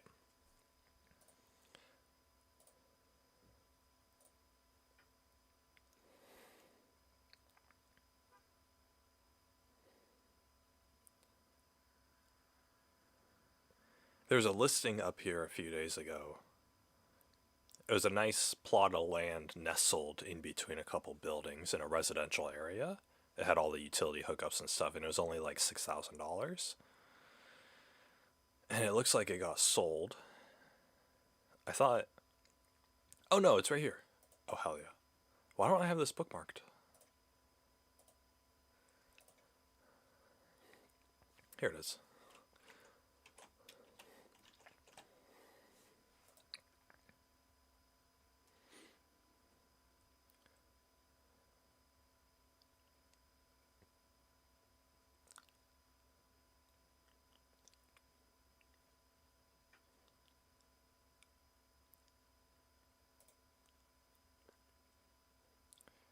Electricity on property? Yes.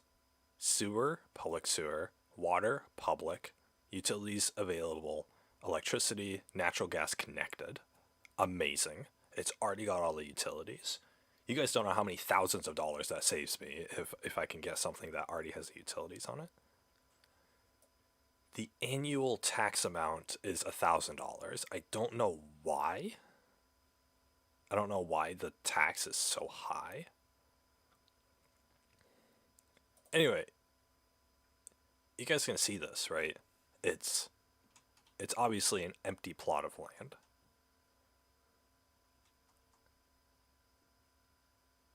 It looks mostly flat. It's in a residential area.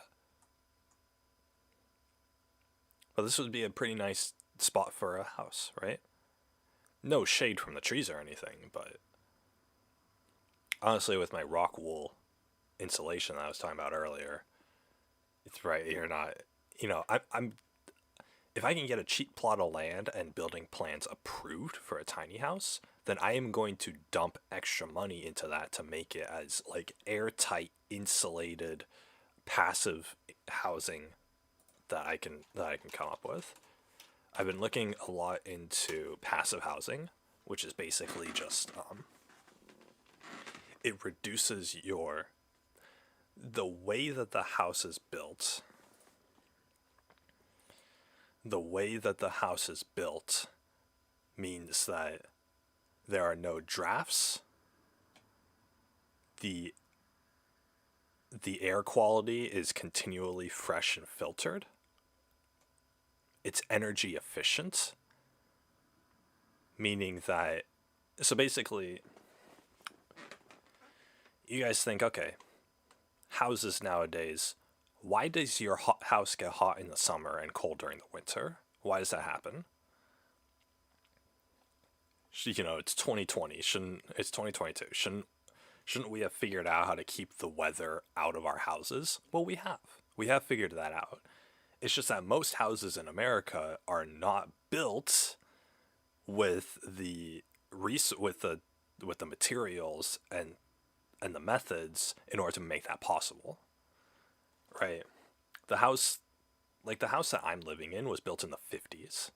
The house that you guys are living in are probably most likely was born between in the 1900s, 1970s probably.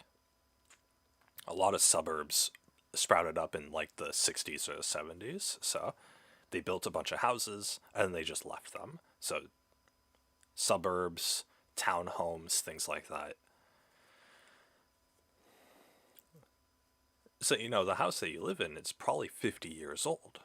And so it's using 50-year-old method and technologies, right? And it was built during a time, most houses in America were built during a time where I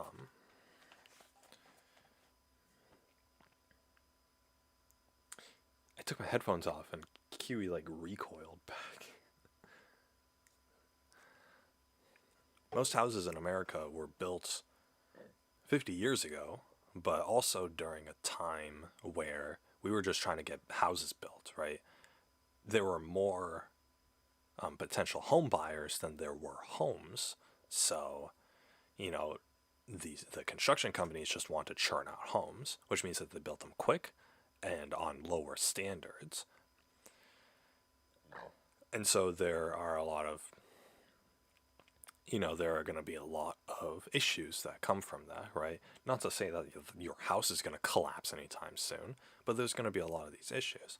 One of the huge issues that comes with building houses is it's this thing called thermal bridges. A thermal bridge is basically, let's see if I can find a good picture of it.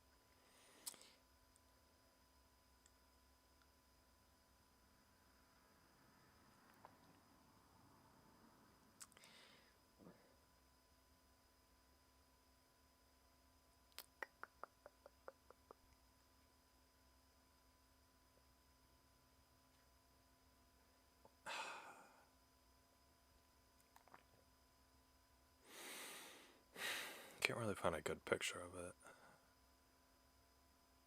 Here we go.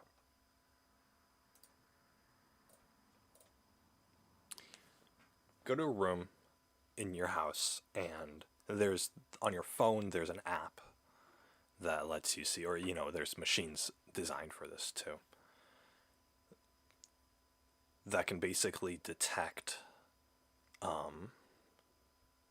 the UV ratings, right? Like the temperature of specific parts of your house, right? It's like a UV light, right? The areas in orange here in this picture, orange or yellow, are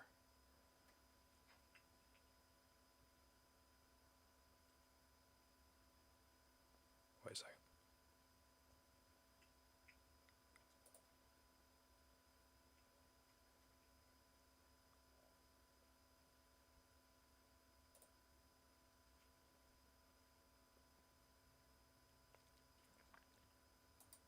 Okay, considering cold weather, right?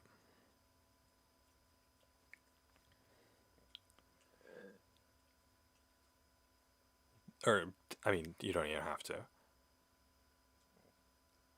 The different colored areas, this is pointing to a corner of a bedroom. The different colored areas are a different temperature, right? So the yellow is going to be closer to 19 degrees. Orange is going to be like maybe 17 or so, and then along the borders of these edges, these are going to be 13 degrees, right?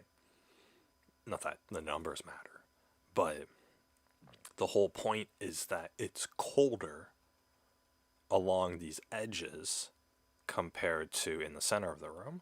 Why is that?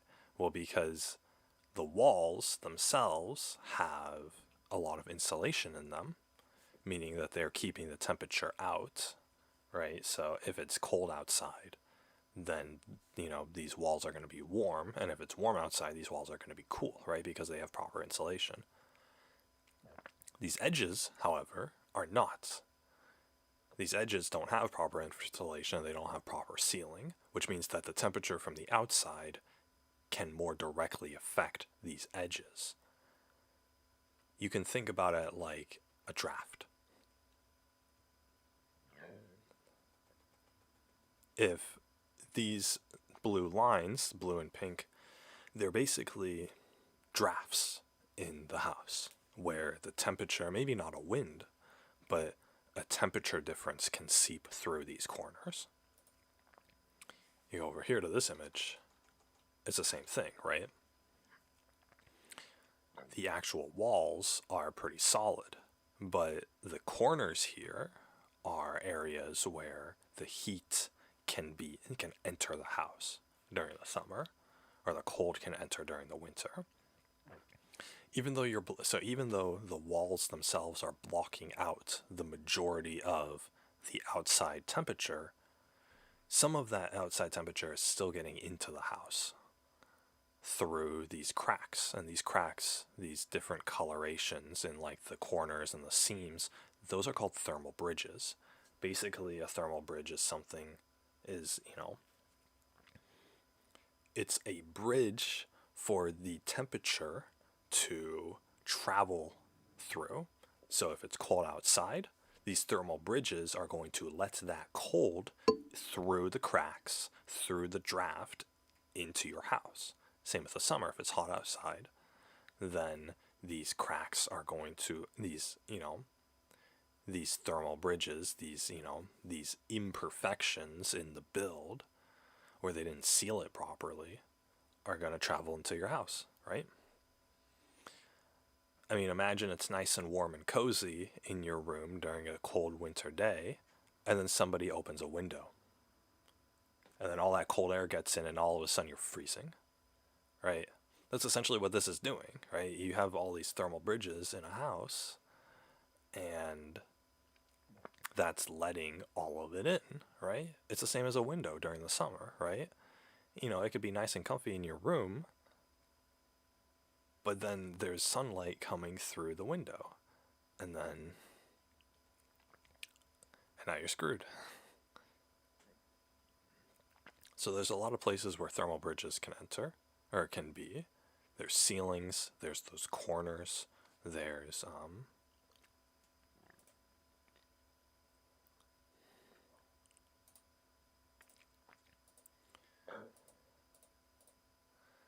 ceilings, there's the corners, there's the doors, right? If there's a gap in where the door closes, then the temperature the outside temperature can be let into the house. And all this sort of stuff, right? I mean, you look at this picture, right? There's mold on the ceiling near the cracks. Why is it near the cracks? Why is it near the seams? Or not near the cracks. Why is it near the seams and the corner that this mold is appearing? Well, you look at the thermal bridging, and there's gaps here. There's imperfections. This wasn't sealed properly because they put a slab of insulation on the wall, bolted some plasterboard onto it, and called it a day. And back in the 70s, that was acceptable, but these days, we know better in building, so But again, the homes that we live in were built during the 60s and the 70s, so of course they're, 50-year-old homes aren't going to be up to modern standards.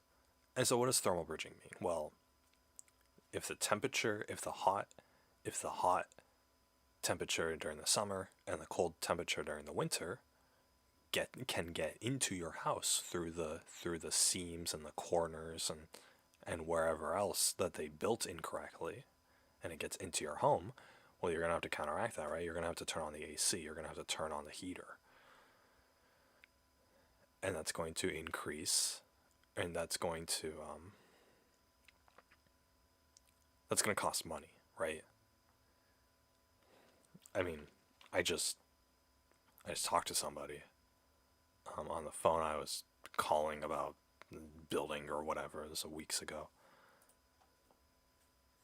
He said that during the summers he spends $500 per month on electricity because he has the air conditioning running all the time. $500 a month. That's a rent payment. Is $500 a month, and you're spending that. You're essentially, like, during the summer months, it's going to cost you double just to live in your house. That's ridiculous. And then during the winters, it's the same thing, right? If you live in a cold climate, you're going to be spending like $300 or $400 on your gas bill trying to heat the place. It's expensive, and you're using a lot of energy. And then what happens if one year that energy isn't there? What happens if there's a power outage, and what happens if the electric company gets shut down, or there's a power outage or anything like that, and it's 4 in the afternoon and it's super hot on a summer day in August? You're not getting your air conditioning. All of a sudden it's going to be hot and humid in your house, and you're going to suffer for it. Right? And that was happening to the people in Texas. In Texas, when it was a couple of years ago, I believe, during winter, there was too much demand for electricity, and so the electric company just shut off everybody's electricity. I don't know if it was intentional or not. I think something broke in the power grid that caused like mass power outages, so people went weeks without electricity. It's the middle of winter, of a snowy winter in Texas. People froze to death. I mean, literally, they were stuck in their homes and they couldn't heat their homes. And it was cold outside. And because of all these fucking thermal bridges, because your house was built 50 years ago, all that cold outside air got into your inside. And so, your body heat is not enough to counteract that. And so people froze. People got cold. People got sick. I mean, some elderly people died from it. I don't think a lot of people froze to death. I mean, come on, it's the 21st century. People aren't freezing to death, but it was a huge issue. And the main issue was that people couldn't heat their homes. People didn't complain about, I don't get to play my video games. People didn't complain about, like, I have to use a gas, a propane stove instead of my electric one. People weren't complaining about those things. People were complaining about how they're freezing to death, right? Because they didn't get enough electricity. But the thing is, if their homes, but was that a problem could you blame the electric company? Yeah, of course. Obviously. But the way to prevent that is to, the main cause of that, the main reason why we need heating in our homes or air conditioning in our homes is because our houses are not doing a good job regulating the temperature. They're not doing a good job keeping the outside temperature out and keeping the inside temperature in. They're not doing a good job of that. And it's all because of those thermal bridges, because the houses aren't built to a proper standard. Because the houses were built 50 years ago during the rise in American suburbs and the nuclear family and population growth. So when you build your own house, I mean, you can build a house super simple with the minimum things, but you're still gonna have, but it's gonna have every problem that a modern, or that a house built 50 years ago has, which is, you're gonna have to turn on the AC because it's gonna get, it could be 100 degrees inside your house during the summer. You're gonna have to turn on that heater because it's gonna be below freezing temperatures inside your house because you built a house and it's basically just a box that you sleep in, but the house itself isn't protecting you from the elements. So the main thing with a house is that it's got to protect you from the elements, and that's what passive housing does. Passive housing seals those thermal bridges, it keeps them to a minimum, and it makes it so that the house is basically airtight. No outside air can get in, no inside air can get out. That's what it is. And then you put an EV system in there that actually that's dedicated to circulating the air, and then you're fine, right?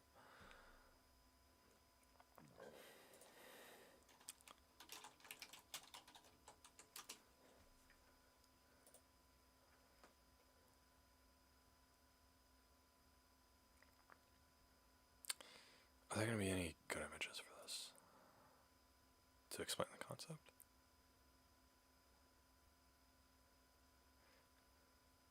Anyway, there's a lot that goes into that, and I've been watching a lot of construction videos.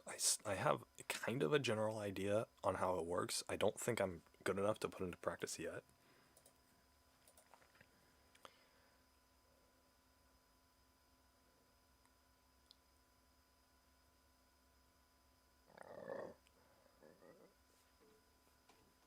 How does this work?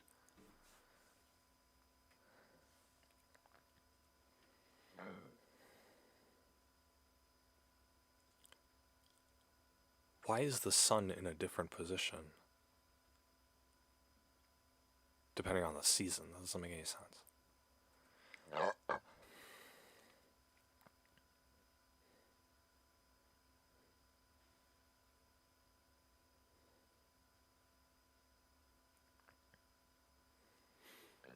Dang, during the winter, they're heating.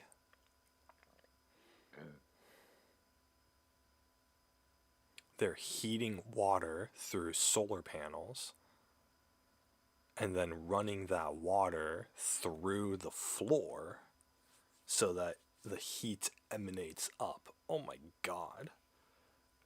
That's during the winter. During the summer, they're proposing that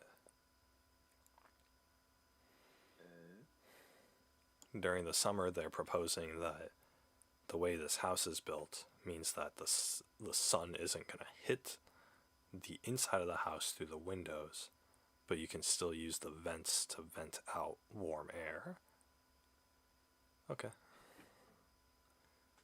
I guess it would work if you're right on that concept.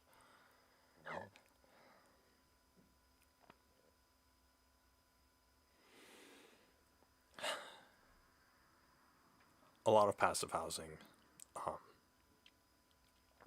principles apply to keeping your house warm during the winter. That's not necessarily my priority, but I guess if I'm moving to friggin' Illinois, which is in the northern part of the country, then that should be my priority. Considering that I'm probably going to spend half the year being cold. But anyway, passive housing, it reduces your need to consume energy, turn on the AC and the heater by a significant amount. It can be anywhere from 75 to 90%, according to the thing. So,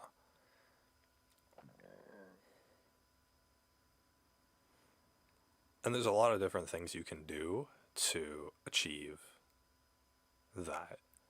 So, there's this concept called the perfect wall.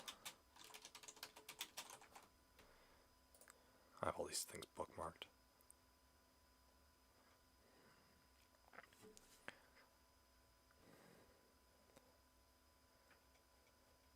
There's this thing called the perfect wall, which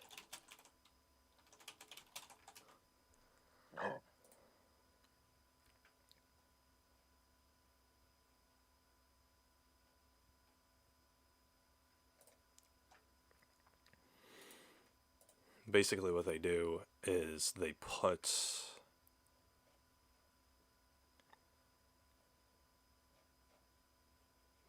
all of their insulation on the outside of the house so that the water, the rain, the moisture, the air, the vapor, the temperature, there's this guard, and all of the weather hits the guard, and it's not able to get into the actual house. So what you have is just basically this giant shell on the outside of the house that's protecting you. It's like a blanket that's keeping the weather out, and then on the inside everything's just exposed, right? Because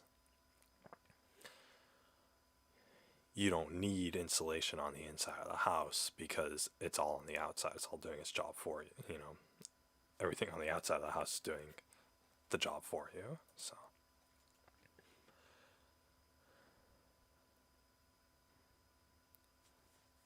but anyway,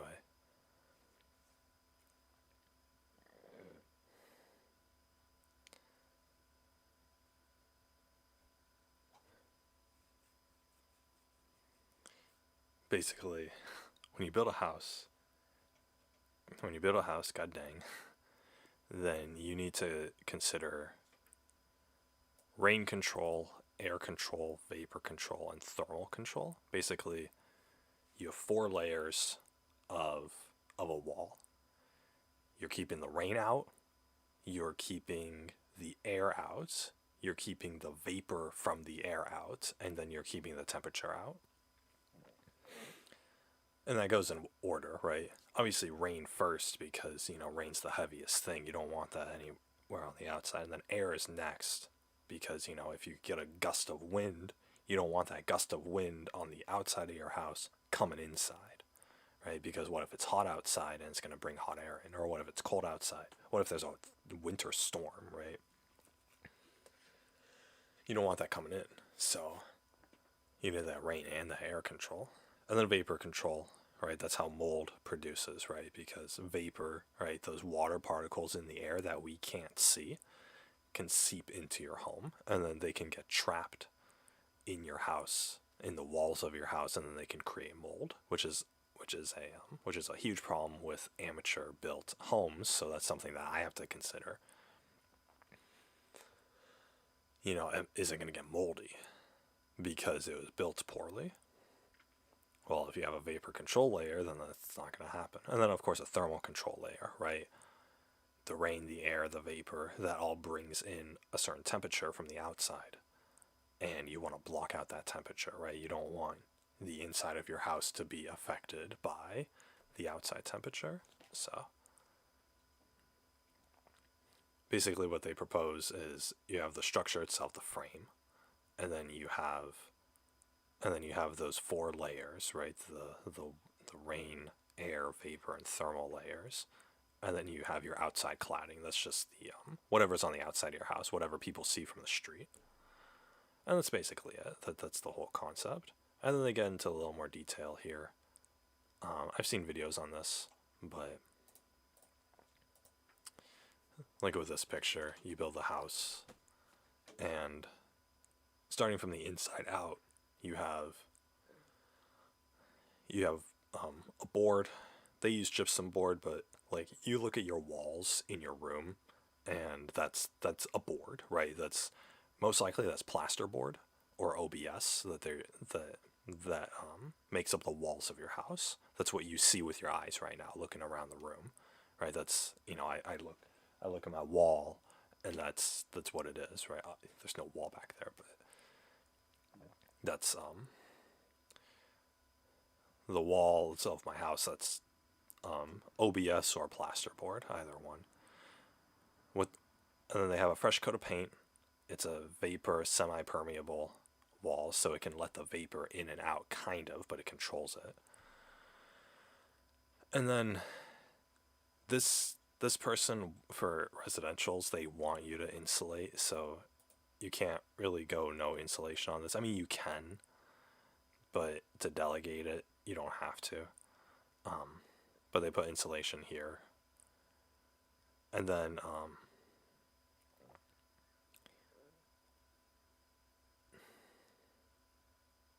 and then they have basically plywood on. So this is the frame, right? This is, you look at this house, right? These posts, these vertical posts that are all along here, that's the frame of the house, right? That's your, when you're building a house, this is the first level that you put up, is these pillars. That's the frame. And then you're putting something on the outside here. So they suggest just putting regular board, right? The same thing that's on the inside of your house, they tell you to put on the outside of your house, outside of the frame. And then they have basically membrane, drainage plane, air barrier, and vapor retarder. That's basically, you could just do that with a house wrap, either a house wrap or they have like zip sheathing, which is basically, it's the same thing. It serves the same purpose. I would personally go with zip sheathing if I can afford it, because it gives a little extra insulation, a little extra like blockage. And then they have like house wrap. This is what people use. I watched a video of some guy in Japan. He was building a house, and basically every modern day construction of buildings and homes puts this house wrap on. It looks stupid, right? You're wrapping your house in Christmas gift wrap. That's what this is. But what this essentially, and this looks pointless, but what this is essentially, it's a special kind of paper that it blocks out the elements. Right, you can shoot hot air or cold air at this paper, and it's not getting through. So it's controlling your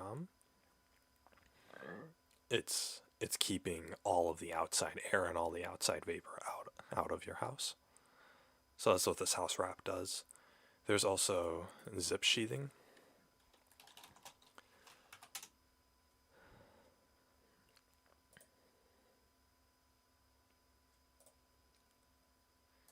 There's this zip sheathing, which, if you don't want to do the house wrap, zip sheathing is, to my knowledge, a little more reliable. It is a little more expensive, but it's a little more reliable, right? And it's basically just these thick boards that you put on the outside of the house.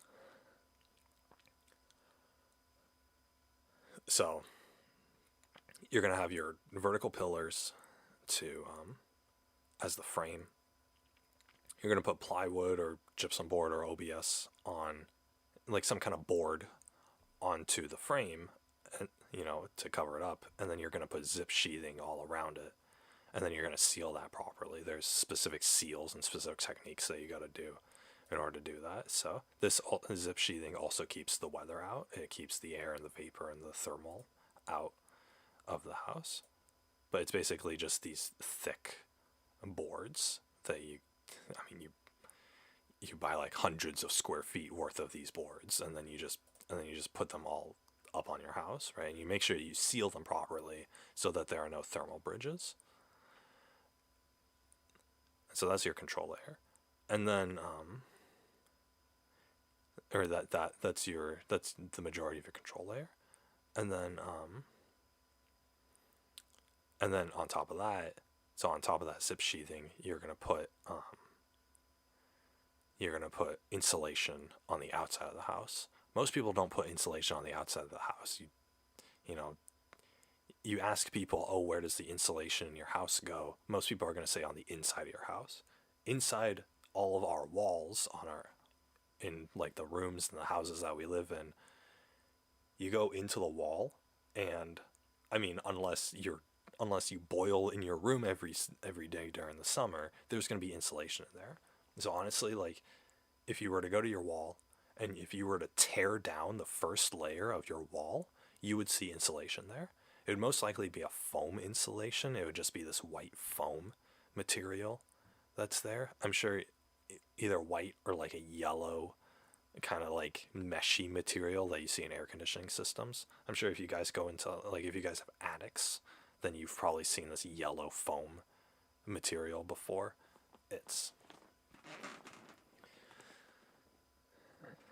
it's there. That's the insulation. So that's, you tear down your walls, it's gonna be that. That's your insulation, and that's going on the inside of your house, right? So if you ask most people who know what insulation is, where's the insulation in your house, they're gonna say on the inside. The perfect wall example, which is accepted by architects as a superior means of building a house, they're gonna tell you that, or the new modern method is to put that insulation not on the inside of the house but on the outside instead. That's what this blue strip is. And then that's going, honestly, if you get rigid insulation, which rock wool is one of those. Rock wool is basically just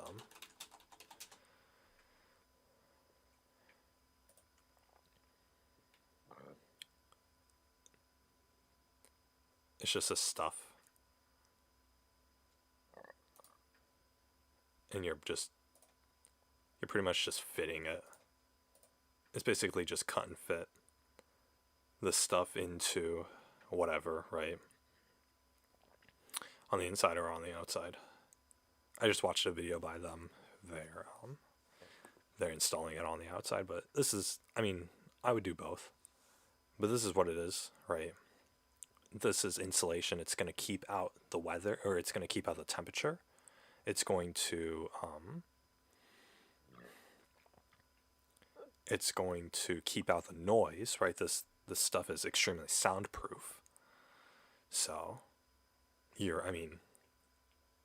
like I said, a siren could go off, right next to your house, and you're barely going to be able to hear it.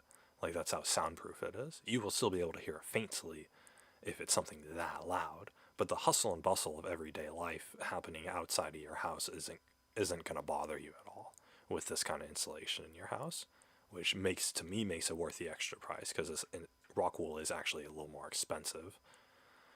But the smaller the house you build, the less that matters. So, or the less that the cost matters. So, that's what it is. But yeah, this is just rock wool. But this stuff, not only is it insulation, so it keeps out the temperature, not only is it soundproof, so it keeps out the noise, but it's also waterproof. So when you install it here, and there's videos of like people spraying these foam pads with water, and the water doesn't go inside, it just trickles down. It's crazy. It's crazy how this like foamy, like clothy material can repel water. It's great. So anyway, that repels water. So if you put that here, then when the water, if it rains outside and there's a wind, so the rain hits your walls, then the rain's going to hit the wall. It's going to hit the rock wool insulation, and it's just going to trickle down, right? It's not going to permeate. It's not going to seep through the insulation. So it's going to hit it, and it's going to trickle down. And you want this gap, this drain cavity, to it's just an inch or so of empty space. You want that space so that when the rainwater gets through your outside cladding, and it hits your insulation here, then the water's going to have room to trickle down and drain out. So, in theory. But this is how modern homes are built nowadays, with that concept in mind. And again, this is all stuff that these are all concepts that that are pretty new in the United States. You're talking like the last 15 to 20 years is when people came up with this stuff. I think the perfect wall concept was theorized in 2005, I believe. Which obviously, if your home was built in 1970, then they're not using this concept, right? Most people were building most people were putting just their, making a brick home and then put their framing there and then just shoved in insulation and called it a day. We didn't have house wrap. We didn't have zip sheathing. We didn't have rock wool insulation. We didn't have, any of this. That's why you can move into like some rundown home or you can move into a house in general, and you can hear your neighbors, right? Or you can hear the person in the room next to you, right? And it's, the house isn't soundproof at all. And then it gets super hot during the summer, even though you're surrounded by walls, because they didn't do anything about those thermal bridges.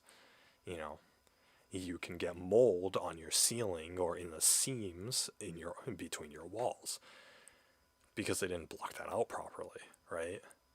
Because they allowed rainwater, they allowed water and moisture and vapor to collect inside your walls, and then they didn't put a proper drainage system in place when they were building it in order to let that moisture drain out, and so it just collected in your walls, and then it stayed there for years and years and years, right? Because your house was built in the 70s, that water's probably been there for the past 40 to 50 years. So you guys can tell how much fucking research I've done on this. This is insane. I shouldn't, ask me a month ago, I wouldn't have known any of this. Ask me 2 months ago, I would not have known anything about houses or how houses are built or any like architectural or construction philosophies behind any of this stuff. But now I understand. Now I understand. Now I understand that the reason why it's so goddamn hot in my room is not only because of thermal bridges, but it's in my room because my house was built in like the 60s, but it's also because my windows are single pane windows. It's not just the fact that my windows are big, it's an inconvenience, but my windows are single pane windows.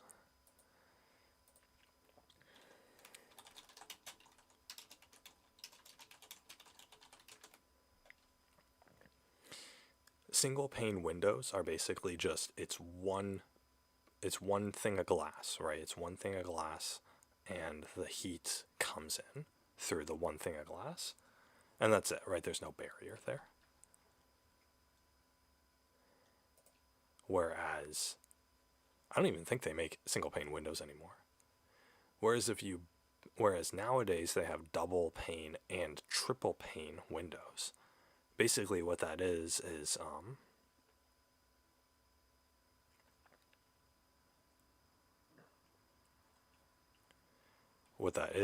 it's this, where between every sheet of glass that they use for your window, whether it's 2 or 3, there's a space in between it. And that space is filled with a gas. It's a transparent gas that acts as an insulator. And so if the sun hits the first pane of your triple pane window, then the sunlight is going to go through the glass, but then it's going to hit that layer of gas in between your window panes, and it's not going to be able to penetrate that at all. Which means that the window itself is going to act as an insulator, and it's going to be able to regulate that temperature much better. So, excuse me. Obviously, the more panes that you do of the windows, the better it's going to be. So, and it works in reverse as well, right? For the winter. You guys know that during the winter, if you put your hand up to, because all of our homes were built in the 70s, so all of us have single pane windows. If you put your hand up to a glass window during the cold winter months of like December or January, it feels ice cold. Sometimes it even gets moist, right? It gets wet with condensation. Why does that happen? Well, it's because you have a single pane window. There's, you have one thin layer of glass keeping in between you and the harsh cold outside, right? Or the harsh hot outside, right? There's just one little pane of glass. Of course, it's gonna be affected by all the elements. We're not using any advanced chemicals, any advanced gases for that sort of thing. So they didn't use that during the 70s. They were just focused, we're off the heels of World War II, and there's a boom in population. We're just focused on, getting everybody into a house. So,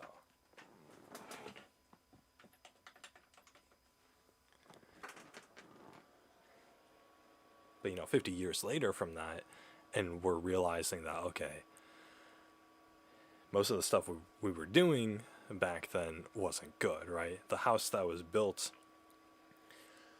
decades before you and I were born, isn't a properly built house, right?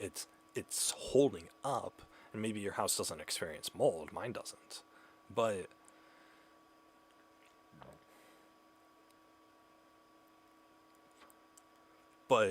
it could be a heck of a lot better in all areas. So that's one of the things I'm looking forward to when I'm building my own house. Not only that I'm going to be saving money, but I'm not going to spend $100 or $200,000 on a house that was built 50 years ago with construction methods that have been outdated for decades. I'm not going to do that. Why would I do that? Why would I build a pre-built house when I could get something a hell of a lot better? The thing is that the thing I care about is temperature control, right? I want a well-built house, but I want it to not be so goddamn hot inside all the time, right? If I have to turn on the air conditioner, right? I've lived my entire life not being able to turn on the air conditioner. My first house that I lived in until I was 14, when I was growing up, we didn't have air conditioning in the house. Southern California heat, it's notorious around the first world how hot it is over here, right? Only second to freaking Florida or Texas heat.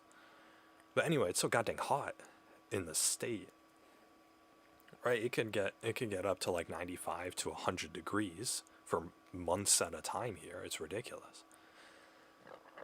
I lived the first 14 years of my life in a house that had zero air conditioning. We didn't have an air conditioning unit in the house. And it was a house built during the 70s, so we had thermal bridges, we had single pane windows, we had all of these, we had improper insulation, right? We had all these things that were not going to keep the heat out. And so it was so goddamn hot during the summer, and I hated the summers. I vehemently hate the summers because of how hot it is. But the thing, so the heat is what I care about.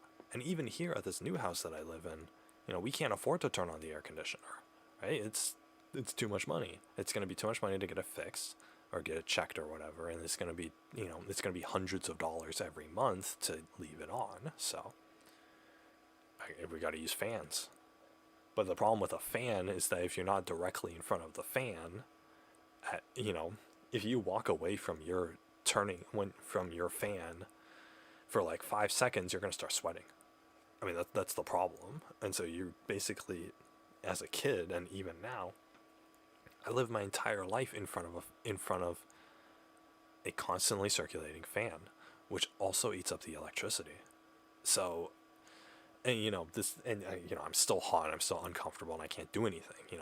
I take a shower and I step out of the shower, and 5 minutes later I'm sweating again. It's ridiculous. So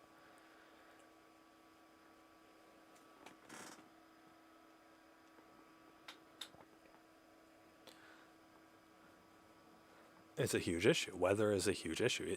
Making sure that my house is properly insulated is a huge issue, which is why I was super passionate about building my house underground, is because building a house underground is going to be able to regulate that temperature properly. But there's too many problems with building underground. First of all, I'm not going to get the permission to build underground, right? Especially in the city. Secondly, the construction costs for building underground, from having to get like an engineer approved for it, to approve it, and to dig out the space underground and to be able to do access to it and all the yada yada. It's a lot of money. It's a hell of a lot more money than I'm gonna have at the end of all this, right? And and then thirdly, an underground house, while it's cool, it's vulnerable to a lot of problems. It's vulnerable to moisture. There's a lot of moisture underground, and if you're in a hole in the bottom of the ground, then where's the water gonna go? If water leaks from the surface down onto your house, where's that water gonna drain out? It's not gonna be able to drain out, and you're gonna get mold. You're gonna get water trapped in your roof. You're gonna get water trapped in your walls. It's gonna be on the side. I mean, God forbid it starts pooling up outside of your house. My God. And then also another issue is the potential for cave-ins, right? If you don't get an engineer, and if you don't get, like, heavy, expensive steel materials to, keep everything afloat, then, the house could cave in on itself. Or the dirt walls around you could cave in. Because you have tons and tons of pressure from that dirt and that soil that's on top of your house that's trying to weigh it down. And what do you have weighing it up? You have a few wooden pillars. That's it, right? And some plywood. That's it, right? It's not. So anyway, it's too much. If I had double the amount of money to throw at this, yeah, I would build my house underground, but I don't. So I'm forced to build it above ground. But thank God there are concepts like these triple pane windows, rock wool insulation. You have the perfect wall concept. You have being aware of thermal bridges so that you don't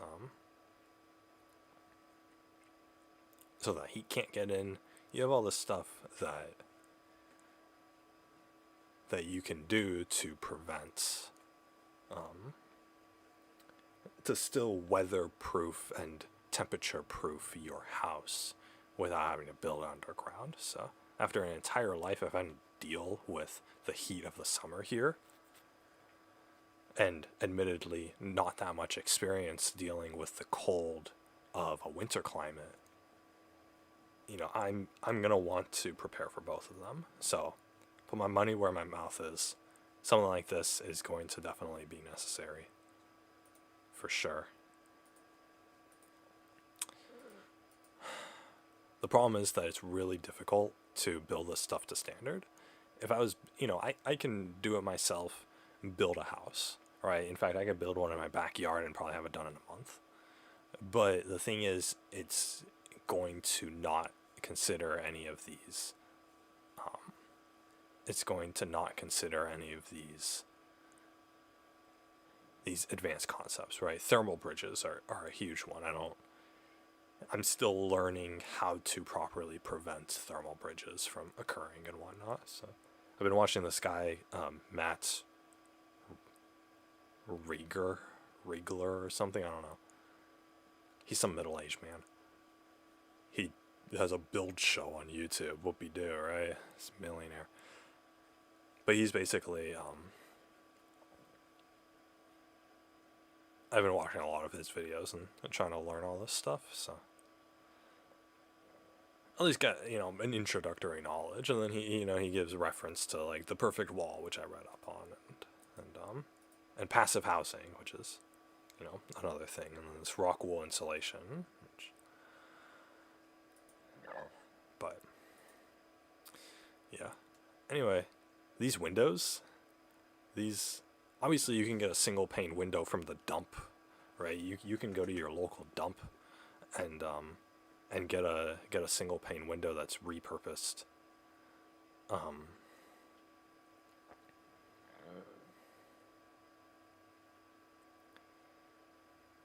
I could probably go out and find some dump, or find some store or whatever that's selling windows that were ripped out of homes for $30, right? I could probably get one of these for $30. It's that cheap to get a window, because there's a lot of people throwing out windows from a lot of home demolitions and stuff, and not a whole lot of buyers for those. So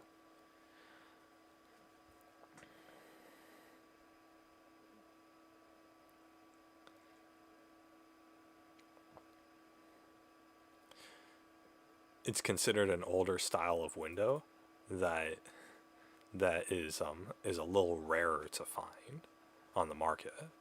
Considering that, it's amazing that most homes are made with single pane windows. still.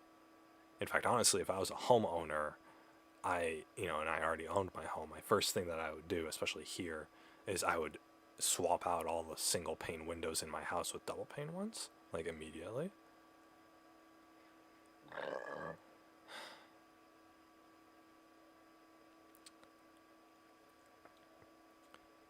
A double pane window, anywhere from $400 to $600 per window. $600 for a window? That's ridiculous. I just said 30 for a single pane one. Now you're talking about 600 for a double pane one, and you're not getting these on a used market anywhere. These are a newer one.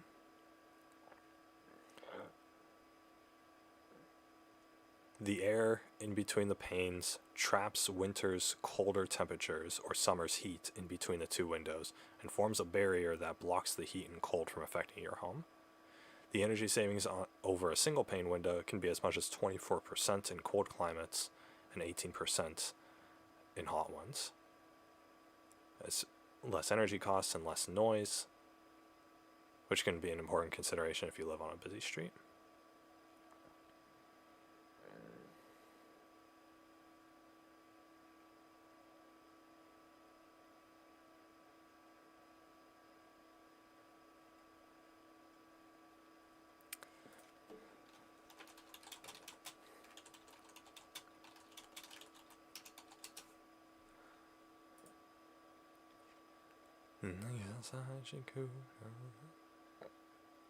Apparently triple pane windows are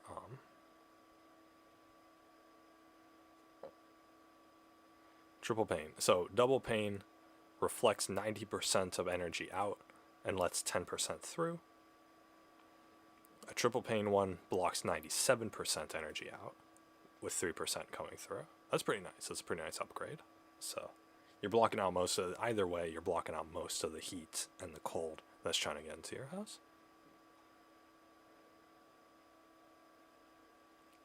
As far as comfort goes, I'd want triple pane, but is it worth the cost? The extra layer of glass offers noise reduction, but not as much as you might think. Because there's very little space in between each panel of glass, they actually have the same SDC rating as double pane windows. Sound transmission class rating, I see. So it's not about... So triple pane windows don't get you.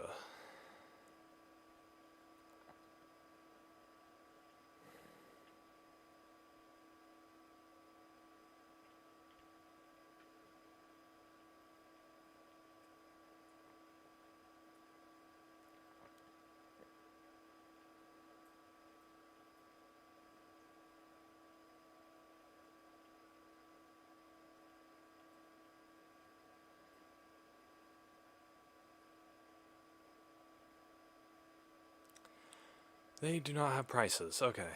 I was expecting prices. Well, whatever. Apparently, triple pane windows cost like $800 to $1,000 each, compared to the $400 to $600 from the double pane. So it looks like I would go with double pane windows,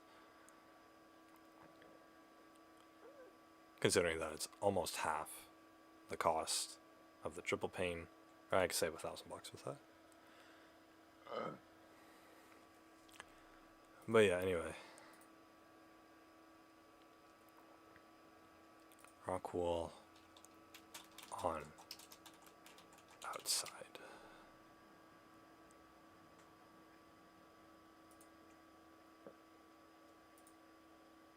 But yeah, basically what they do is, according to this picture, they wanted, not that picture, this picture. They wanted the insulation, and then they wanted a gap in between, a gap away from the insulation, and then your cladding. So basically, what they're doing in this picture, it's a little hard to see, but they put the Rockwool insulation on the outside, and then they bolted wooden 2x4s, planks, just wooden planks, on the outside of the insulation. And then what they're going to do with that is they're going to put the outside cladding, which is essentially the outside of the house, right? Your brick or your stone or your nice looking wood or whatever. they're going to put that here, and what that's going to do is there's going to be this little air gap in between the outside skin of the house and the insulation. And so when it rains or whatever, the rain is going to get through your outside skin of the house, but then it's gonna hit the rock wool insulation, and it's not gonna be able to get through, and so the rain is just gonna drip down, and it's gonna drain out. So that's the benefit of that. See, he's doing that there as well. This is the fucking Matt Risinger.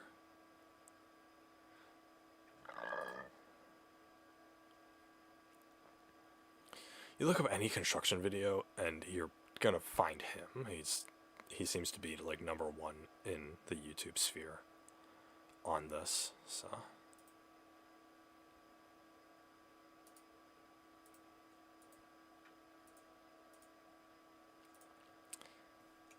but yeah, this is what it is.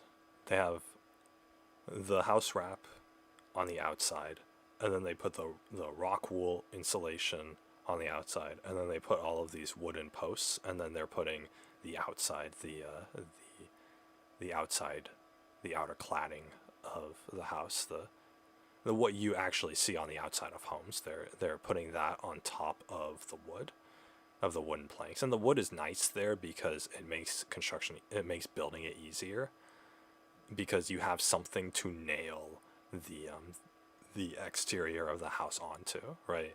You're not just nailing the outside of the house onto the insulation, which is just basically it's cotton, right? It's like a foamy material, right? You're not, the outer cladding of the house isn't going to be able to do that, but isn't going to be able to be supported by that, but on the wood posts it can. So that's what it is. The problem with this specific build that I see, it's not the wall, but it's the roof. A lot of thermal bridges here, a lot of space that's not insulated that the weather can get through. So how are they going to seal that off? Be interesting to see if they actually do it on this build. So there's a lot of these minute details that you gotta consider when doing it. But yeah, see, this is the same thing, right? They put the house wrap on, and they nailed it in, and then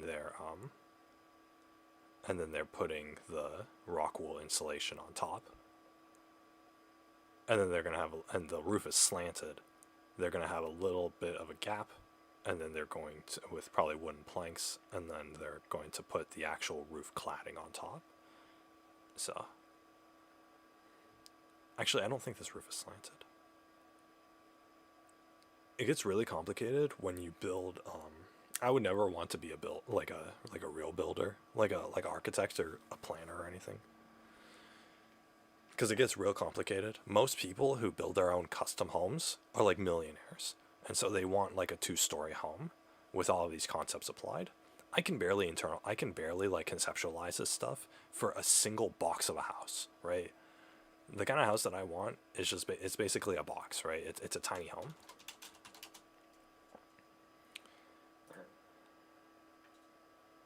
Tiny home, slanted roof. Here we go. Let's see if I can find the most big. Yeah, here you go. This is what I want. This is what I want with less windows. This is basically what I want. I just want a rectangle. This is all I want. This size would be nice. City regulations probably necessitate me to make it a little bigger, but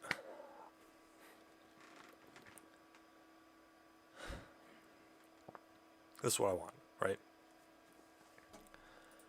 All these concepts about perfect wall and the rock wool insulation and putting boards up and yada yada, right? It's this basic concept of frame,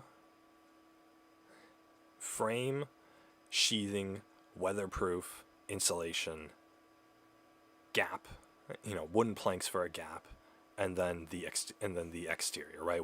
The exterior being what you see on the outside here, this whatever this slanted wood is. I mean, I would have to do a paint job like they did, but that's what it is. Same concept for the floor, same concept for the roof, right? Just like turned and reversed. Cut out holes for the windows and the door, and you're good to go, right? That's essentially what it is. That's what the entire house is. A house is just frame, sheathing. It's basically frame, sheathing, weatherproof. Frame, sheathing, house wrap, insulation, wooden planks, exterior cladding. That's all it is. That's all a house is. And then on the inside, in between the frame, is a little more insulation, and then you put up your wall there, and you bolt it in. Make sure all of that stuff is secure with some kind of caulking material to really temperature seal it, and to glue it all together, and you've got a house. You nail in what you need to wherever you need to, and you have a house. That's all a house is. That's all a house is. Oh, you got to run electrical wiring and make sure the plumbing's good and blah blah blah, right? I don't care, right? It's building the house initially is just that. Even if you don't have indoor plumbing, and even if you don't have a running sink, and even if you don't have fucking electricity, you've built yourself a box like this. It's just a box that you can sleep in, and that's that's weatherproof. That's all you need. That's all you need in life, right? And this, you can build this for, this dude probably, assuming he got these windows new, the total cost of this build with the slab and the building materials and whatnot, assuming there's no electricity or whatever inside, $20,000 maybe for the entire thing, and 20 grand for the entire thing. That's not counting the land or the fancy car or the solar panels that he inevitably has on top, or the plumbing that's going on inside or anything like that. But 20 grand for your house with your foundation and everything. Easy peasy. You got to build it yourself on 20 grand, but it works. It just works. It just works. As long as you can get it in a situation where you want. And like I said before, if I'm down on my last leg, I haven't saved up enough money, but I need a place to live in a couple years, then I can just buy a plot of land in the middle of nowhere and then just build as much of a shell of a house as I can with hardly any electricity or any plumbing, right? I'm going to have to get like a composting toilet and a foot pump sink, God forbid. But I could live like that, right? It's like I could be in a house like that. I won't be able to play my video games or have any of the conveniences of modern life, but at least I'm gonna be warm. I'm gonna be protected, cool during the summer, whatever, right? Read books. Fuck it. The thing is, considering all of this, I can always, even if I dead end like that and I have to do something like that, where, I'm off in the wilderness and I gotta drive 4 miles in a pickup truck in order to reach civilization. Even if I have to live like that for a while, I can always pick up a job and start saving up and then go for a better situation in the future. I won't be able to sell a thing, right? A cabin in the middle of the woods isn't gonna sell, but, at least I've solved myself for a while. Van life is supposed to solve yourself for a while. That's what that is. But anyway, this is the kind of house that I want, just better. Just a little bigger, I guess. I can make do with this. In fact, I could live with another human being in this. You put a little kitchen in the corner, bathroom over here, bed, TV right here, and you're good to go, right? the door placement is a little awkward for that. I would put the door in the middle and then put... Actually, I wouldn't have a window here. I would have the sunlight windows here, and then one in the bathroom, but that's about it.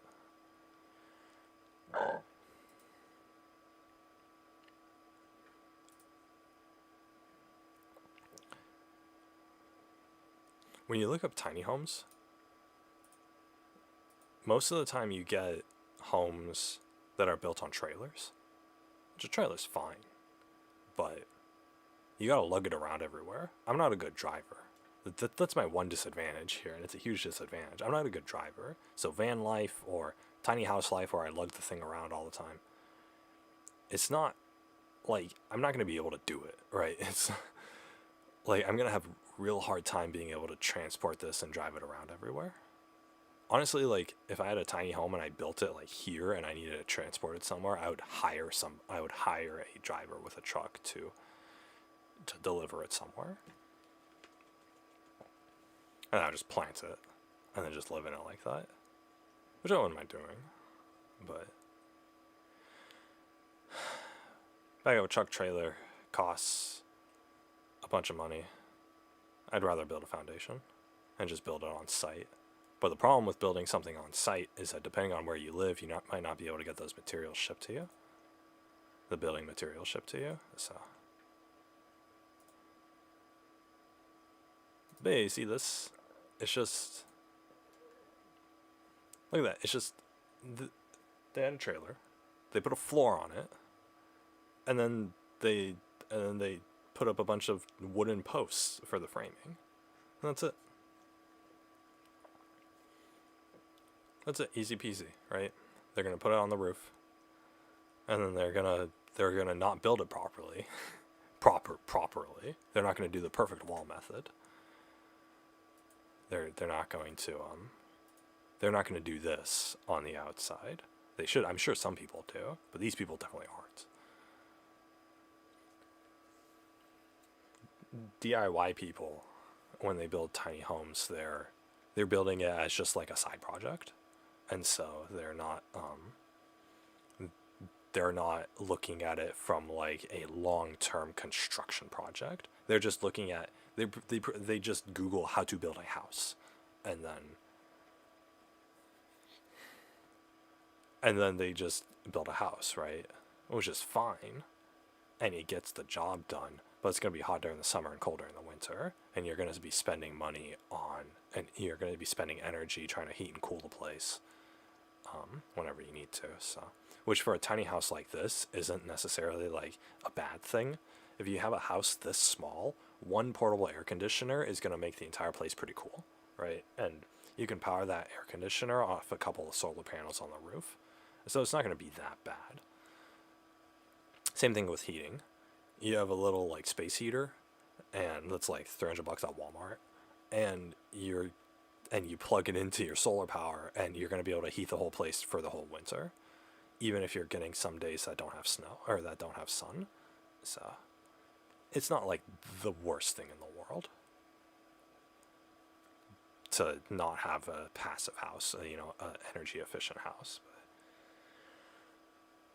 But, just throw a few $1,000 extra at it and it could be a lot better. So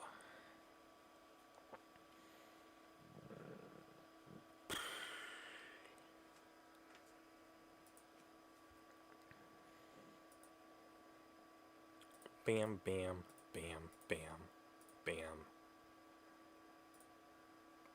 So anyway, this stuff actually costs money. Like, this is a little more expensive.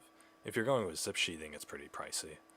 Rock wool itself is actually more expensive per square foot of house, which is why I don't want to build a big house. The thing is, I want to use better building materials, but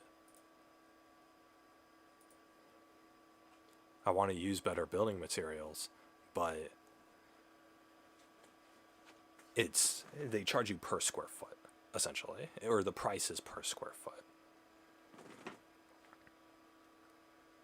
When you're looking, obviously, the more square feet you have, of house, the more you're gonna have to, the more materials you're gonna need to use, so the more expensive it's gonna be. So, these YouTube videos, they're saying like, oh, if you use the better insulation, then it's gonna be like a 10% increase to your cost. Which I'm looking at this and I'm thinking, okay, if I'm dumping 20 grand into this, that 10% is an extra $2,000. $2,000 is not the end of the world, right? That's how much I paid for my TV. That doesn't matter too much to me. But with these people who are building like,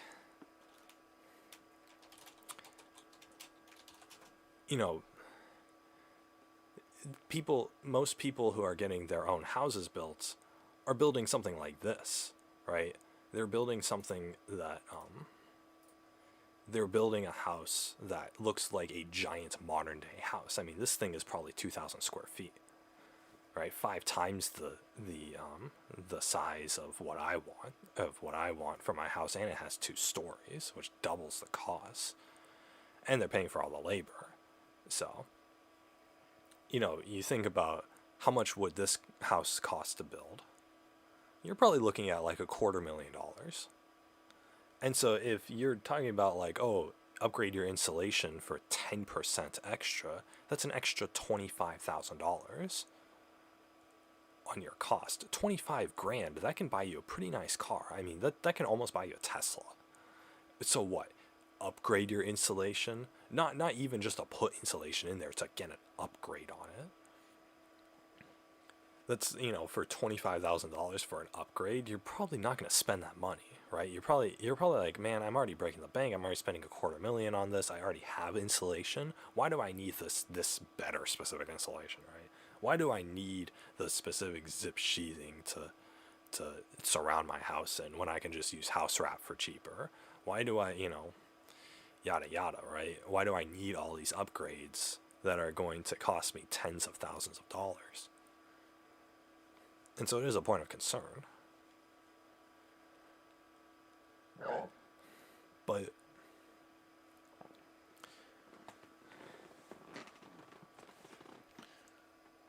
so for me, getting rock wool insulation instead of regular spray foam insulation is a difference between like $2,000 to $4,000. That's nothing to me. That's nothing. If I'm going to be saving up a lot of money, if I'm going to be building my own home anyway, I want it to be the best home it can be for the price. And something like that is going to be for the price, and it's going to pay itself back, right? Because I'm going to be able to temperature proof the house, and I'm not going to have to turn on the air conditioning as much to keep myself cool during the summers and heat during the winters. So I'm going to be saving that much money, and that cost is going to come back to me in savings. I put that money up front now. I'm going to be comfortable today, and I'm going to save money on energy costs over the long run, right? Let's say I put solar panels on the thing. I'm going to be spending less money in solar panels because I'm not going to have to use the solar energy in order to run the heater all the time or run the air conditioner all the time, because I built my house properly, right? I built it as a passive house to today's standards. So that's essentially what it is. And so you're saving costs immediately, you're saving costs in the long run, all this sort of stuff. But I mean, the problems with that is I have to get that kind of house approved. I have to make sure that I can build a house small enough to where I can see those monetary savings. Otherwise, I'm going to have to start taking out loans for that, right? If, they want me to build a 600 square foot house instead of a 400 square foot house, well, that's a 50% cost increase. Now, instead of paying $40,000 for my house, I'm going to be paying $60,000. I don't have $60,000. I don't have the extra 20. So I'm going to have to take out a loan for that, which means I'm going to work in order to pay off that loan, yada, yada, right? So at that point, it's going to be like, okay, I don't have the money, so let's try to downgrade some stuff, right? Then the insulation issue, that 10%, is going to be a little more important to me, right? But anyway.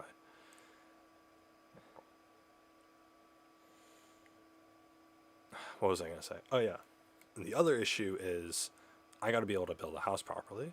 If I gave my blueprints to a construction company, and with experience building passive houses, and I told them build me a passive house, they would do it. And they would probably do it properly, and I wouldn't have to worry about that, right? I wouldn't have to worry about user error,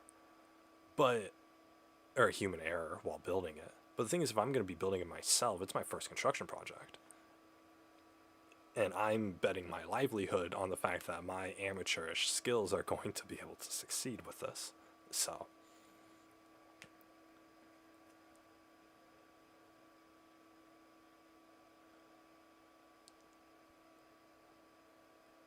it's, I'm going to have to put my money where my mouth is and actually do it properly, or actually be able to build it properly, which is going to be difficult at best and disastrous at worst. So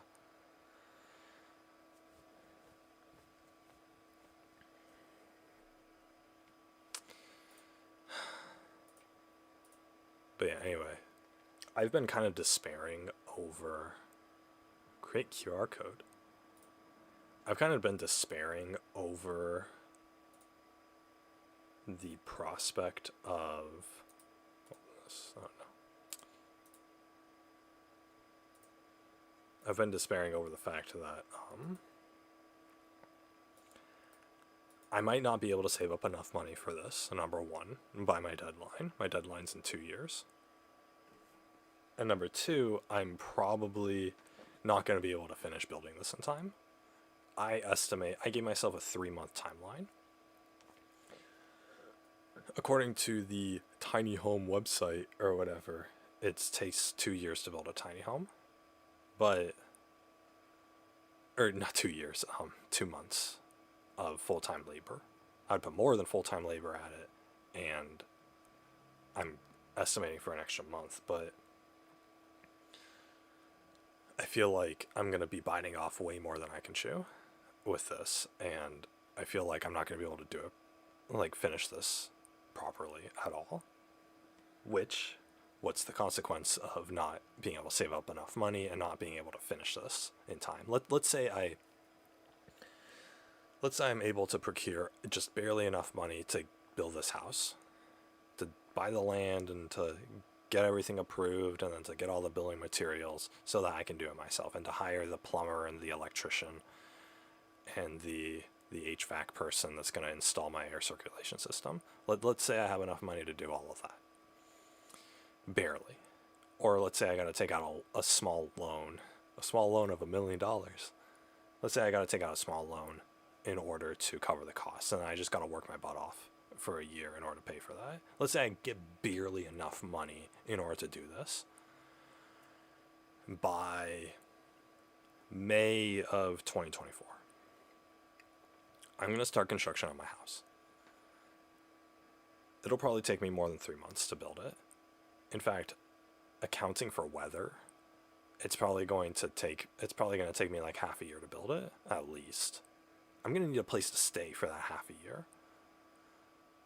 Especially during the earlier parts of construction. There's no way they're going to let me pitch a tent on a vacant property,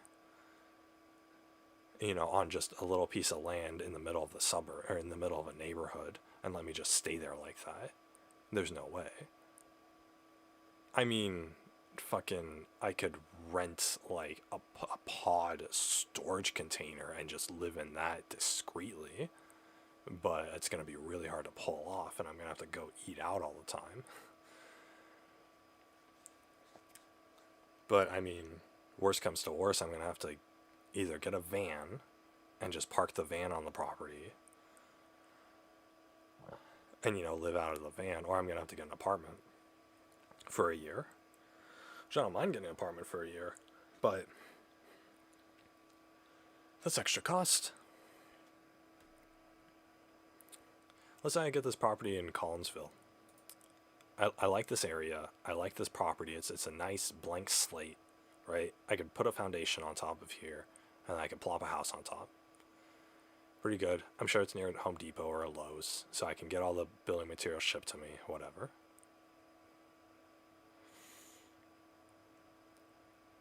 Let's say I'm able to, I'm going to do that, right? I need a year, right? With apartments, Collinsville, Illinois, apartment.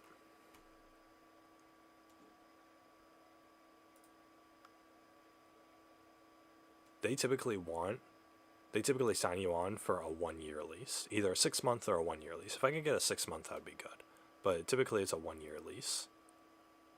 So meaning that they want you to rent the apartment for at least a year.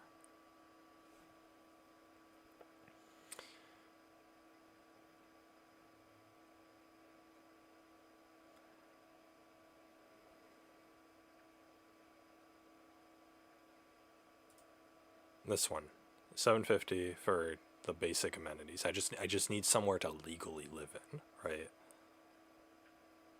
This is fine, right? It's got stuff. I got a bathroom and a shower that I can use. It's already got a fridge in here. That's more than I can ask for. Ah, shit. Oh, there we go. $650 a month. 12-month lease. $650 deposit.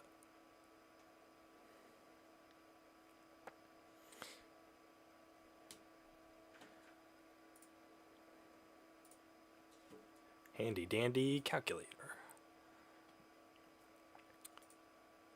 $650 a month. 12-month lease.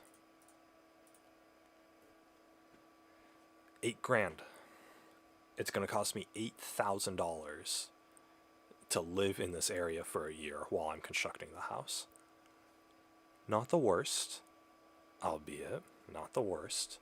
Some of these other apartments were going for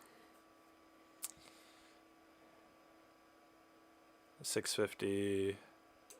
I thought, oh my god, what the fuck? Oh, she just like screamed at me. $550 for a 1-bedroom? What the heck? What the heck? 500 square feet. I'm sure it's noisy neighbors or something. Anyway, I'm sure, like, you gotta apply to different places to... It's like a fucking job, right? They're gonna ask you to apply to different places. But anyway, let's say I get something nice but on the cheaper end, right? It's like, you know, whatever.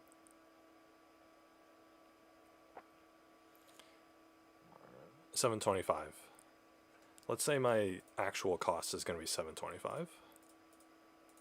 A month times 12 months is about $9,000. Point being, up to $500 off move-in costs with your good credit. You know what I'm going to have? I'm going to have a backpack full of clothes. That's all that I would have. If I have to move somewhere, that's all that I would have. Anyway, it's gonna, including the move-in costs, which I'm assuming is gonna be like $1,000. Moving into an apartment is gonna cost me anywhere from like $9,000 to $10,000 a year, per year. Let's say I only need 1 year, right? That's still $10,000. I need that $10,000. I need that $10,000 in order to build the house. I am barely going to have enough money in order to build a house. So, if I'm paying for the land, let's say I get this one. A lot of these plots of land are actually pretty similar in pricing. So, let's say I get this plot of land. $6,000. Get a foundation on top of it. It's going to be another $4,000. Foundation for the house. It's going to be another $4,000. I need a driveway, so that's an extra $2,000. Whatever. Let's say $6,000. Let's say, okay. Here we go. Here we go, guys. $6,400 for the land. We're going to say $5,600 for the concrete slab, for the foundation that I'm going to put on there. I'm going to do it professionally. I'm going to get it professionally done, because that's the part that I'm not going to do in DIY. I'm not going to attempt that by myself. The foundation, the square slab that your house is going to sit on top of, that's like the most important part of this build, because if the entire house collapses collapses, at least you have your foundation. But if the foundation collapses, then your entire house goes with it. So there's no there you can't overemphasize the importance of a properly done foundation. So I got to pay up the butt for that, right? Obviously, I could save $5,000 if I didn't, but I'm gonna get it professionally done. So whatever. Anyway, so now my costs are 12 grand. Let's say they want a a 600 square foot house. My initial estimate for building my own house without the electricity and without the plumbing was about 20 grand. But that's for a 400 square foot. They want a 600 square foot. I'm going to have to increase that cost by 50%. Instead of 20,000, it's going to be 30,000. The build of my house without electricity, without yada yada, is going to be $30,000. Add that on top of my cost, I'm at 42. 42 grand. That is already at my limit as far as what I could realistically save up in the next 2 years, because I still got to pay rent in my current living situation. I still have to feed myself. I still have, I'm still gonna have other expenses, right? Depending on what job I need, I'm gonna need a vehicle, which is going to come with monthly insurance and gas costs. Not to mention the vehicle itself. Anyway, so now I'm at $42,000. I have a stone slab, a house built with no utility setup. I need water and sewage hookups, plumbing, electrical hookups, and electric wiring in the house itself.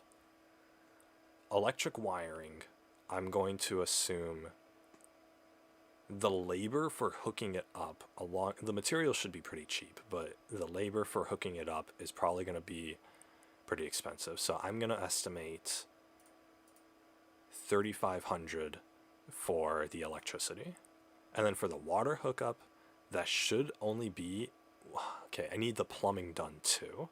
So I'm going to assume another $2,500 for hooking up the water and getting the plumbing done. Getting the plumbing strung out through my house, although it's probably going to be more pricey than that. And then I am going to also need a water tank and a septic tank on my property in order to have the water drawn to me or whatever, right? So that's probably going to be an extra $2 grand, according to what I looked up before. Okay, I have the land, I have the foundation, I have the house built with plumbing and electricity hooked up. I'm at $50,000. $50,000 at this point. If I'm building this in 2024, I'm going to need to take out a loan for this. And mind you, once I start building this house at 50 grand, I'm going to be homeless. That's what it is. Yes, I own a plot of land. I'm going to be homeless. That's what it is. I'm going to be homeless. That's right. I'd have no living situation for myself whilst I build this. That's an issue. That is a huge issue. So I'm going to be building this. It's going to cost me 50 grand. I'm going to have no money left over, $0. How am I going to feed myself? Where am I going to sleep at night?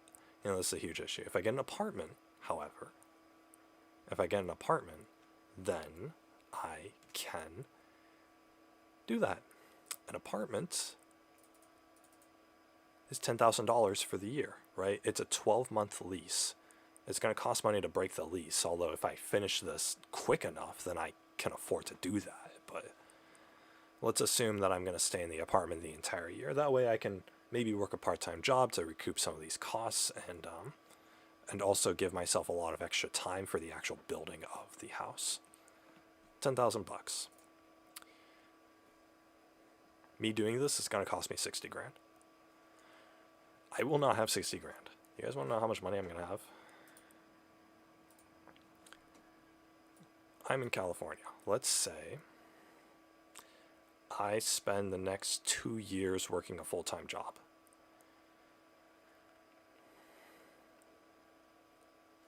Two years is 50 weeks a year. That's 100 weeks. Times 40 hours a week. I don't actually have 2 years, but the thing is I have a summer gig that I can stack on top of a part-time job. So I am going to make up some of those hours if I get a job like this month, which I highly doubt I'm going to. 2 years, 4,000 hours. The current California hourly rate is $15 an hour. 2 years, I'm going to make 60 grand. Gross income, that is not take-home income, all right? Gross income means that's how much money they tell you they're paying you. That's not how much money you're actually going to get, though, because this country's so fucked. I have to assume that Social Security costs, federal tax, and state tax is going to take, all three of those combined is going to take a quarter of my income. I'm left with $45,000 take-home money. That's take-home money. Now let's factor in my monthly expenses. It's going to cost me about $200 a month to feed myself. That's over 5 years, that's $5,000. I'm going to have to feed myself, and that's frugally, mind you. 40 grand to feed myself. I'm going to have to pay rent on my current living situation. 2 years, that's about $10,000. I'm going to have $30,000 left over. This is if I don't spend a penny on transportation or on personal things like, I don't know, video games are pretty negligible considering all these costs, but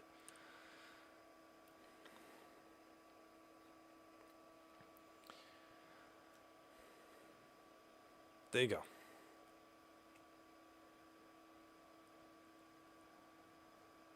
A vehicle for transportation. I was thinking about getting a scooter, getting a Vespa, whatever, right?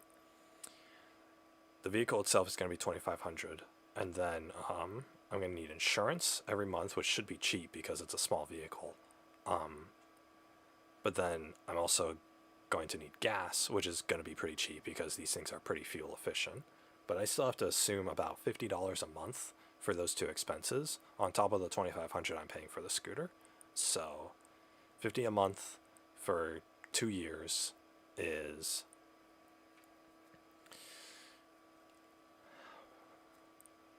$24 times 50 is 12 times 100 should be $1,200.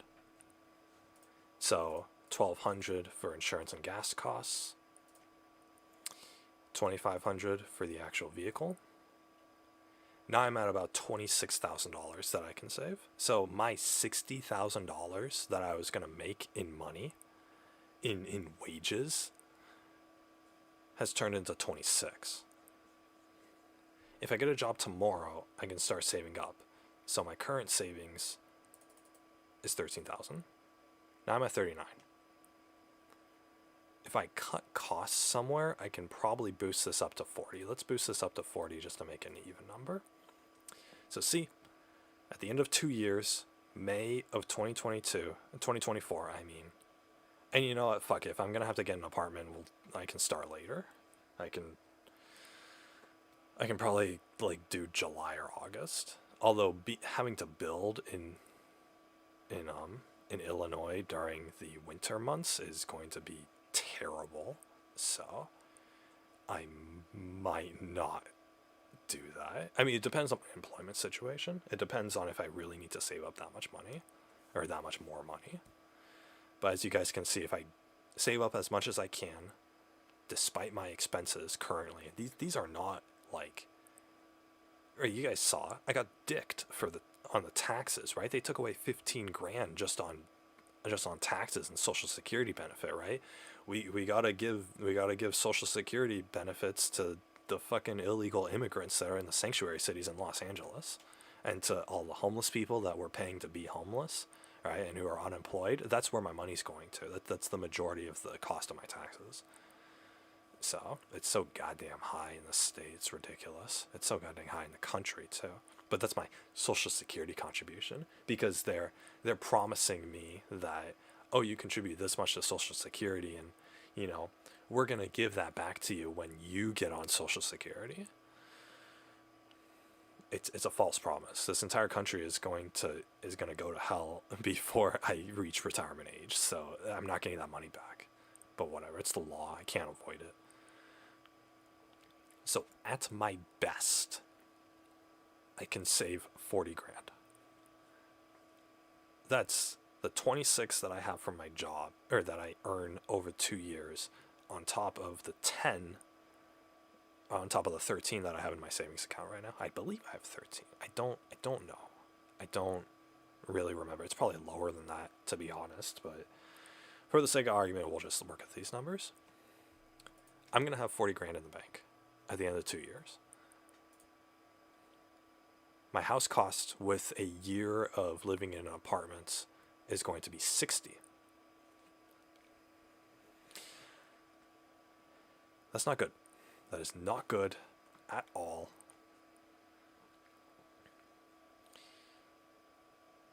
If I can finish building this thing within the year, that'd be nice.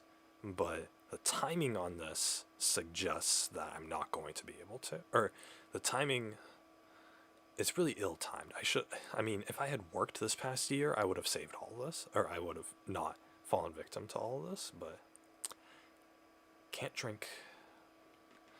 Okay. I'm always, I get bored, so I want to consume stuff.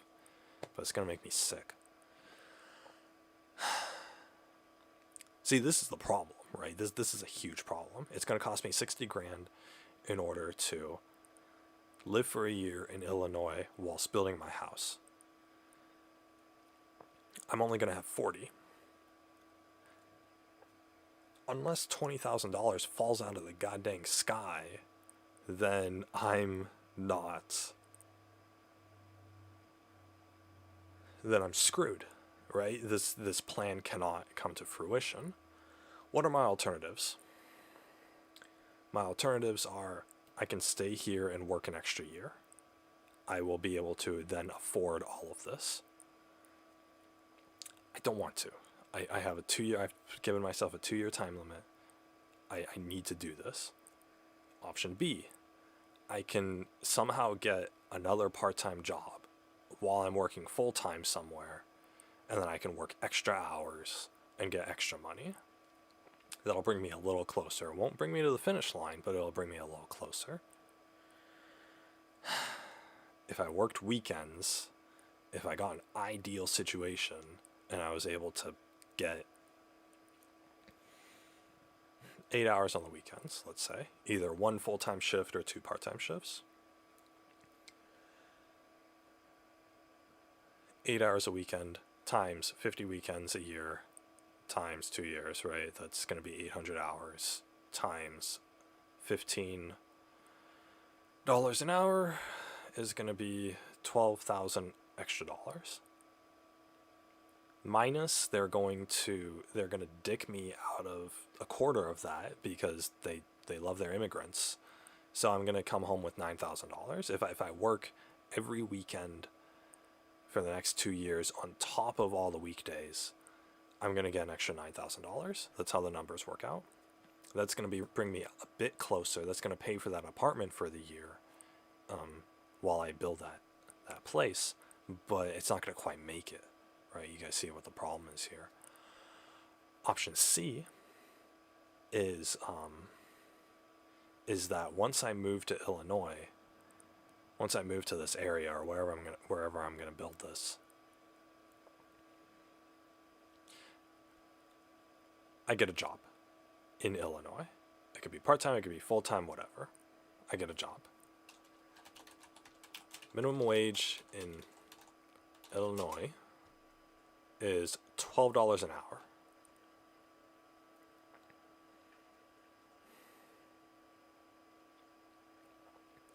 $12 an hour. Let's open a new calculator. $12 an hour. They're Democrats, so they're going to dick me on taxes.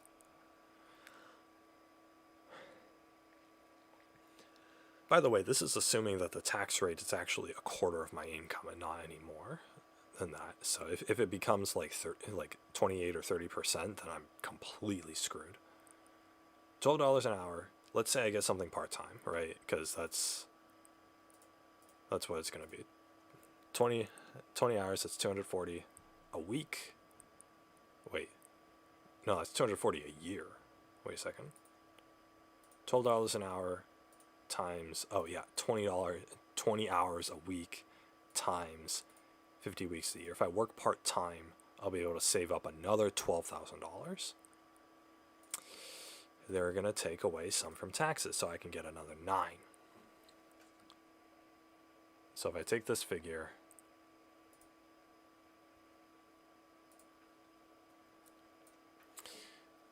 $40,000 plus working on the weekends for the next 2 years, plus working a part-time job once I'm in Illinois, and mind you, this is working a part-time job while I'm in the middle of building my goddamn house, which is not ideal because I want to be able to put my full-time effort into the actual construction of the thing and not have to be tired after a shift at work. Then my cash take-home is going to be $58,000. I am almost there. And this is stretching it. This is I work full-time at one job, part-time at another job for every day for the next 2 years. And then I move over here, move over to my job site, get the cheapest apartment possible, and then work another part-time job for the entire year that I have that lease on it. Then I can, and then what do I do? What can I do to make up that $2,000? I can sell my TV. I can sell my PlayStation. I can sell some of the crap that's in my closet. I'm sure some of my Yu-Gi-Oh cards will go for a pretty penny. Whatever. I could get a loan to make up the rest of the cost.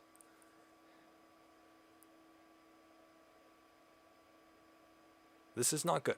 This is not good. This is terrible. This is absolutely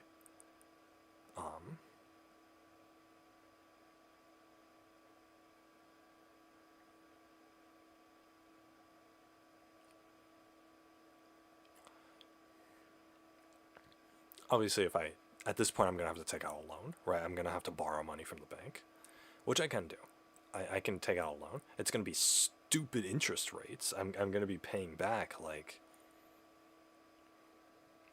it's a personal loan, so I'm probably gonna be paying like an extra 10% on the principal of the loan. So if I have to borrow 10 grand, then I'm gonna be paying back the bank 11, and that's gonna have to be over the course of a whole year, just 1 year, right? And if I miss any payments, then they're gonna charge me more and more, and it's gonna stack on top, and that could be a loan shark on me. But I mean, I could do it, right?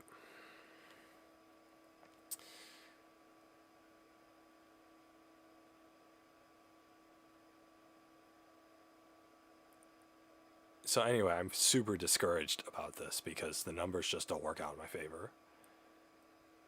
I don't know how to cut costs. The only two things that I could think of to cut costs would be, number one, to find a place to live in Illinois or to be able to squat on my own land legally without having the government find out about it, which is not going to happen in a suburb.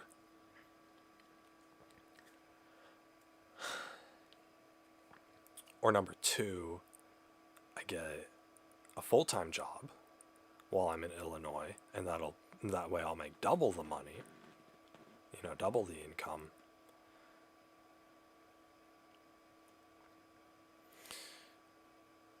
Number three would be if I could find a higher paying job than just a minimum wage gig here in California. The Aldi that I applied to was paying 17 an hour instead of 15. That's gonna after thousands of hours, it's gonna stack up. And then option number 4 is to cheapen the cost of building the house. That's what it's going to come down to. If I want this house built, I might have to cut corners, and the more corners I cut, the the worse of a quality the house is going to be. If I can get a house approved for less than 600 square feet, then you know that's going to save me 10 grand on building materials, and I'm not going to have to deal with that, right? Or and then, you know, and that's going to be, you know, a cost shaving off of me.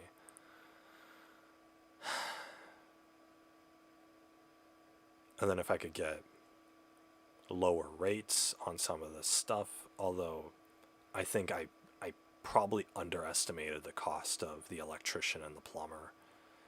Honestly, like, I'm probably gonna have to do my own plumbing setup in the house so that I don't have to have the plumber himself around for that long, so that he can just connect whatever I have on the inside to the outside of the house, or to the actual, like, water sewage hookup.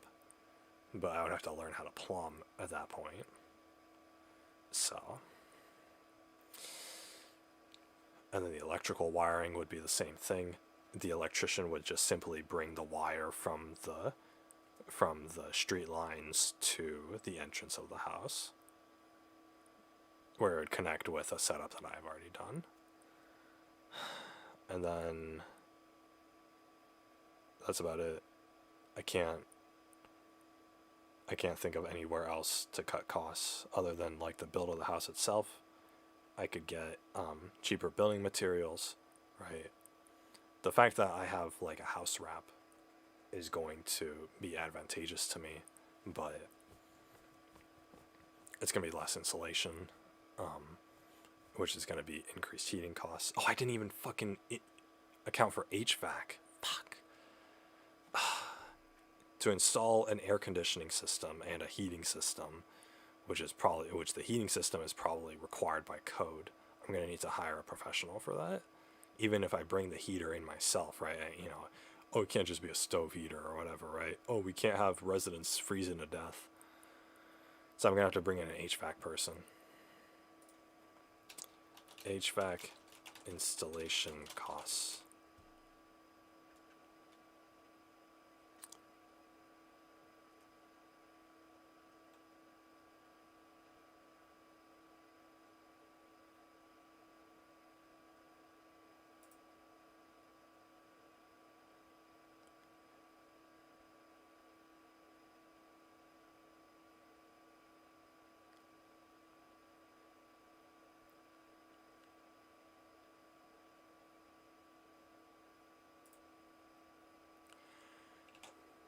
We'll go to the low end, say $5,000.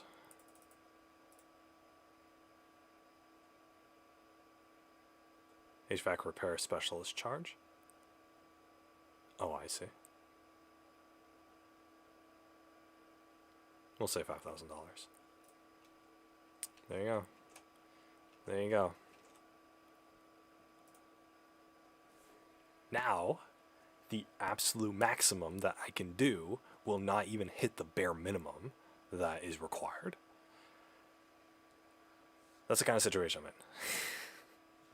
And I am really kicking myself for not having worked the past year. If I had just worked the past year, I could have, even part-time, then I could have met my quota, but fuck.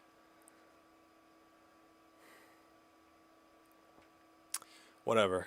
No use. Spilled milk and all that, right? I don't know. I don't know.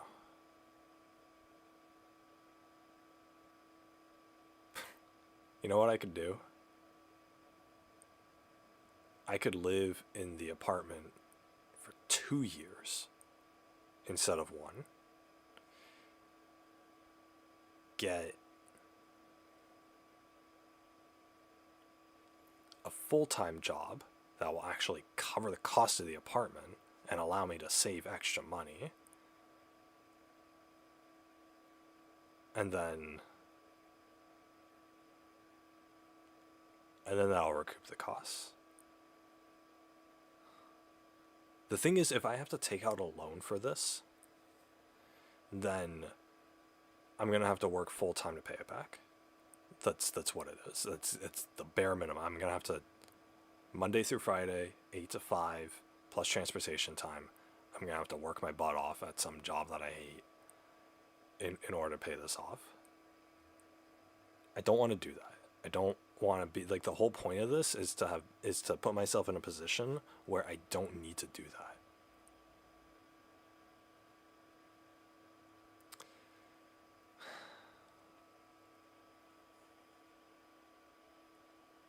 I'm gonna have to get a higher paying job I'm gonna have to get a job now at minimum wage in California, and then upgrade to a higher paying job in the future.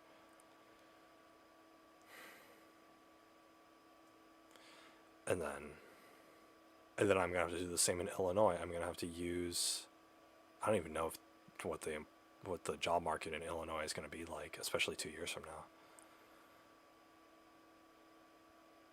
But you're talking about pennies on the dollar. It's not like I'm barely gonna be hitting my numbers. And then even if I am able to get to the $65,000 cost, I'm looking at $0 in the bank. That's not good because I need to eat tomorrow. That's not good because I'm gonna need to pay property tax still. I'm gonna need to pay the utility bill for the water and the sewage and the electricity and the trash and all that. I'm gonna need to pay for the car insurance for the car that I'll inevitably have.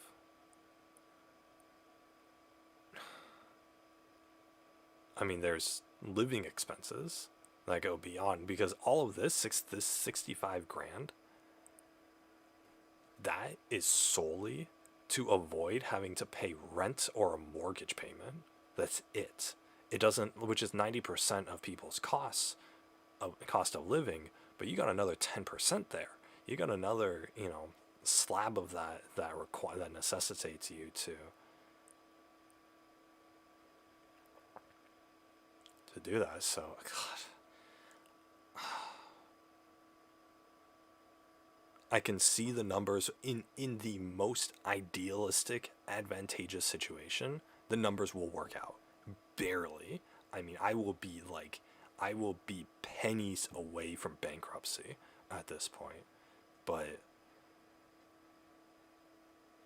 the thing is, I can always get a personal loan to recoup these costs. This dream isn't impossible.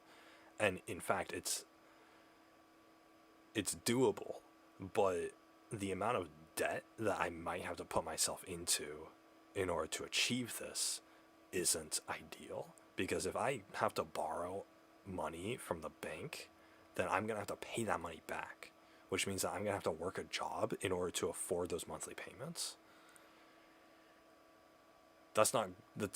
Which means that I'm going to have to work full-time at a job anyway. I can get my house built, but I'm going to have to work full-time at a job anyway in fucking Illinois, where, I mean, maybe the minimum wage will increase. Who knows? God. The thing is, I can make the majority of this money and then recoup these costs. And then just take out a loan for the rest of these costs. But goddamn, am I pushing it?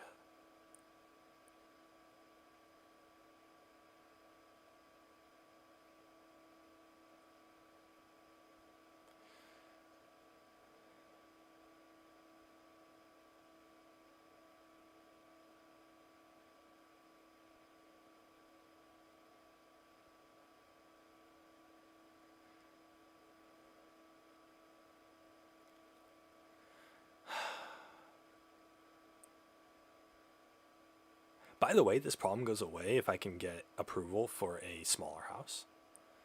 If it doesn't have to be 600 square feet, it could be 400, then I'm good to go. Then I can just cut costs on the building materials. I can just build it my way, do it yourself.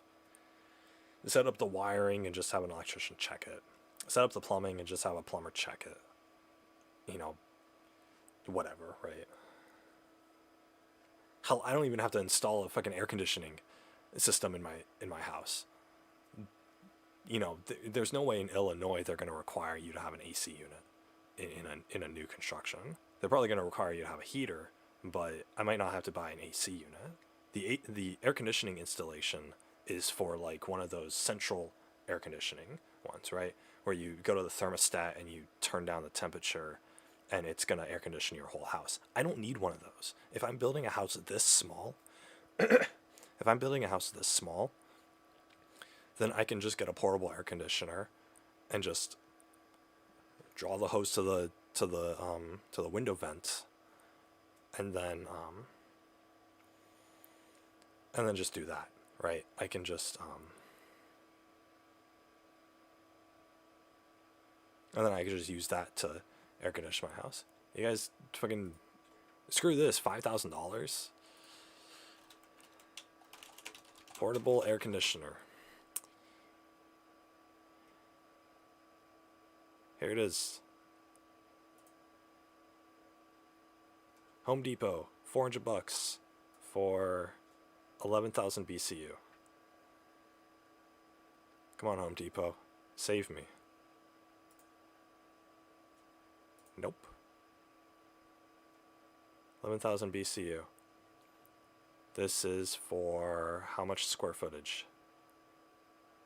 This can cool up to 350 square feet of space. If my home is only going to be 400 square feet, or even if it's 600 square feet, but it's got like a bedroom or something, right? I can just hook this up near the area that I'm going to be in most of the time, and which I would have a window near that area anyway for this purpose, and then or a vent in the walls or whatever, and then yeah, I could just get that going. I just get that going and just cool the majority of the house or whatever with just this one unit. $500 is a hell of a lot cheaper than $5,000, and I don't need a professional to come install it because the thing just gets shipped to my house and then I just plug and play. The only problem that I'm actually gonna have is no, not what am I thinking about? No, not EVC? EVC?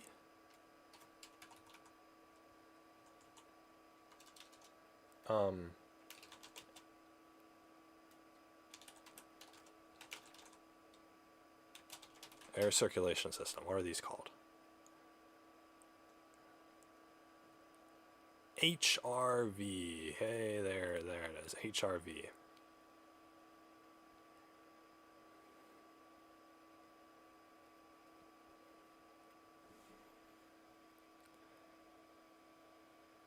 HRV is going to be $1,700. Whoopie-doo. Well, if I got air circulating, I don't really need air conditioning, I guess. Anyway, boom, there you go. HRV system.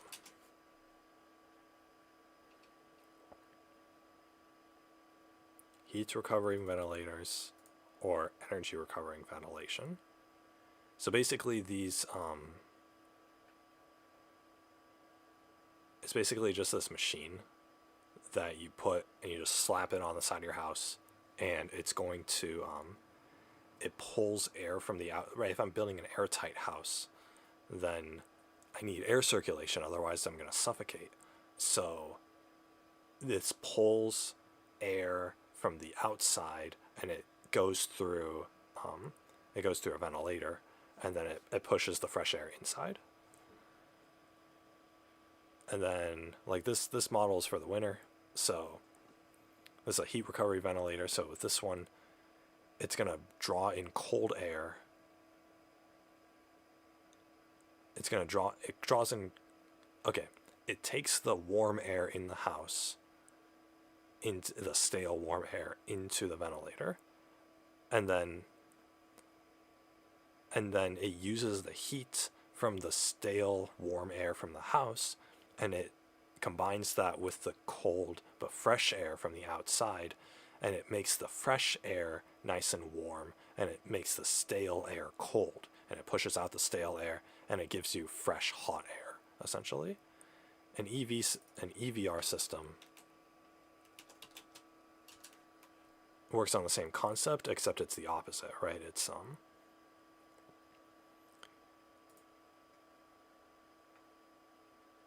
I mean, it's going to do that, but for the opposite.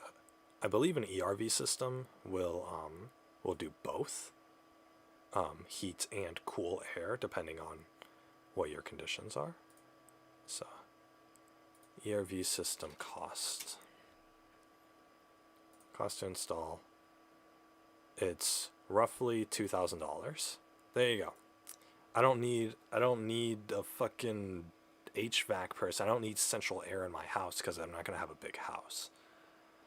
I don't need air conditioning in my house, right? Right. I'm not building a Walmart, right? I'm building a tiny home, so all I need is a proper ventilation system, which is this, and then maybe a portable air conditioner, which is an extra $500. So already I've cut the cost of this by $2,500. Boom, there we go. Now that's a lot closer to my actual estimate of fucking how much I'm gonna have to work. I'm still gonna have to work 2 jobs here and then 1 job while I live in Illinois, but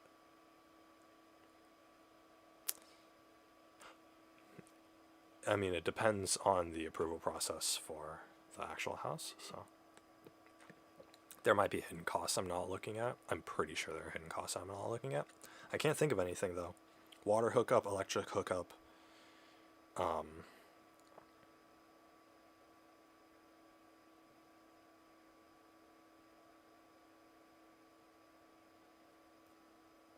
ventilation hookup.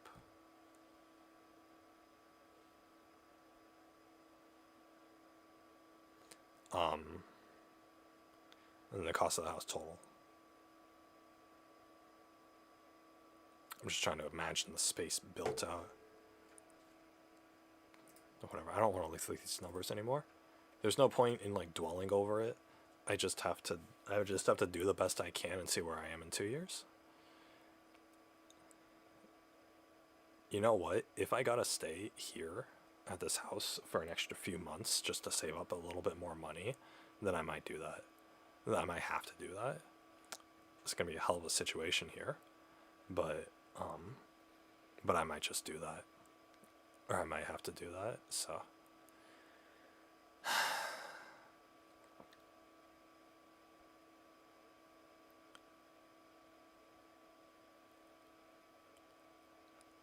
And the thing is, if I get,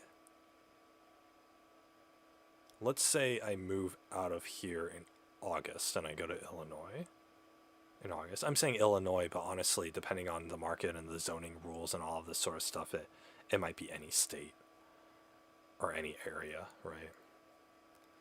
So it doesn't. But let's say Illinois will be.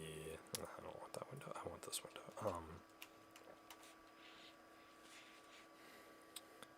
When does the snow clear Illinois?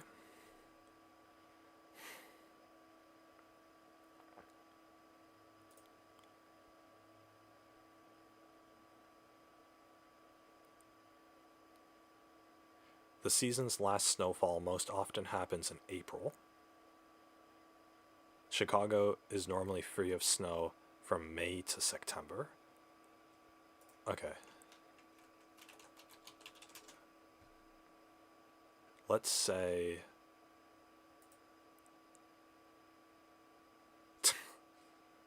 fucking okay.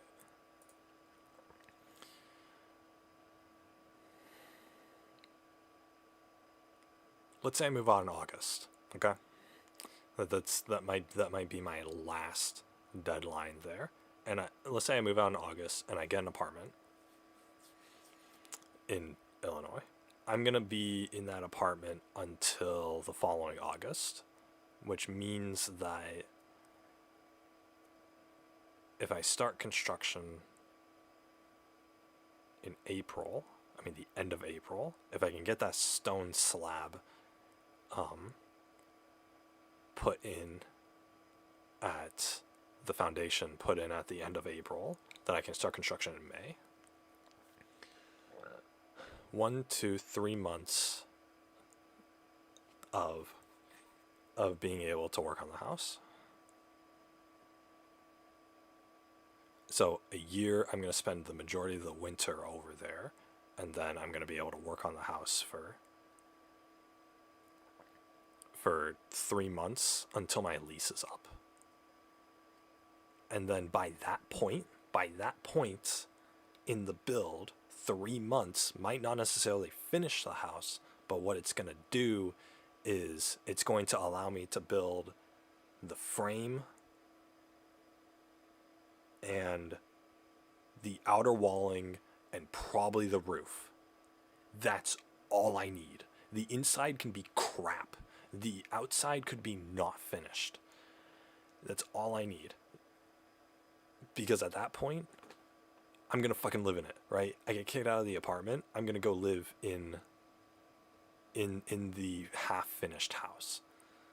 That's what I'm gonna do. It's gonna have unfinished floors. It's going to have a... Will the bathroom be installed? Who fucking knows, right? No electricity hookups whatsoever. It'll be like that. I'm gonna throw a fucking futon mattress on the ground, and in the spot where the bed should be, on top of all the fucking plywood that I haven't floored yet. And that's what it's gonna be. And I'm gonna live in that. And if I ever have to do like paint jobs that make the place smell up, then I'm just gonna get a hotel room for the night. I can do that.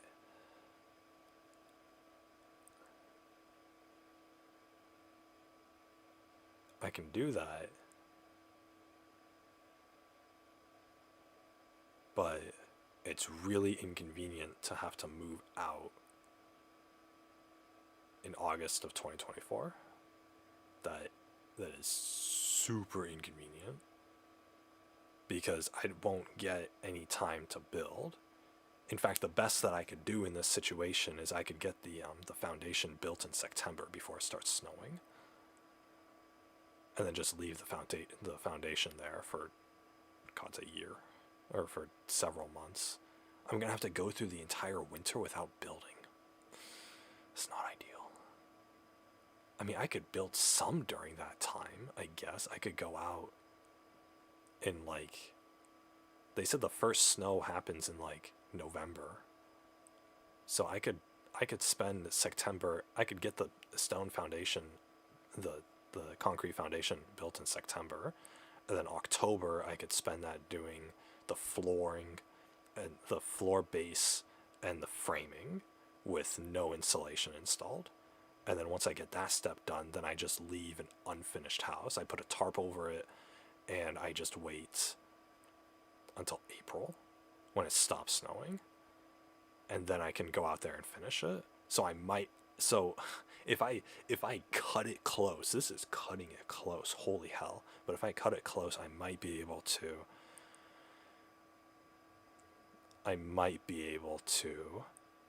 finish building before my year lease is up. But god damn, is that cutting it close, holy hell. And that's if everything goes correctly. If I can move into an apartment in August, and then if I can get my stone foundation, my foundation built in September, and then I can get framing set up in October, framing with a base floor set up in October, and then I'm gonna have to hibernate for 5 months. Not hibernate, I'm gonna have to work a job for 5 months, and then come April, hopefully global warming will do its work and make it so it's not gonna snow in April, and then I can work April, May, June, July. And then by the time my lease is up, my house is built. Holy hell, that is such a tight timeline, though. My god. I'm already being tight with the finances. I'm already at my last dollar with those finances. Crap. This is not ideal. Oh my god. I can't believe I'm contemplating this. You know, if shit hits the fan and this fails, then I'm screwed. And by screwed, I mean I'm out on the street screwed. Like, with nothing. If for whatever reason the building the house gets delayed, I have a feeling. I'm gonna put in. I'm gonna work with an architect and get a house or a designer or whatever and get a house plan drafted in January of 2024. I'm gonna submit it in February to the city to approve of it, and then it's gonna take them like 3 months to approve it. And then if it gets approved, it's gonna be like in the middle of the summer. And then it'll barely get approved by August. And that's if it gets approved. If it gets denied, then I am so boned. I was talking to somebody on the phone. They were saying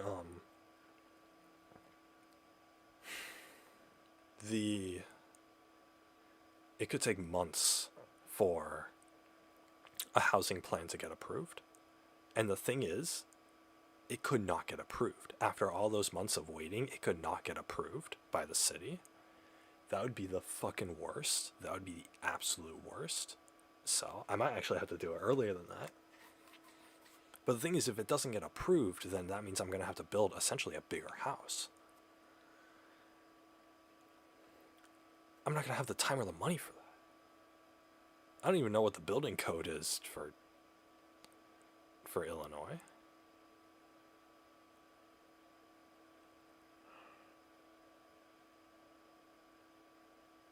I don't know if the city would work with me or if they just say no and give me the cold shoulder. I don't know how much money I'm going to have to pay to private people in order, like architects and house designers and blueprint writers and stuff to be able to do all that. And then word cannot get out that I'm just going to build it myself. I just need it to be approved. Because there's no way it's going to be approved if the city thinks that, oh, here's some greenhorn kid who just bought a bunch of power tools and a bunch of building supplies, and he thinks he's going to make a house in our suburbs. And then they're going to say no. So I have to get them to approve of it before I even start construction, or without alerting them that I'm going to be doing it myself. So I'm going to have to keep that under wraps, which means I'm going to have to keep it under wraps from a general contractor, because a general contractor is the person I have to go through, and he's going to be the one who wants to delegate all the work. Oh, you got to hire an electrician. Oh, you got to hire a plumber. Oh, you got to hire builders, insulators, roofers, framers. No, I'm not going to be doing all that. Maybe for the technical stuff, for the electric and the plumbing, but I'm not. I got to build the majority of this by myself because the labor costs are going to be insane. You're paying these construction people, $16, $20 an hour each, and it's going to take them like 500 hours to build this. You're talking about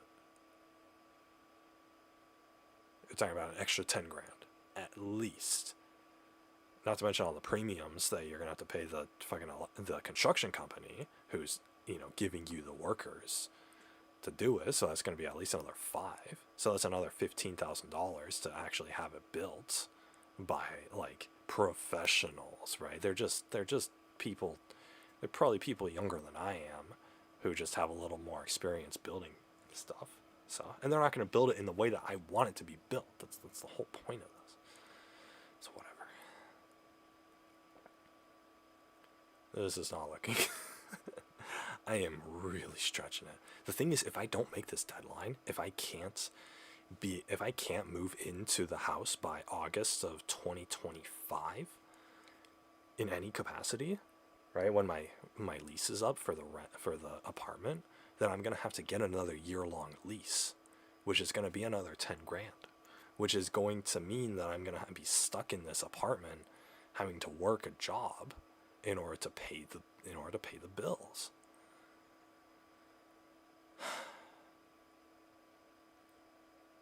And that's if I don't get kicked out for whatever reason. Not saying I'm going to get kicked out for like misbehavior or whatever, but the landlord might want to give the place to a different person. or whatever, right? He may want to live in it, or a family member or whatever. So yeah, stuff like that happens.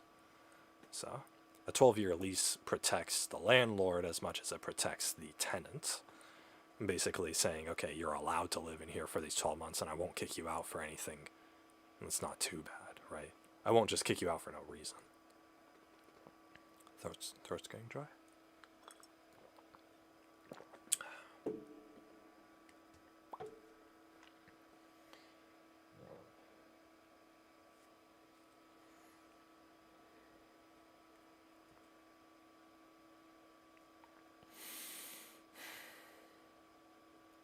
There's so many things that can go wrong.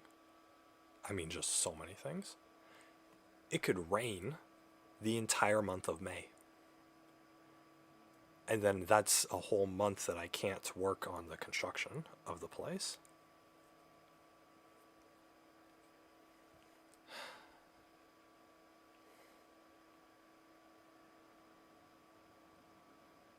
I mean, there's a lot of things that could go wrong, holy hell. I mean, I have 2 years to plan for it, and I'm essentially giving, with the renting the apartment, I'm giving myself a year of leeway to just live in the area. So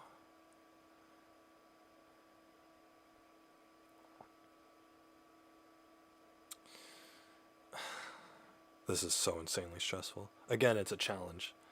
You look at it like, oh, God gave you a challenge or whatever, right? I mean, I don't believe in God, but it's a challenge, and there's a reward at the end of this challenge. What's my reward going to be?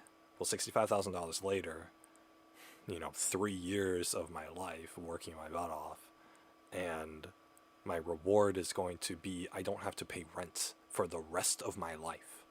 For the rest of my life, I do not have to pay rent on a house in order to live. I don't have to do that. I can breathe the air that's outside because I own it, because I built my own house. I have a place in this world, right? I bought this little piece of property and I'm entitled to it, and I have a house on it, right? So that's my reward. I'm never gonna have to worry about rent or mortgages or living expenses again. What am I gonna have to do? I'm gonna work weekends at the grocery store. And after all this, I'm working weekends at the grocery store in order to make enough money to pay for the minimal expenses that I'll have after this, and that's it.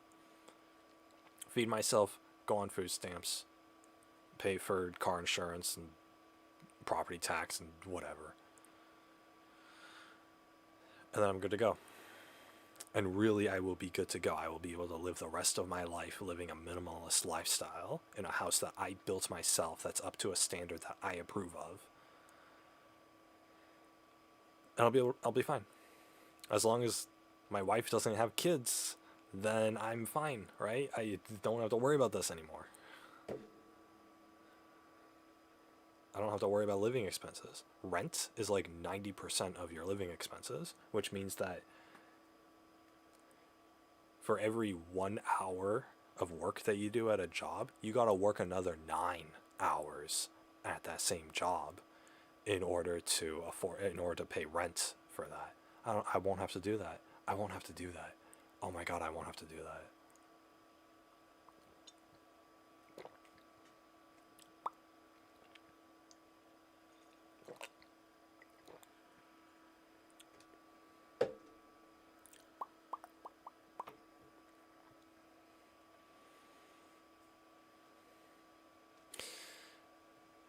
You guys want to know?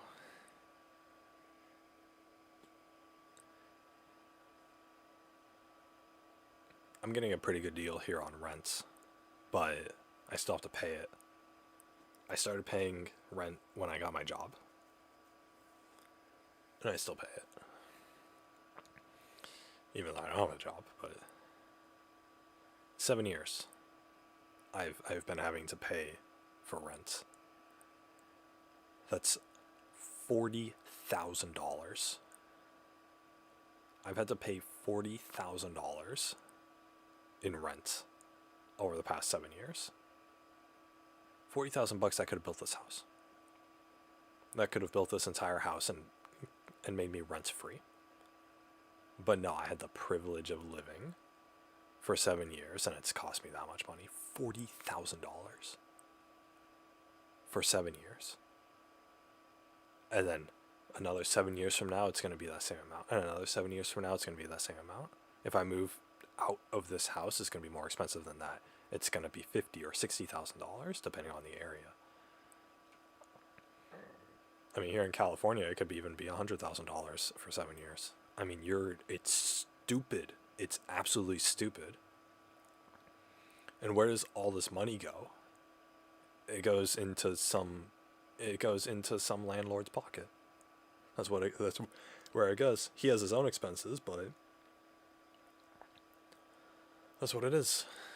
And it's insane. It's insanity. It's absolute insanity. And most people in this country rent. You're not paying this money to buy something. You're not paying this money to own something. This money, rent money, is the privilege to live. That's all you're paying for, is the privilege to live. You have the privilege to exist. Did humans 200 years ago need to be given the privilege to live? No, they fucking didn't.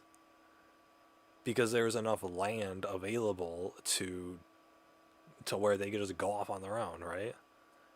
Housing was a service provided, not a necessity, because they could get their own housing. But now it's the privilege to live. Now it's, oh, you're not allowed to be homeless, but you're not allowed to live in your car, and you're not allowed to live rent-free somewhere. So, unless you own your own house, and then we're still charging you property tax.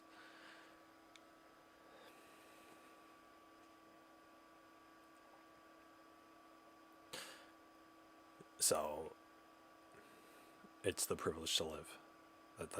That's all I paid for. It cost me $40,000 over the last 7 years. 7 years from now, that's how I'm going to be 34. I'll have paid another $40,000. By the time I'm 41, another. By the time I'm 48, another. In fact, if I keep this up, if I retire at 65 years old or whatever it's going to be, by the time that happens, what's that, 40 years from now? Times 500 a month. I'm going to have paid $250,000. $250,000. That's 250,000 big ones. And then once I retire and I don't have to work anymore, I'm still going to have to pay rent. I'm still going to have to pay for that privilege to live.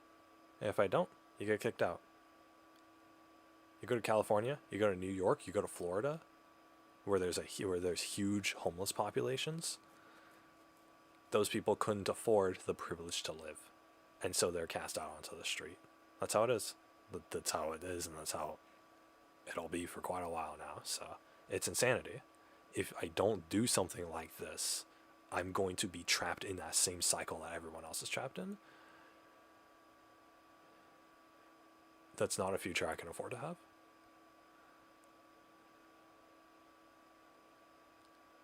I can't be enslaved to paying somebody richer than me for the privilege to live. It's like something out of a dystopian novel. But most people have normalized it. And they're like, oh, if you want to escape rent, just buy a house. But what does buying a house entail? Well, instead of paying a landlord, you're paying the bank who gave you that loan for that house. So you're paying a mortgage. And if you miss one mortgage payment, the bank has the legal right to take the home away from you and not reimburse you for any of the money.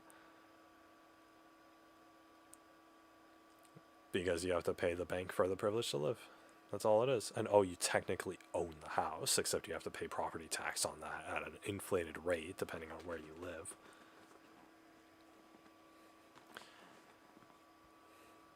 And guess what? To buy that house, you had to spend the last 30 years of your life paying for that mortgage.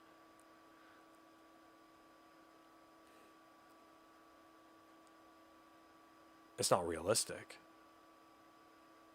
there are a lot of people. It's a common sentiment to where people will sign for a house loan and they'll get into a mortgage, and then they'll talk to their friends or whatever and say like, yeah, I just bought a house, so I really need the money. Can you imagine that? Can you imagine having bought, whoops. Can you imagine having bought a house and yet you still need money for housing expenses? You didn't buy that house. You borrowed it. And you're borrowing it at a rate that the bank considers privileged.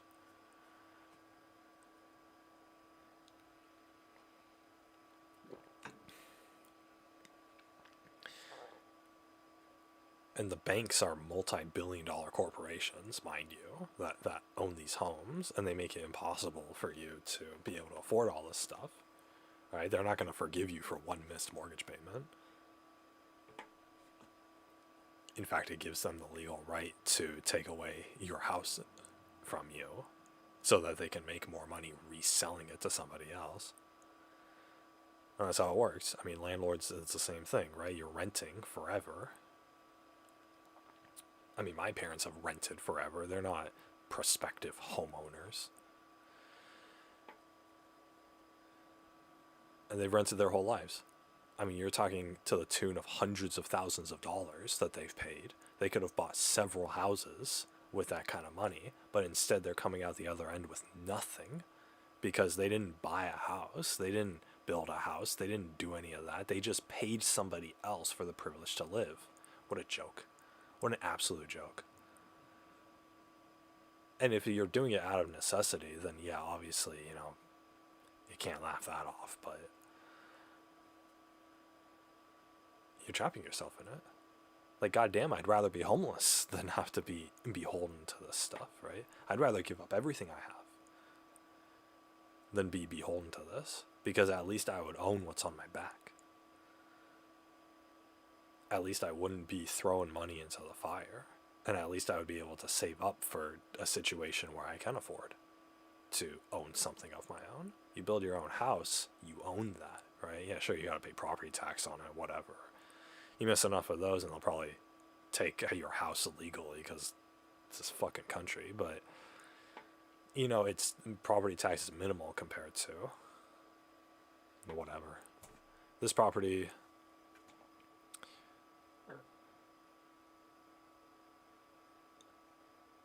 tax is $1,100. That's about $100 a month. I'll pay $100 a month. That's a hell of a lot cheaper than, most other places. Although, actually, that doesn't seem that cheap, to be honest. They're probably going to value my home at a really high rate. Wait, why is property tax a 1/15 of... Whoa. Property tax, Illinois.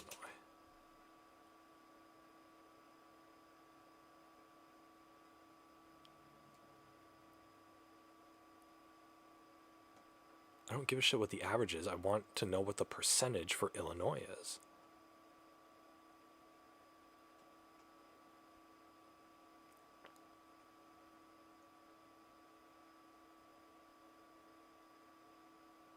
There are over 8,000 different taxing authorities. What the fuck?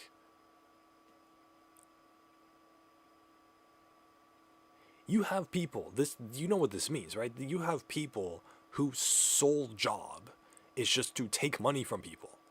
That's all it is, to legally take money from people in the form of taxes, whatever.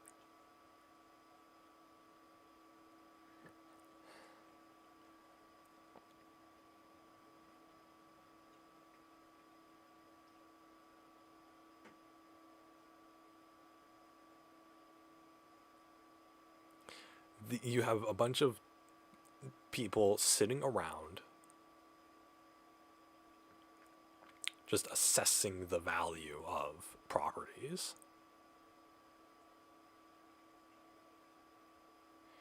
Where is this?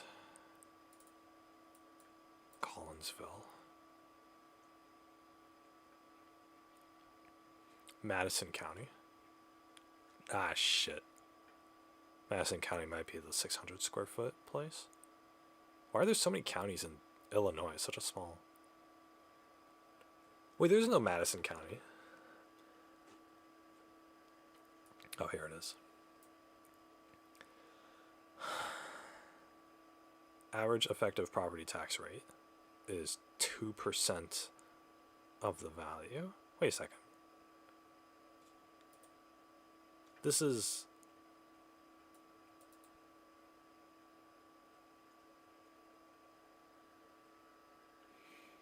The tax assessment is 15 grand on this property. Why did they have to pay $1,000 on the property? That doesn't make any sense.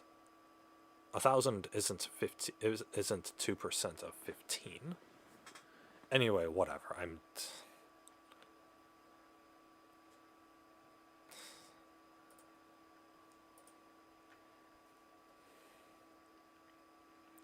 2%. That should be 2% annual, right?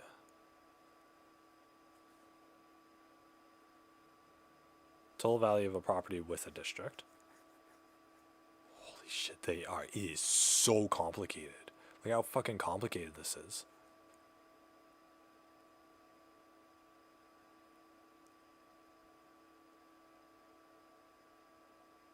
A fucking board. The county board assesses the value of your property. My fucking god. What a joke. What a joke. It's just a bunch of fucking bureaucrats sitting around a horseshoe table judging the value and saying, yes, we determined that we should take this much money from this citizen. We determined we should take this much money from the homeowner.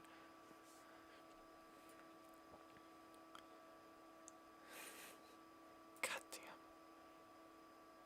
I understand property tax, but they're attacking the wrong people. You want to get out of this cycle of renting and you own your own home. And they're penalizing you for it by making you pay property tax. I mean, whatever, right? If it's a 2% property rate, tax rate, then that means that I'm going to have to repay the total cost of my house over the next 50 years. Okay?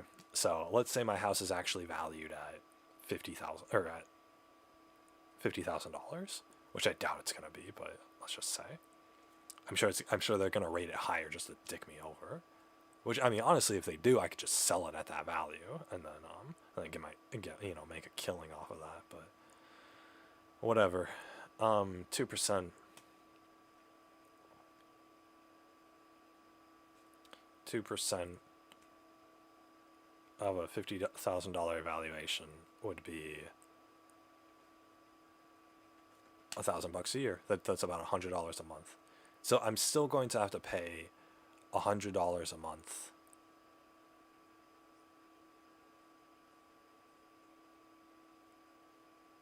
to afford, or to have the privilege of living. Oh, fucking boy.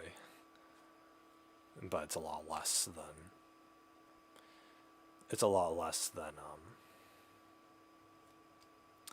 whatchamacallit, than otherwise. And I mean, with the government benefits that Illinois gives, I mean, that should make up for it, hopefully.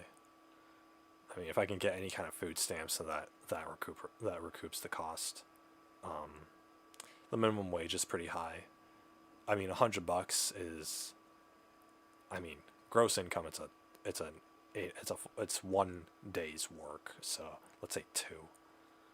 So I'm gonna have to work 2 days a month to be able to afford the property tax every month for the rest of my life. But fuck it.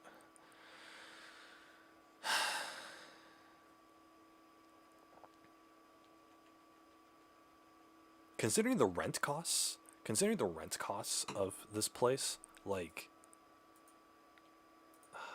where apartments.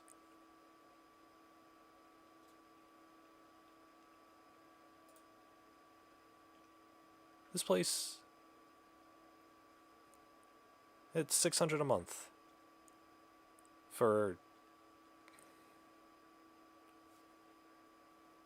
for an apartment. I mean, yeah, this place probably gets cold during the winter, but fuck it. God. $600 a month. I mean, look, if it's not the end of the world, I could just move to Illinois. just rent, whatever. Yeah, it's gonna be guzzling my money, but fuck it. If I have to pay $600 a month for rent, okay, first off, I'm making 12 an hour. I'm gonna get dicked with taxes. So let's say that I'm actually, every hour that I work, I'm actually gonna take home $9 an hour. Okay. If I get an apartment that is $575 a month, and I divide that by, wrong number. 575, and I divide that by my hourly rate, 64 hours. I'm gonna have to work. Wait a second. Wait. I'm gonna have to work 64 hours a month to afford that place. If I get part-time work, which is 20 hours a week, then I'm gonna be pulling about 80 to 90 hours a month. So, give or take.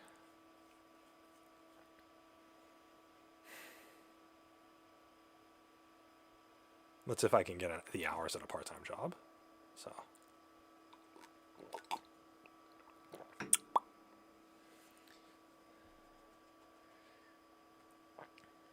I mean, if I work 80 hours a month and I subtract it from that cost, then I'm going to have 16 hours left over times 9. Is going to be able to worry about this. Okay. So if I work 20 hours a week at a part-time job on minimum wage, then I am... and then I pay rent on a place like this, I'm going to have $144 left over. Wait a second. 80 hours a month times... Ah, shit. Okay, so if my rent is actually $700 a month,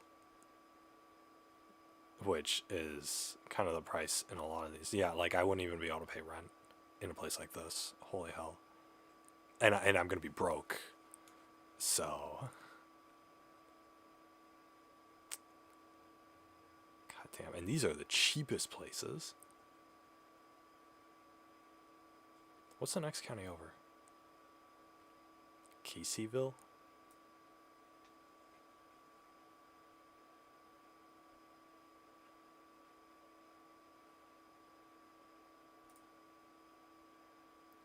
Wait, are these like senior communities? I swear to God. Coin Op Laundry Room.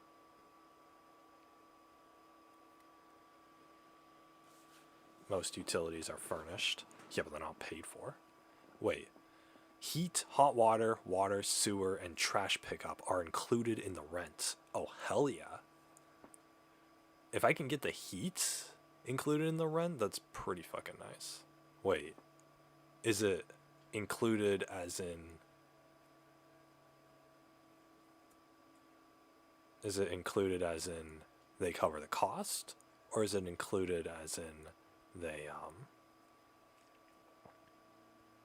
they're just going to charge me with the rent? Because if they're just going to charge me extra with the rent, then I'm chopping my own firewood. Like, I'm not dealing with this. So, God damn, it probably gets really cold. I mean, it snows here, so if that's any indicator.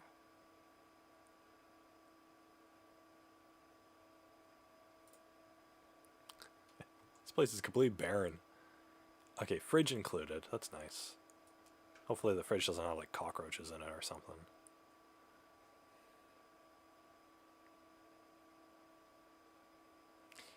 Okay.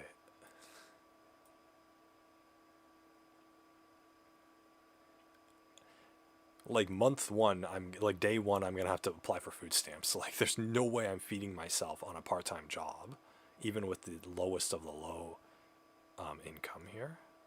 God damn. I'm either gonna have to work a full-time job or I'm going to have to, you know, live with somebody who can bring in an income. God, life is not gonna be fucking easy, is it? It's ridiculous. It's a nice place, though.